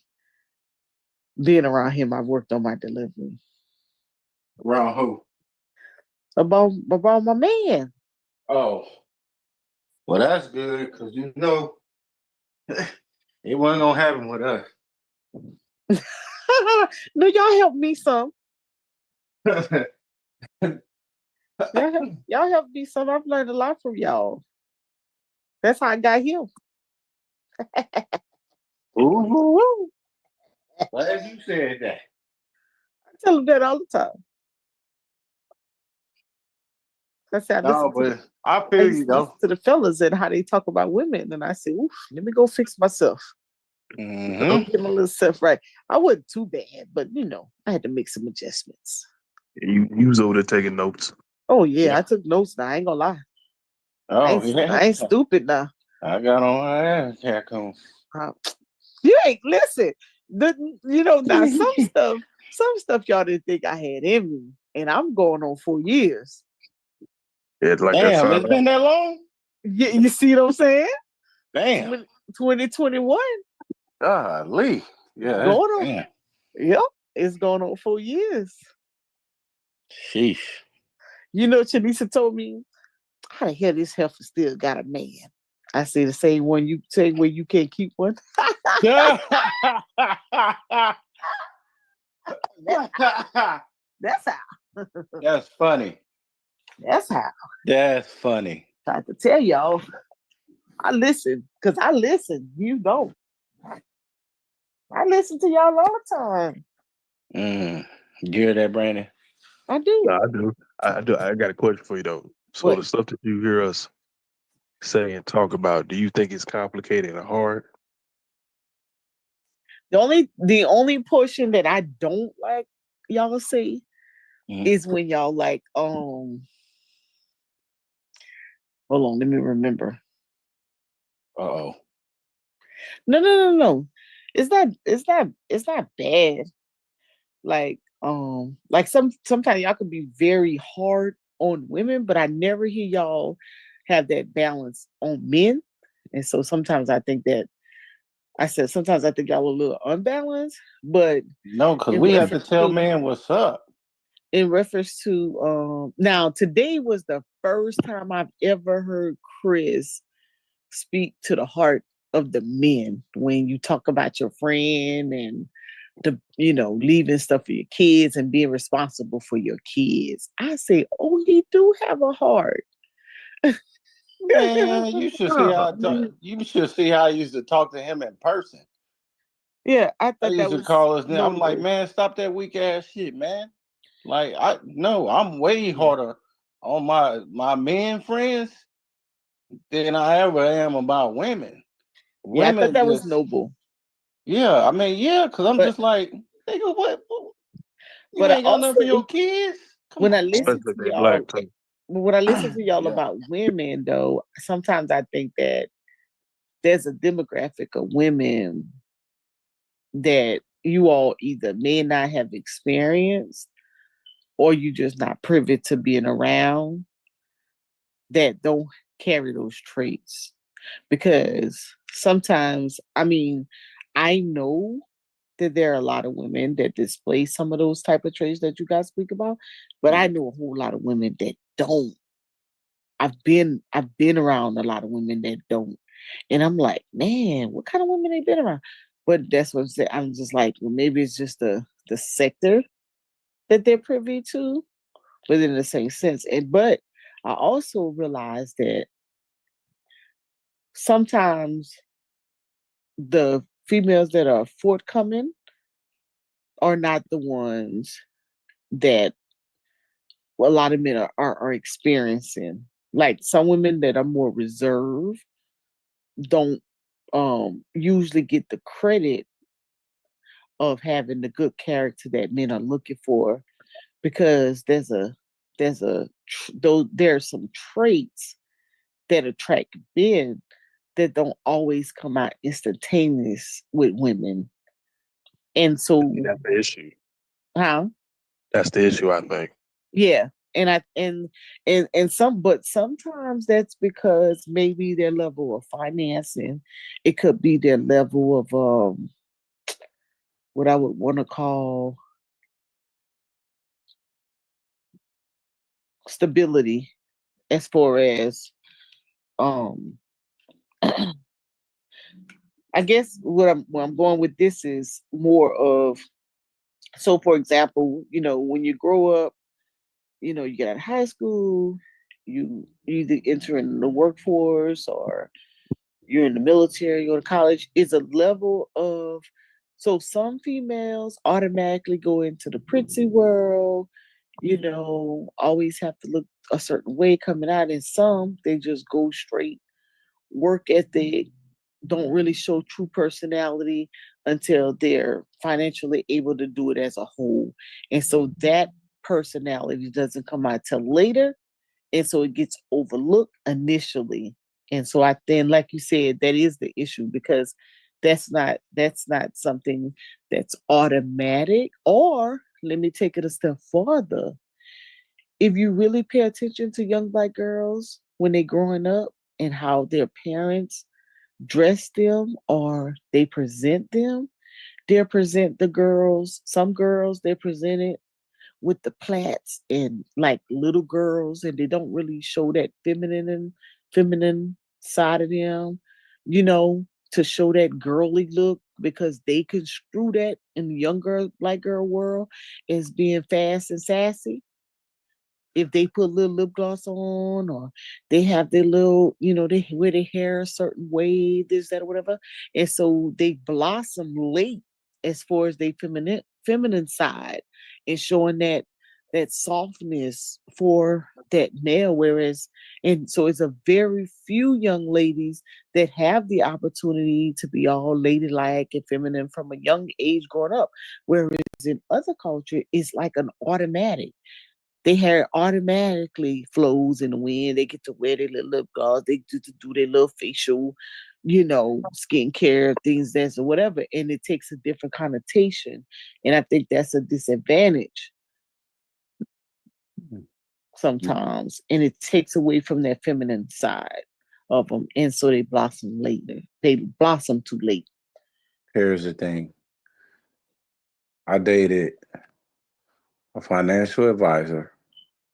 I've dated a teacher or multiple teachers. I've dated a lawyer.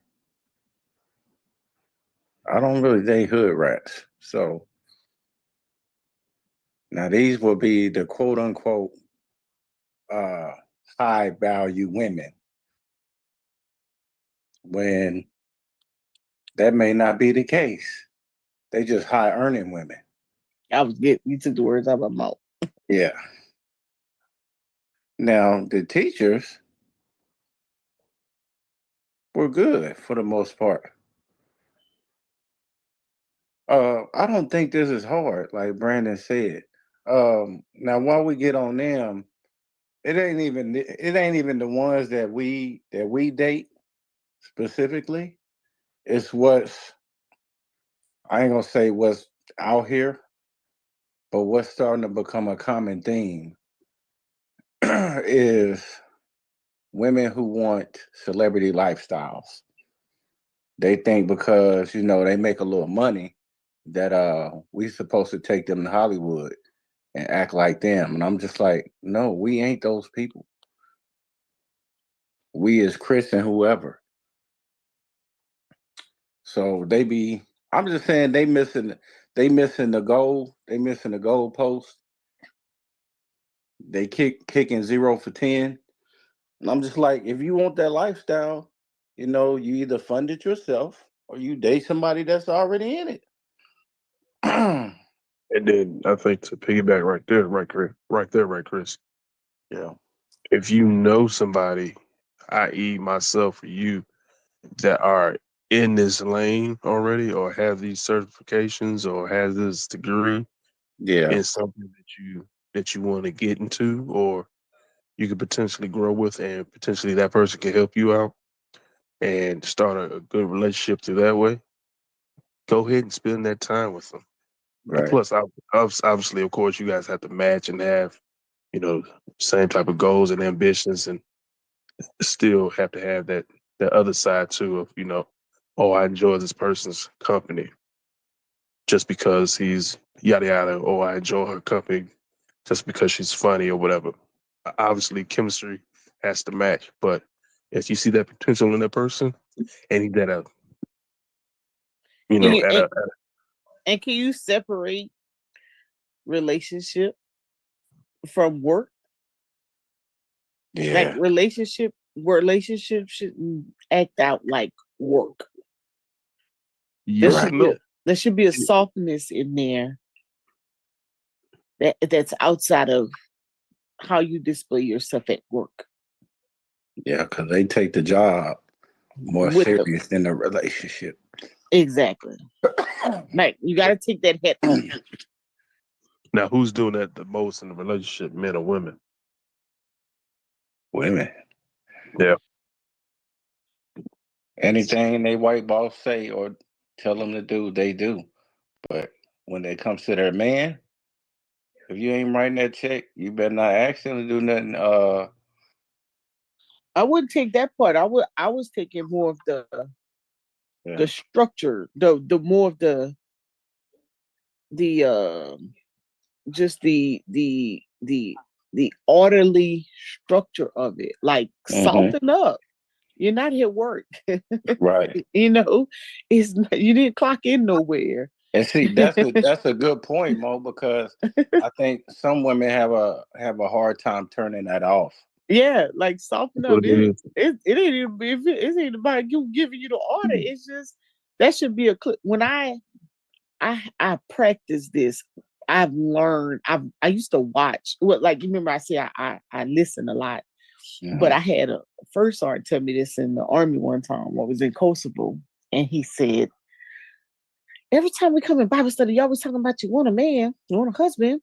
But he said, I sat back and I watched you. He's like, Lamb, you ain't gonna get no husband. I'm like, why? He was like, you gotta change. He was like, everybody want no damn drill sergeant. Nobody looking for no soldier. They're looking for a woman. You are not displaying that at all. I was like, what? Like, yeah, you cannot be with that guy acting like you in the military. That's not what you do. Like, so I'm gonna tell you now, I was 25 when I was told that. I didn't get that point until I started dating Wes.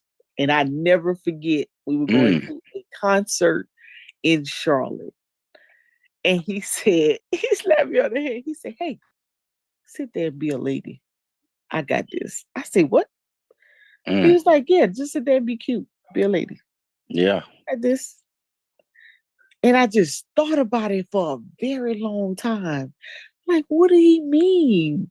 I thought, I'm already a lady. I'm like, what does he mean? So I sat back and I kid y'all not, I listened. There was something came across my Instagram. It's crazy how phones, right? My algorithm. Yeah. And it was this little audio thing came across and it said something like, ladies, if you want your man to respond to you different, when you get up in the morning, don't text good morning, text, hey daddy, come over here and give me, like something like that, right? And I was like, he's like, and watch the response. So I was like, okay. So I listened to this little thing. And so I tried it. And I was like, oh, okay. So I started changing up how I deliver. Right now, I'm doing this with the guy. I don't do it with everybody. I'm saying. So when I say, they need to soften up, this is something that I had to practice. Like, okay, so that's why with my friends, when they see me with him, they just watch me, and I'll be watching them. And I told them, and I said, y'all are gonna be surprised when you see me interacting with them. You're gonna think that I'm putting on the front, but when in actuality, I train myself to be more ladylike, and so I take off that whole demeanor of what I display when I'm with you, because I'm with a man. So I can't be like I'm with you. I don't have to be in a whole secure mode because I don't have to do that because he's there.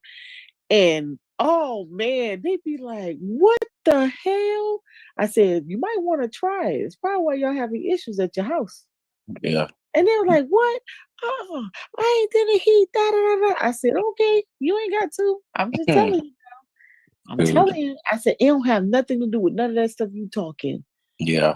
Tap into some of that instead of tapping into all this metaphysics stuff that y'all doing and trying to come up with all this chakra and all that extra stuff. That's what I'm serious. That's what they're doing. I said, I'm telling you guys, I'm telling you, I might want to go find y'all one of them little audios and listen to that. I'm telling you, you need to be a little bit more softer. You've taken on a persona that's not, that you got to tap into the feminine. When they say feminine, they're not just talking about your hair and your nails. That's not even the thing. It's a whole softness about a woman that just does something totally different for a man, and the same thing from a man, from the masculine perspective. Like, I can't tell y'all what he does that makes me just, whole nother ball game. But I've learned that by I've listened to some of the things that men say they like, they don't like, all that stuff that you guys talk about. Now check it out, and some of the stuff don't affect me, don't bother me, but it was just really just tapping into. I'm like, you know what? Sometimes it's just when you say playing your role, sometimes it's just how that role is displayed. I want my girl to cook. Oh, okay, but when she cooking, what's she doing? And when she done, how is this, what is that interaction like? That's a whole nother ball game. Don't have nothing to do with whether or not you prepared that meal for the day. Yeah, just tell women to put their dick up. Yeah, I know. Right. Like you watching too much TV, what's working for everybody else's household is not gonna work in yours. I mean, but there is a delivery. There's a delivery. I still think it comes down to what you said though about being feminine. Yeah. Not just with feminine, like the looks, but with the personality, the nurturing, all that. Yeah. You gotta be soft with somebody. Yeah. Yeah. Is it soft or is it vulnerable? Both. No, soft. Not vulnerable. Soft spoken. Not vulnerable. The reason I say not vulnerable, if a woman, if the guy is not secure, if the guy is, if it depends on the guy, right? Because some men, I have to say this, some men will take advantage of vulnerability in a negative way. So you don't want to show a sign of vulnerability. You want to be soft. You want to let down that guard. You want to relax your shoulder. If you're not relaxed, so you'll know if somebody's relaxed. If you with your girl and you go up to her and you put your hand, let me tell you, you put your hands on her shoulder and it's a tense feel, that person's not relaxed. So then you have to ask yourself, are you comfortable around me? If that person's not comfortable around you, then you have to get comfortable. Because now it's something about our energy is not lining up. Like we gotta be relaxed. Like this is a whole nother atmosphere. I'm gonna tell you who can talk that talk better than what I'm saying right now. One time we had a conversation with Ujao, and I was trying to get him to come on a panel, and I wish I could find that video.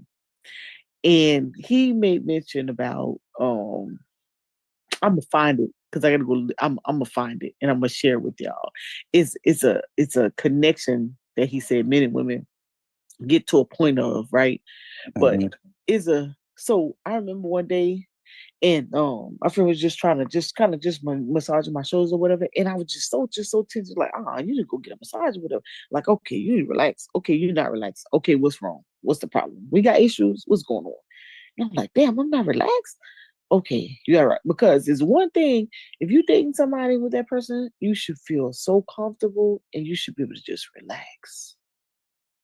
If you're so tense, that means you got so much going on in you, you can't even relax in the presence of the people you should be at peace with. And if you can't be at peace with each other, that means you go get your massage, go do some meditation, relax. So when y'all are together, that stuff is not that's not what's in your mindset, that you can enjoy each other. Then everything else will unfold. You can't deal with nothing else if you can't even relax one another. Your presence alone should be relaxing. I'm talking about men and women connecting. I'm not talking about just any woman you see on the street and you're not connecting with. I'm talking about the person you're supposed to be connecting with. You ever seen what's the water movie? A water movie. Yeah. With the man, Titanic? Not Titanic. Is with the man with when they connect in the water. It's what's the name of this movie? You talk about Avatar? Not the Avatar one. Okay, all right. Aquaman. Aquaman. There's a point on Aquaman with him and the woman together at the end, and they like twirling. Mm-hmm. It's like an energy connection. Yeah. That's the relaxation. It should be like that. All right, Mo. But All right. you gotta be No, I'm vulnerable in that too. serious. Huh? You'll be vulnerable in that too. But I'm not saying don't be. I'm saying it depends on the man and woman that you get vulnerable with, because Right. that type of energy can be dangerous where somebody knows that they can get you there, and then it could be misusing. So you got to make sure that that's the person that person that you want to do this is a secure person, that Right. person's not going to abuse that position. That's what I'm saying. Right. I got you. And so and so that's why the reason that people who last a very long time, those people have reached those peaks before in their relationships at some point, and so they hold on to that, of what that was or what it is, and how it could be so magical. And sometimes those points aren't even being reached in a relationship, or it has never been reached. Sometimes people just existing, or they just roommates. They're not even experiencing life to that magnitude. I like Happy Feet. I like how they come together on harmony, and that's what holds them together. Nobody else can come into that no other girl or no other boy penguin could come in between them, because that's what holds them together. Their harmony. Everybody got their own little harmony group. Like what would be your harmony with that girl? What groups y'all together? Or when you together, what's y'all little that lights your bulb when she come around or when you come around? And then if y'all don't have one, then that ain't the one. I think I may have chemistry like that maybe once. But and she was in the military. She was in the Marines. Mm-hmm. But her baby daddy was crazy. She'd have messed around and connected with somebody before she was supposed to. Yeah, because I met her and we was just friends. We was cool. And then the dude, her husband, he got jealous because we was cool. And then, we made a full circle, came back later, and she wanted she wants some of good old Chris. So, I went ahead and gave it to her. And I was just like, I couldn't see it long term because he was just always gonna be a problem. And I was just always gonna be that dude that was from Texas. And that's who I was to him. And it was always gonna be an issue. And I was just like, I had to break her heart because I'm just like, man, it ain't gonna never be no peace. That dude is always gonna create a problem. I'm just like, I ain't gonna be able to do it. So unfortunately, it was like that. Dang. She was a good girl too, man. She's solid. She worked for the government, so good money, good. She had everything. She was kind of like McKee in that regard. So, just very smart, intelligent, good with money, good, just a good heart. But, sometimes you run into the bad people first and it sucks. I think she married now though, which is good for her, but yeah, we had definitely, he had that connection though, that vibe. It's just stuff like that. It don't always pan out, unfortunately, but you talking about that connection. I see it as you can have that with some people, but I don't think it come around like that too often. It takes a special, but it initially it might not be there, but if somebody's willing and they want to be there and you explore it, you talk about it, you explore it, you can get it. Yeah. But if it's somebody that's resistant, then you're like, like you don't want to be with somebody that's just, man, you just existing. Like, yeah. I mean, where are your memories are being created? Not just on work. We come home, we go to work, we come back, we eat, We may laugh a little bit. That's it. Hell no. I'm dropping mine at the door. Please don't ask me about this stuff when I come here. I don't even want to talk about that. I want to indulge in you. I ain't getting into none of that. I'm telling you right now. Matter of fact, I've even practiced. I turn my phone on vibrate, flip it over, leave it downstairs, whatever. Don't call my phone. I had to practice, tell people, do not call my phone. Don't call my phone after a certain time because I'm not gonna answer it. I'm with you know who, I'm not answering it because I don't want that precedent. So if I ever had to get married, I don't want that precedent. So you don't have to say I changed after marriage. I'm doing it now because I don't want that precedent. I'm telling you right now, I'm not answering it. What you think, Brandon? I don't know.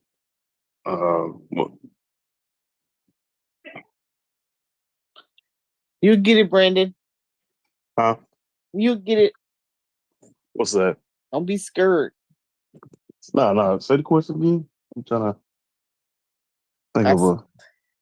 No, I said that I set a precedent. If I'm with my boo, I don't answer the phone. I'll leave it, turn on vibrate, put it somewhere else. The question is, would I do it? I mean, if it's the first time, no, I wouldn't turn on my phone because I'm trying to get to know the person, and I mean, if I'm not feeling it, I'm that type. I would just get up and walk away. But I do give out chances. But if it's the first time and it's whack, I'm going. Like if there's nothing there. Like if we just sitting at the table and it's like no conversation going on or if no laughter going on, I think that's the key that gets you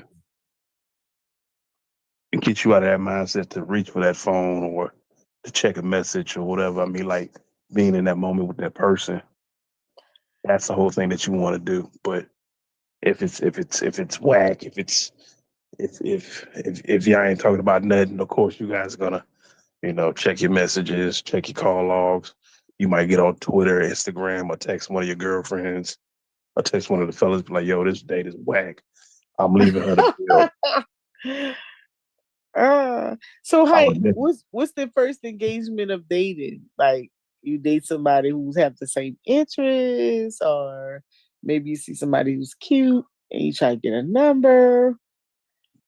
What do you do? Me, in particular, I want to know how witty she is. Like, is she funny? Like that's I don't know why, but that's a clear cut indication for me that she's intelligent. Believe it or not, can she hold a conversation but yet throw a joke in there? I was like, oh shit, okay, you got jokes. Now we can have a conversation. We can talk about things now. That's what I want to see. That's cool. I mean, like if you just dry, you talk about your kids or if you talk about your baby daddy or work, that's turn off work. If you talk about work, unless you like a doctor or something that's like give a granted, I understand passion too. So I'll sit there through a conversation and just let you rumble on about your job and how much you love it. But after a while, if I'm not being engaged into the conversation, I'm out of there. But you're around medical folks a lot, huh? In retrospect, yeah, I'm around a lot of case managers, nurses, doctors. I mean, I really talk to the doctors, but like the case managers and nurses, I talk to them like every so often. But I don't. If this was like a date, I would let that person ramble on and just say, okay, all right, where do I get to interject here, or do I even get a chance to interject at all? I gotta have some type of say within the actual conversation for this conversation to keep going. But if you're gonna sit there and just keep talking, what's the purpose of me being here? I might as well pull up a mirror and let you talk to yourself. Hey, like my niece said when the little guy, she had a conversation with him. She said, Auntie Mo, he talked for 2 hours. He didn't let me get a word in. Right. And that shit's annoying. You gotta get the hell up. And, I ain't about to waste time. She said, I thought I was bad, but she said, I was like, oh my God. No. Right. I'm about to sit there and let you ramble about your whole goddamn life to me. I'm like, no, shut up. You on a date. Goddamn. Where's the etiquette at? Oh God. No etiquette, no decorum. You know how I learned I started watching the news, and you know how they only give people like what 30 seconds to speak. Mm-hmm. Start practicing how to do that so that you can only say mostly because you know y'all don't have no patience. And I could tell I get cut off a lot. I used to get cut off a lot. Like even now, like sometimes I don't get cut off as much as I used to. But man, my friend would be like, I'll be talking, he'd be like, oh, hey, Mo, I don't mean to cut you off, but hey, da da da da, he'll switch the subject. I'd be like, oh shit, I'm talking too much. And then the simple fact that you picked that up, that's awesome. That you noticed that. A lot of women out here still don't notice that shit, and they're in their 50s and 60s and like, lady, shut the fuck. You like, you talking too much. Shut the hell up. Oh my God. And I used to be like, wait a minute. But sometimes now if I tell a story, now I have to tell the story. You be like, do you have to say all of that? I feel like, well, how am I gonna get you to, know what I'm talking about? I had to give all the details. So I had to learn how to take shortcuts. I'm still learning. But man, it'd be so funny. So when it happens, I just bust out laughing. They be like, what you laughing at? I'd be like, because I know you just changed the subject. Go. Me, I just be thinking it's the funniest thing ever. And then, or I'll be talking, and he'll be like, yeah. Oh man, for real? I'd be like, this thing ain't even listening to me. Oh, you know about that one, huh? Oh, you hit you with that, Yeah, that's real. girl, stop. Right. Say less. Yes, say less. Oh, say no more. Say no more. Oh my God. What did he say again? Oh man. I'll be like, and don't let me be mad about something because I'll be going on and on and on and on and on. And then I hear, really? Okay. All right. I'll be like, now how you gonna say that? I ain't even say nothing for him to say okay. It'd be too funny. I just think it's just too cute sometimes. I get cut off, boy. I get cut off a lot because sometimes I get passionate and I just could go. And then sometimes if he got time, he'll just let me go. And then I'd be like, hello? Hello, he'd be like, I'm here. I'd be like, you just let me talk. He'd be like, well, you gotta get it out. It'd be too funny. It'd be too funny. But anyways, they can be good though. But that's what I mean by, exploring it. Like, I don't be talking about like work and stuff like that because I can't stand talking about that. But like, if I'm talking like programmatic stuff or grants or something like that, I could go on and on. But for the most part, honestly, I don't really want to talk about that stuff. I would rather just be something that we're doing in the moment. Like I've learned that, time is not waiting for nobody. You're aging, and if you want to have some memories and some moments, and you want to enjoy what time you have on this earth, then you have to make those memories, and you could do it by always involving yourself with other things, or you could indulge in the things that you want to. And I chose to leave that stuff at the door and just bathe in the memories of just us. I don't be worried about nobody. They already know. Don't call me because Mo is not going to answer. Or we hanging out, you can't get my attention. I be in another world because I be like, I'm trying to enjoy all this essence right here.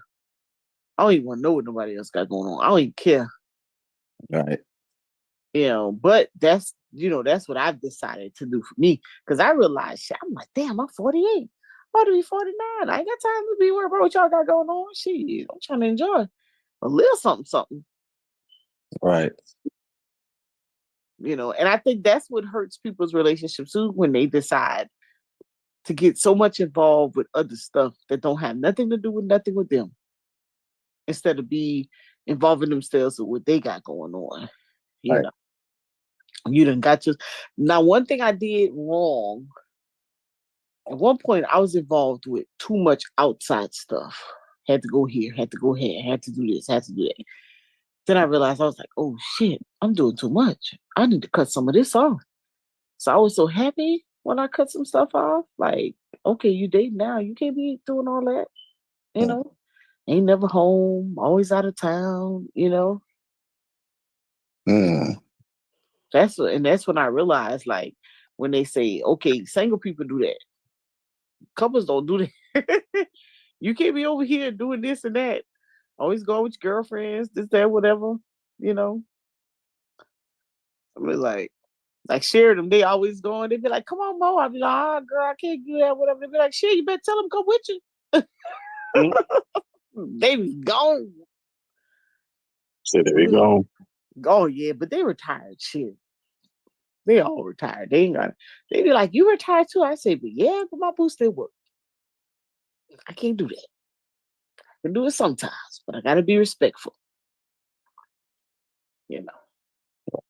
So it's a lot of different variables. Of course. It's just a matter if you want to respect them. If you don't want to respect them, then you're going to be all over the place. You'll cause friction, where it doesn't need to be. Right. But this age, though, 2025, you should want to work together with somebody, be with somebody, keep yourself out of harm's way of what we got going on. Because we don't. Single independent women. Huh? Not for the women that say, "Oh no, I can do that by myself." Well, I ain't never heard of where a woman brings in a salary and a man brings in a salary and put it together. They say, "No, I don't want that." They would rather just say salary by themselves. If I bring in 60,000 and she bring in 60,000, that's 120. She say, "Oh no, I don't need that. That ain't enough. You need to make 100K." I'm just like, bitch, we make 120K together. Combined resources, finances. Yeah, that's crazy. But these days, well, a lot of those thoughts are going to change. A lot of those thoughts are going to change because with them, if government prevails at downsizing government to the point of what they want it to be, and it has to be all private, which we all know that everybody, there's minimum positions as of right now, then you're going to have to, all of those sentiments are going to change. You're going to have to work together, and it's going to be a whole different ball game. So some people need to start making the adjustments now. They're not, but they're going to have to start making the adjustments. And that's crazy, because you would probably have a better lifestyle than you would earning more and paying out more. I'm just saying. I know my friend, him and his wife both retired military, and she decided she didn't want to stay in the house that they were staying in, and she went and purchased a whole new house on Lake Murray and added extra expenses. He was so mad, he divorced her. Yes, sir. Damn. You ain't been here in a long time. If I put away the rest of your clothes,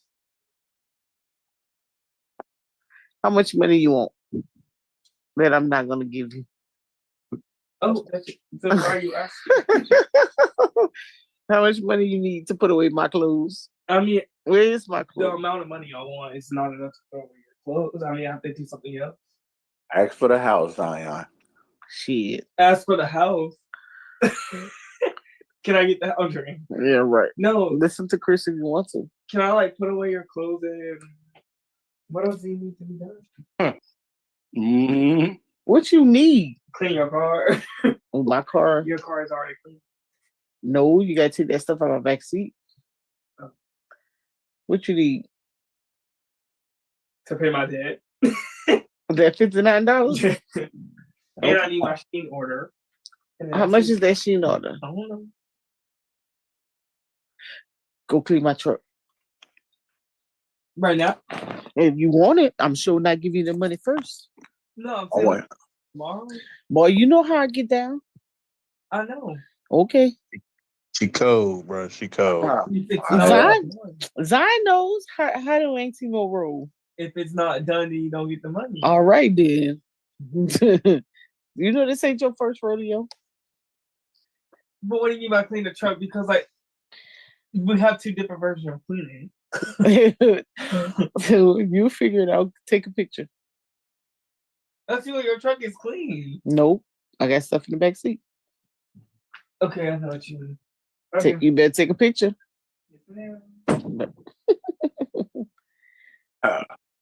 You know how I get down? Shit. Don't play. See, because guess what? He'll never get out in society thinking he gets something for free. He will always know he has to earn it. Right. When he go to his friend's house and like their parents or grandparents ask him, and he'll say, "Hey, you know, I can help you do that," and they'll be like, "No, you don't have to, Zion." And he'd be like, "Yeah, I could do it. You know, I have my auntie all the time." And they'll come and they'll say, "Zion, help me rake the grass or sweep the floor, whatever." Yeah. And I'll be like, "Yeah, whatever." He'd be like, "No, you don't have to, or whatever." And now Zion would be like, "Oh, you don't have to pay me, da da da da." But my little niece, the little 4-year-old, well, 5-year-old now, shit. When I had her here and I taught her that, and she knew every time she do something for me, she knew she would get paid. So when she went back to Louisiana, she told her grandma asked her to go get some. Her grandma's a seamstress, so she had asked her to go get like these cotton ball things or whatever.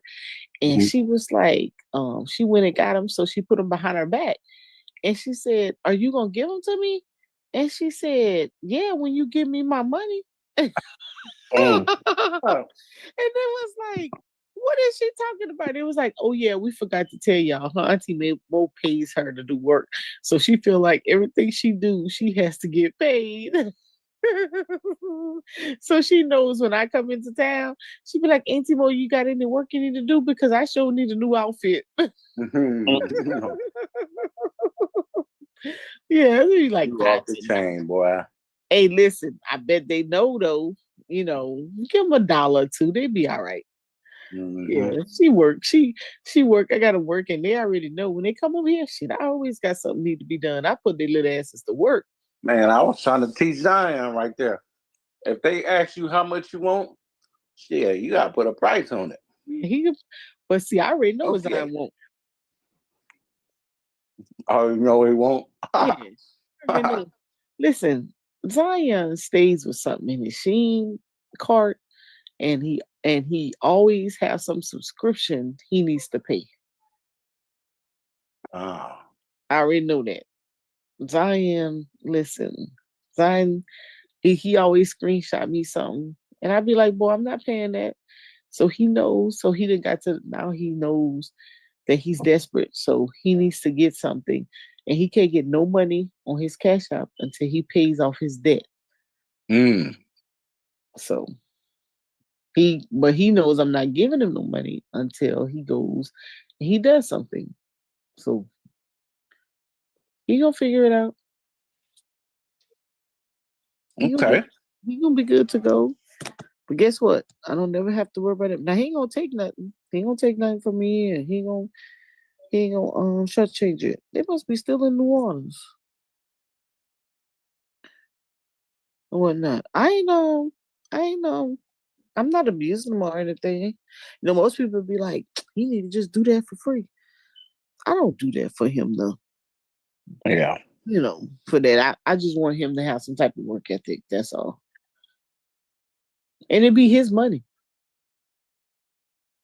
because he gets the check. He gets his mama Social Security, but he don't get it. Oh. He do work. Yeah. He knows it. That's why he be like, "Auntie, I got money, but Auntie Mo don't give it to me." He makes me work for it. Like any other kid, 16-year-old, they'd be trying to fight me for that money. Yeah. So what you do with his money? He pays his phone bill. He pays his sister phone bill. He pays his sister insurance. He pays his cheer fees. And then every time he has practice, which is 5 and 6 hours days, he get lunch money because he have to have lunch and snacks. So that'll last him all month. Mm-hmm. Yeah. And then sometimes he goes on when he goes with his friends, if they go like to the mall or something, he'll have money. Okay. And he got $100 that goes to his stash every month. So 100 of those dollars goes to stash, 300 goes towards expenses, and then the other 5, usually he has something with cheer going on that he has to pay for because cheer is expensive. Right. Yep. Camp, usually they going out of town, usually have to pay for whatever. Right.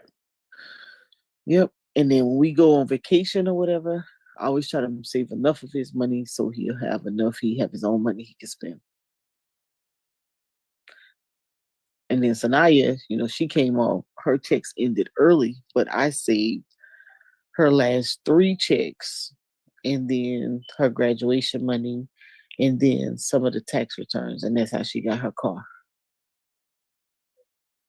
Mark. Yeah, we do right by him now. So the reason I don't let her get a job, she sells paparazzi on Fridays at the VA. So she'll be making about $300 every Friday at the VA. So put it in a controlled environment. So she can get a job at the VA because they love her over at the VA. But the only reason I don't let her get a job because I know she doesn't really like school and I don't want her to fail out of school. So I let her take her time in school and then let her sell a little paparazzi and her little art. Keep money in her pocket. Mm-hmm. So that's what we do with that. Yeah. Sometimes some things I'm sure can be done differently and they probably could be done better, but at the end of the day, that's what works for us. So, you know, eventually, there'll be, things will be different. Things will work better. They'll be self-sustaining. The goal is that both of them grows up. They can live together in my house, as long as they don't move nobody in. It'll be easier for them. They can save more money, and they'll have a head start in life. That's the goal. Yep.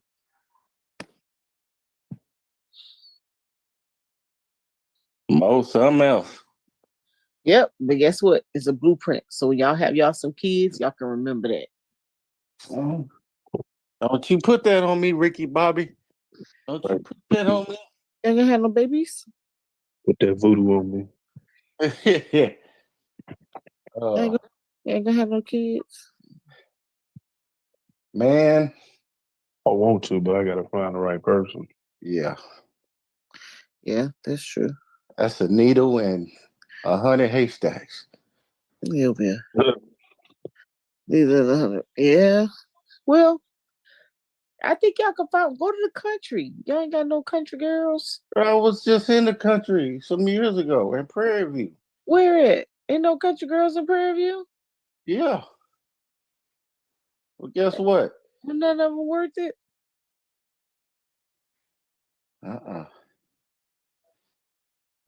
It's hard. It's hard enough finding women without kids.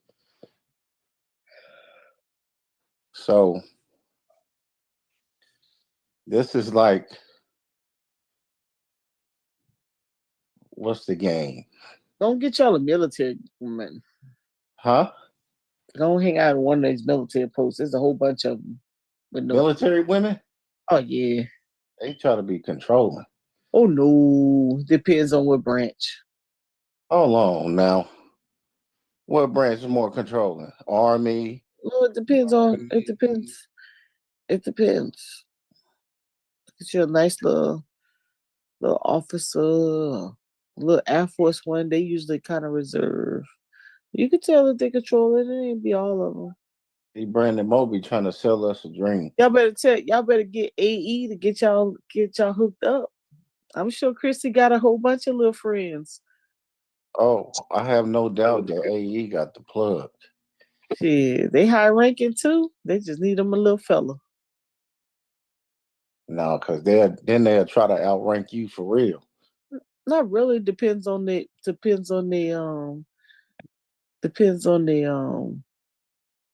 their morals. See, Brandon, she trying to make up something for him. No, it really depends on their morals. Yeah. You know, they ain't got no morals. They don't have no morals, then they out of control. But once they get of a certain age, ain't nobody be trying to run over nobody. Let me tell you, Jeff humbled Sherry all the way down. And you know how hard Sherry was? Yeah. Like a little kid now. It's too cute. It is too cute. Yeah. It is too cute. But see, that's what women are supposed to do when they meet a man. Mm-hmm. Humble it down. Yeah, he take care of his business. Yeah. You take care of your business. If y'all can take care of y'all business, y'all won't have no problem with that woman chilling out. When a woman feel like she got to fill in the blanks too much, then she gonna feel like she got to put some controls in place because y'all don't got it together. She feel like she gonna have to secure some things. So you all gotta make sure you can hold it down. But since y'all can't find y'all a woman on the economy, I'm gonna get y'all a military woman. Yeah, sound good. Mm-hmm. And get y'all some. Yeah, y'all already got jobs. Shit, they can get y'all some benefits. They are And you know good. what? Hey, low key though, I ain't gonna lie, I've been wanting that. I've been wanting a military woman so I can use them for their benefits. It's not using them. Well, I ain't saying it like that. It's that's you know, we could live anywhere off that income. Oh yeah, you can live anyway, but you have your own though. Well, obviously. I ain't gonna never depend on no woman for no money. Hell You no. take this. It's always the ones that's working. They don't really do nothing. They just chilling. They done live life, and they just trying to chill out. Don't get with them ones who's still in the streets now. We don't deal with those. Those are hyenas. Yeah, you don't want the ones that's moving around too much. You want the ones who chilling there to live their life. Yeah, we don't deal with hyenas. They just wanna move, travel the world, finish their time in the military, retire somewhere in the rural area, and chill out. What my dad would have had did that. He had him a military woman too. We got a whole bunch of them out there. Yeah, as long as they ain't old and cold, you know. We got a lot of little young whippersnappers. You should have a network of military women though. Mm-hmm. You, Sherry, and the other sister. Yeah, a couple of them. Out there. Whatnot. I hear you, Mo. That sounds good. Now, all the ones I know, they married. Sherry might know some because she just finished retiring off the military base. Oh yeah, she did. Yeah, she closely connected with the. I mean, she retired federal as well. You know. Oh, snaps. Yeah, she got. Oh yeah. Oh, they killing it. Her and her angel. They both retired twice. Yeah. They retired military, retired federal, and they 100%. Oh, they good money. Oh yeah, they ain't playing no games with it. I ain't gonna tell you no feels. You talk about some people who did right by their money and themselves, and they tight as hell. Cause Sherry cheap. She ain't spending her money. She will entertain herself before she just abuse her money. Yeah. Mm-hmm. I definitely get it. Yep. But they pro, do the right thing. They ain't, but Sherry's son and his wife, they got it going on too. Yeah. Computer network. Yeah. Engineers or whatever they are, software, whatever. Yeah. I think Dante paid off his house at age 35, got a condo in Atlanta, high riser, whatever. His wife, they both make, I think he make like 260, she make like 1 something. Yeah, they living the life, no kids.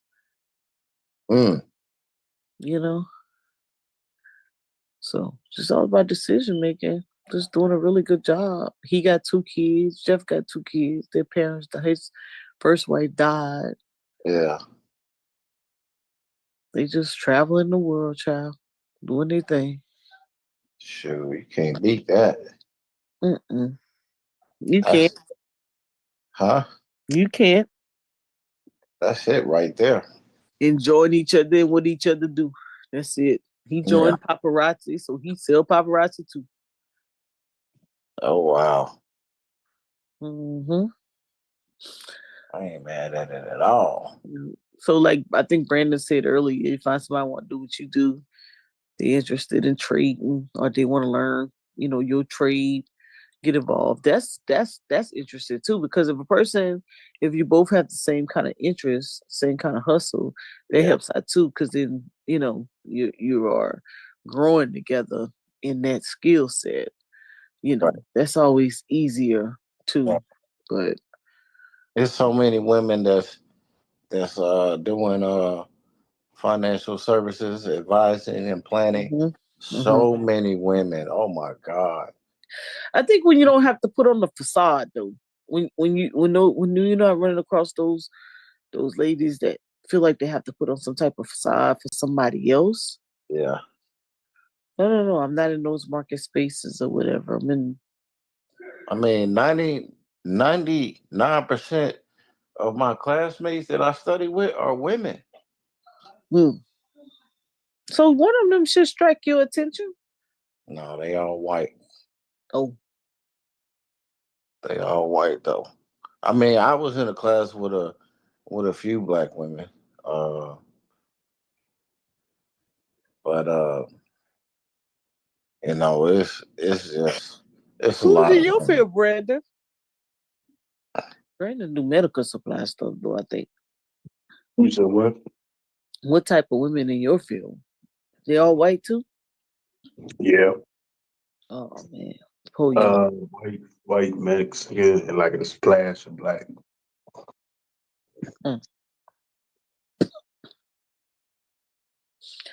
Well, y'all selection is slim. Ain't finna be calling me no sellout and Uncle Tom and all that. And Coon. I'm like, shit.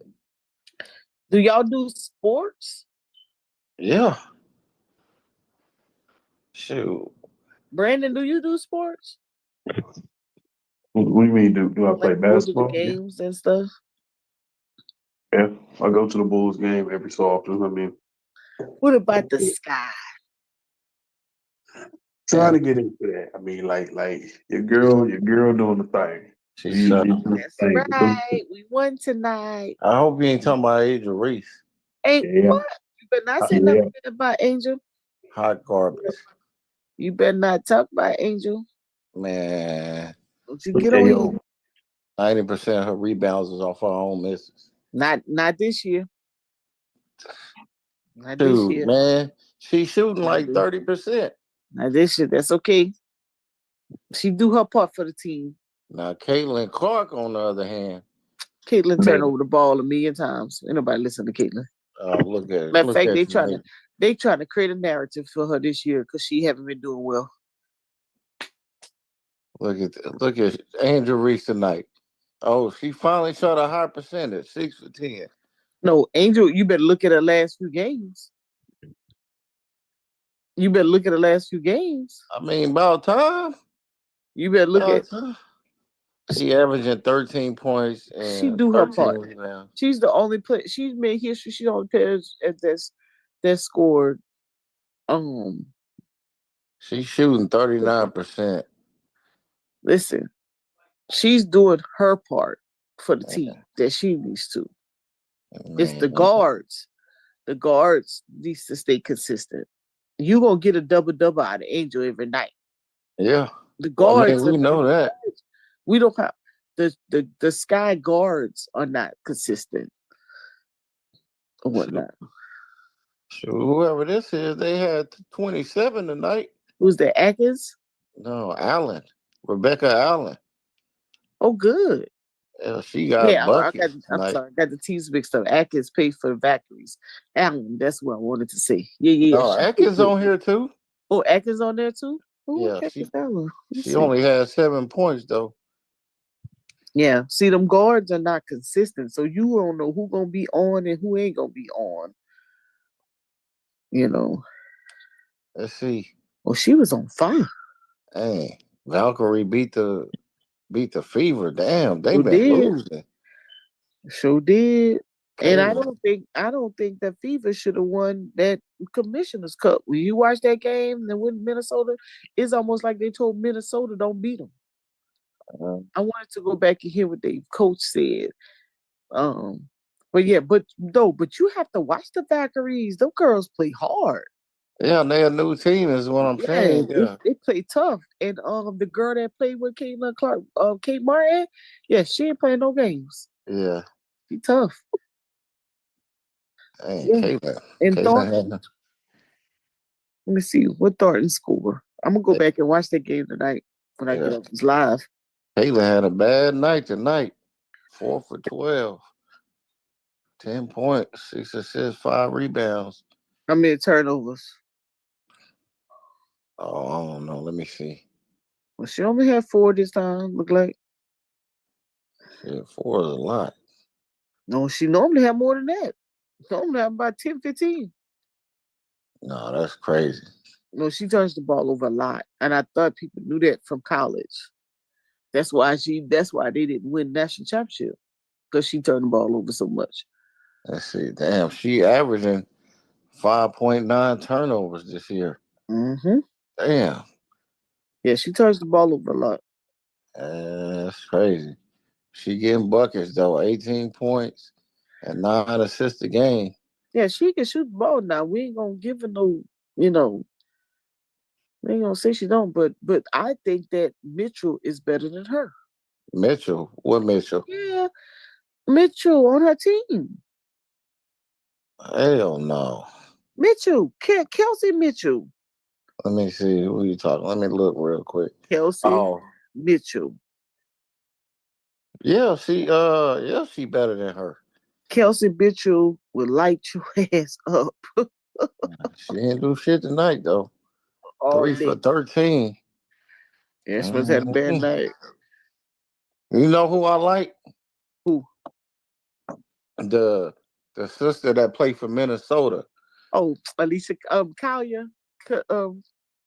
Nafisha Collier. Yeah. Williams. No, I think Collier. Yeah. Yeah, she got basketball IQ like crazy. Yeah, she looked like one of my ex-girlfriends. She nice though. Yeah, she don't play with it. She a true vet. She got basketball IQ, crazy IQ. What? That's her name? Nafisha Collier. She the one. Her and Brianna Stewart, the one that started the 3-on-3 in Miami. Yeah, her. Yeah, she nice. Yeah. She nice. She up there with Asia. Mm-hmm. Yeah. Yep. Yeah, she don't play with it. They lost tonight though. Lost to Yeah. Phoenix. Yep. McBride can hoop too. Oh yes. Listen, their team, they have a tough team though. Yeah, they got a nice team. They 17-3 They for shoot a your ass reason. at the gym, but they lost to Phoenix. I'm gonna watch that game. But the Valkyries, they play so hard, man. When they first came out, I was like, oh my God, them girls ain't playing with it or whatnot. Yeah. Um I'm trying to think. It was somebody else too. I like Paige Buchers too. Atlanta, Gray, Pow, all them girls well, it's pretty balanced this year. But I wish Kennedy Carter would have came back to the W. But I think they banned her. What about you? Like Skylar Diggins? Yeah, Skylar's good. With Minnesota. I'm sorry, for Seattle. Yeah. Yeah. I watch all the games. Yeah. At night when I can't sleep, I go back and rewatch them. Yeah. Aguma K, old girl sister. Yeah, she can hoop. Yeah. They have a pretty good widespread thing.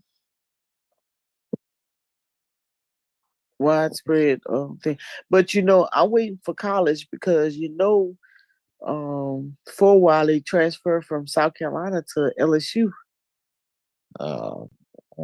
I can't wait for Kim Mookie to let her loose. Don was on the Don play all the players and you don't get but so much playing time. Yeah. Kim about to let her loose. She about to go crazy. Yeah, buddy. I think nah, I'm waiting for Juju, man. Yeah, Juju might not play until the second half though. Yeah, because she had a torn ACL. Yeah. Well, no, she should be back because she tore ACL wasn't like March, April. Yeah, but this usually a year and a half for ACL. Brandon, you medical. How long it take for ACL? I thought it take like a year. 6 months. I thought it take 18 months. No. Well, maybe for women, but men, they come back quicker than that. It depends, I guess. ACL recovery, I thought it was 18 months. Okay. Talking about Achilles. You talking about Achilles? Oh, Achilles is 18 months. Yeah. You ever watching the football highlights? What y'all think about Shador? Or y'all don't like Shador? I like Shador. What you think? I think they playing with him. I think he gonna be this. I think he gonna. He should be the starter, in my opinion. I ain't want to go to Cleveland though, to be honest. Yeah, they played him. Cursed. they played him on the money side, but he, for the love of the game. Yeah. I think he gonna, with any good line, if they have, I looked at some of their stats. They didn't lose too many of their games that they act like they were getting blown out. They weren't getting blown out. No, it was just losing every game. Yeah. 3 points, 1 touchdown, things like that. Right. That mean they line not that bad. No, ain't that bad. Yeah. Well, no, they was bad when Deshaun Watson was in there. He was playing terrible too, though. So. Yeah, but that mean they could score.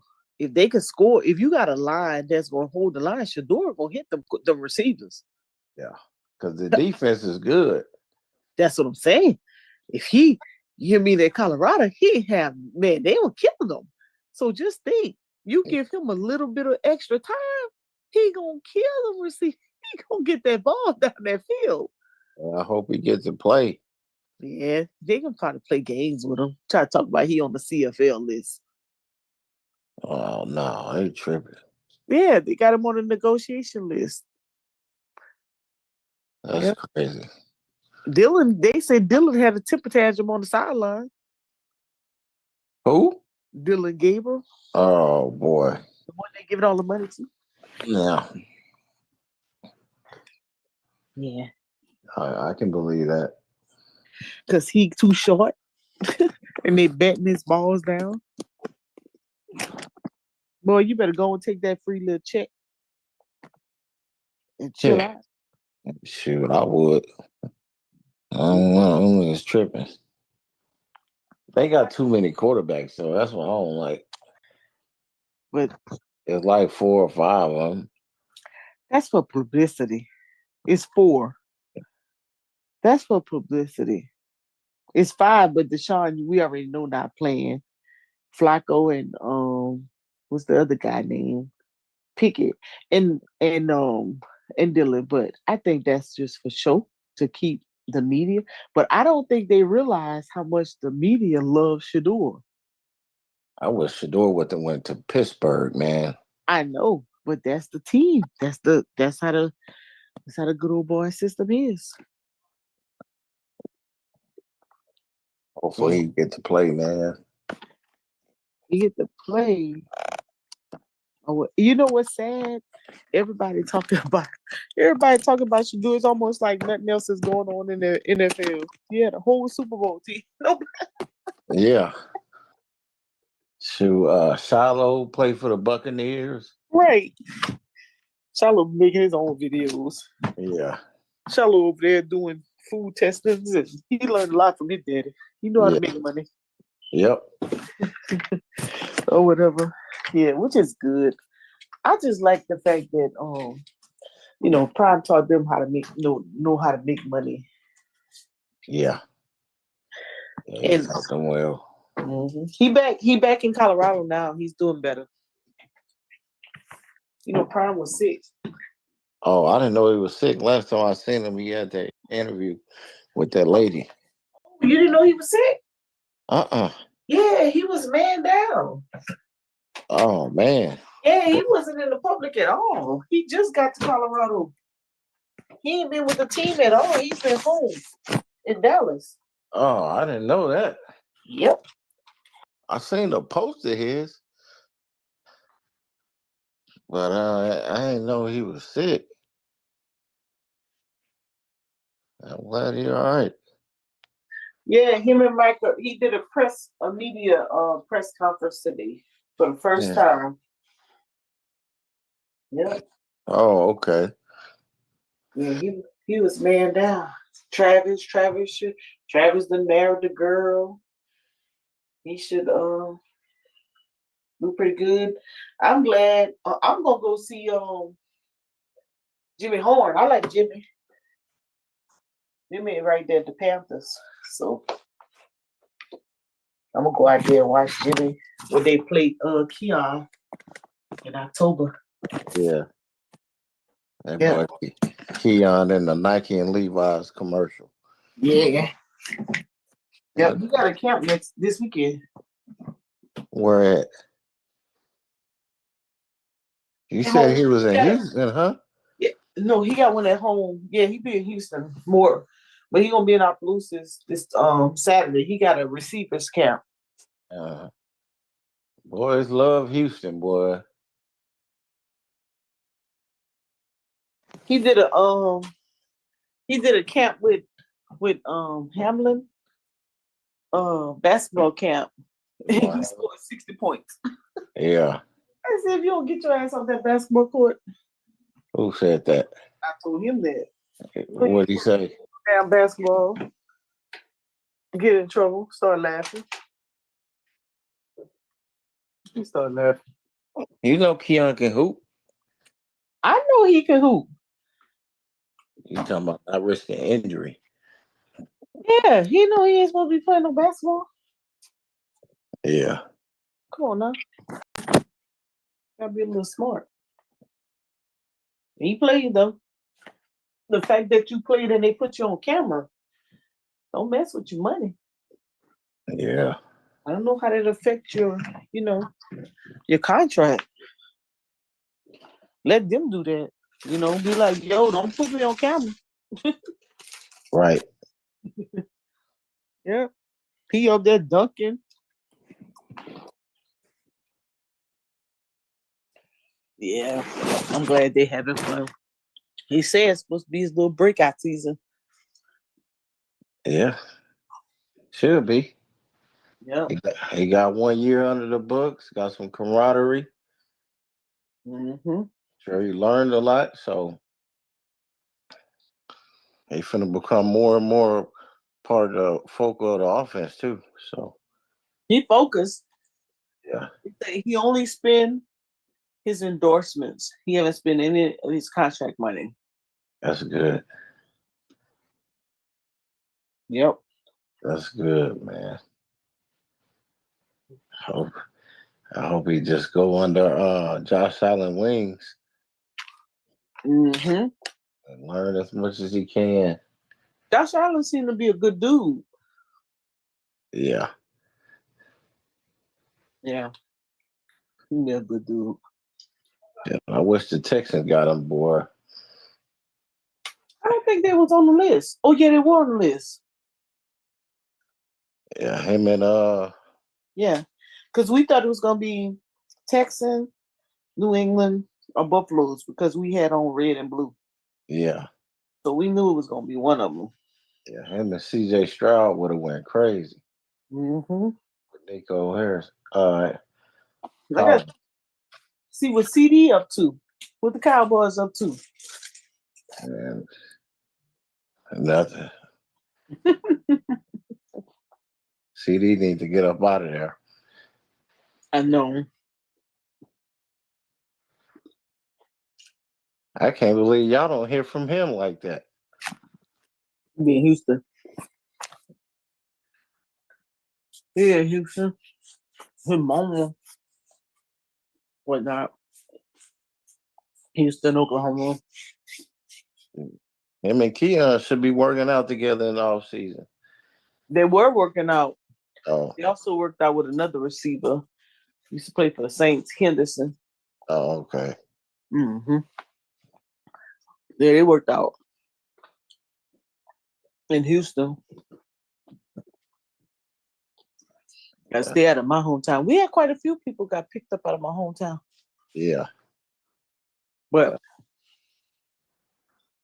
gotta stay out of my hometown. They be shooting and acting crazy. Yeah. You know. Yeah. Unfortunately. Yeah. Louisiana be having some good athletes though. Yeah. Yeah. We grew up with some. I grew up with some. Some came before me. My uncle was a good athlete. Yeah.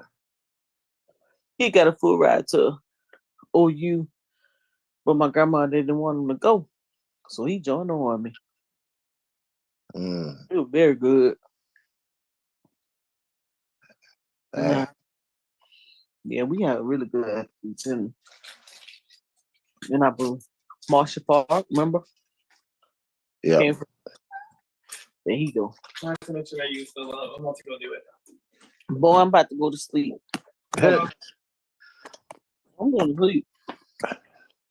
All right, guys, I'm going about here. All right, bye, y'all.